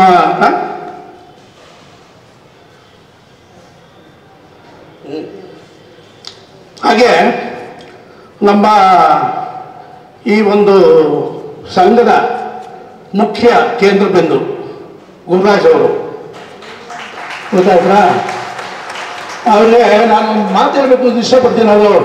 ಅವ್ರು ಒಪ್ಕೋತಾ ಇಲ್ವೋ, ಛಲ ಬಿಡೋದ ತ್ರಿವಿಕ್ರಮ ಇದರಲ್ಲಿ ಚಂದಮಾಂಬಲ್ಲಿ ಬರ್ತಿತ್ತು ನೋಡಿ, ಹಾಗಿದೆ. ಅವ್ರ ಜೊತೆ ನಾವು ಇದ್ದೀವಿ ಎಲ್ಲರೂ, ಸ್ಟಾರ್ಟಿಂಗ್ ಫ್ರಮ್ ಸುರೇಶ್ ಅವರು, ಇವರು ಸಲಹೆ, ಮಲ್ಲಾರೆಡ್ಡಿ ಅವರು, ಕೃಷ್ಣಾರೆಡ್ಡಿ ಅವರು ಸಲಹೆಗಳು ತಗೊಂಡು ಅವರು ಆ ಸಂಘನ ಮುನ್ನಡೆಸ್ಕೊಂಡು ಹೋಗ್ತಾ ಇದ್ದಾರೆ. ಅವ್ರಿಗೆ ನಾನು ಅಭಿನಂದನೆ ಸಲ್ಲಿಸ್ತೇನೆ. ಹಾಗೆ ನಮ್ಮ ಸುರೇಶ್ ಅವರು ಅಧ್ಯಕ್ಷರು, ಎಲ್ಲ ಕಾರ್ಯಕ್ರಮಗಳು ಚಟುವಟಿಕೆಯಿಂದ ಬರ್ತಾ ಇದ್ದಾರೆ. ಹಾಗೆ ನಮ್ಮ ಟ್ರೆಜರರು ಸತೀಶ್ ಅವರು ಅಚ್ಚುಕಟ್ಟಾಗಿ ಅಕೌಂಟ್ ಇಟ್ಟಿದ್ದಾರೆ.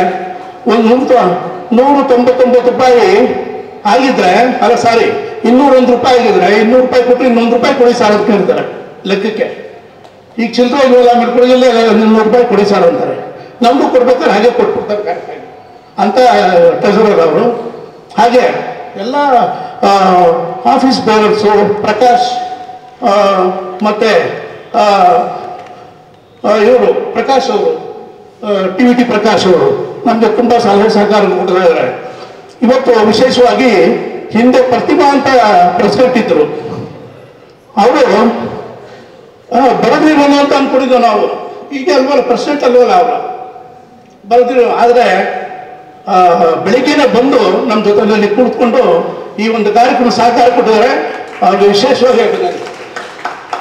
ಹಾಗೆ ಹಾಗೆ ನಮ್ಮ ಪ್ರತಿ ಕಾರ್ಯಕ್ರಮದಲ್ಲೂ ಈ ಕಾರ್ಯಕ್ರಮ ನಡೆಸ್ಕೊಡ್ತಾರೆ ಗುರುರಾಜ್ ಅವರು ಇಬ್ಬರು ದಂಪತಿಗಳು ನಲ್ಲಿ ಗಿಸಮ್ನವರು ಹಾಡಾಡ್ತಾರೆ, ಭಕ್ತಿಗೀತೆಗಳನ್ನ ಆಡ್ತಾರೆ. ಗುರುರಾಜ್ ಅವರು ಅವ್ರಿಗೆ ಸನ್ಮಾನ ಮಾಡ್ತಾರೆ.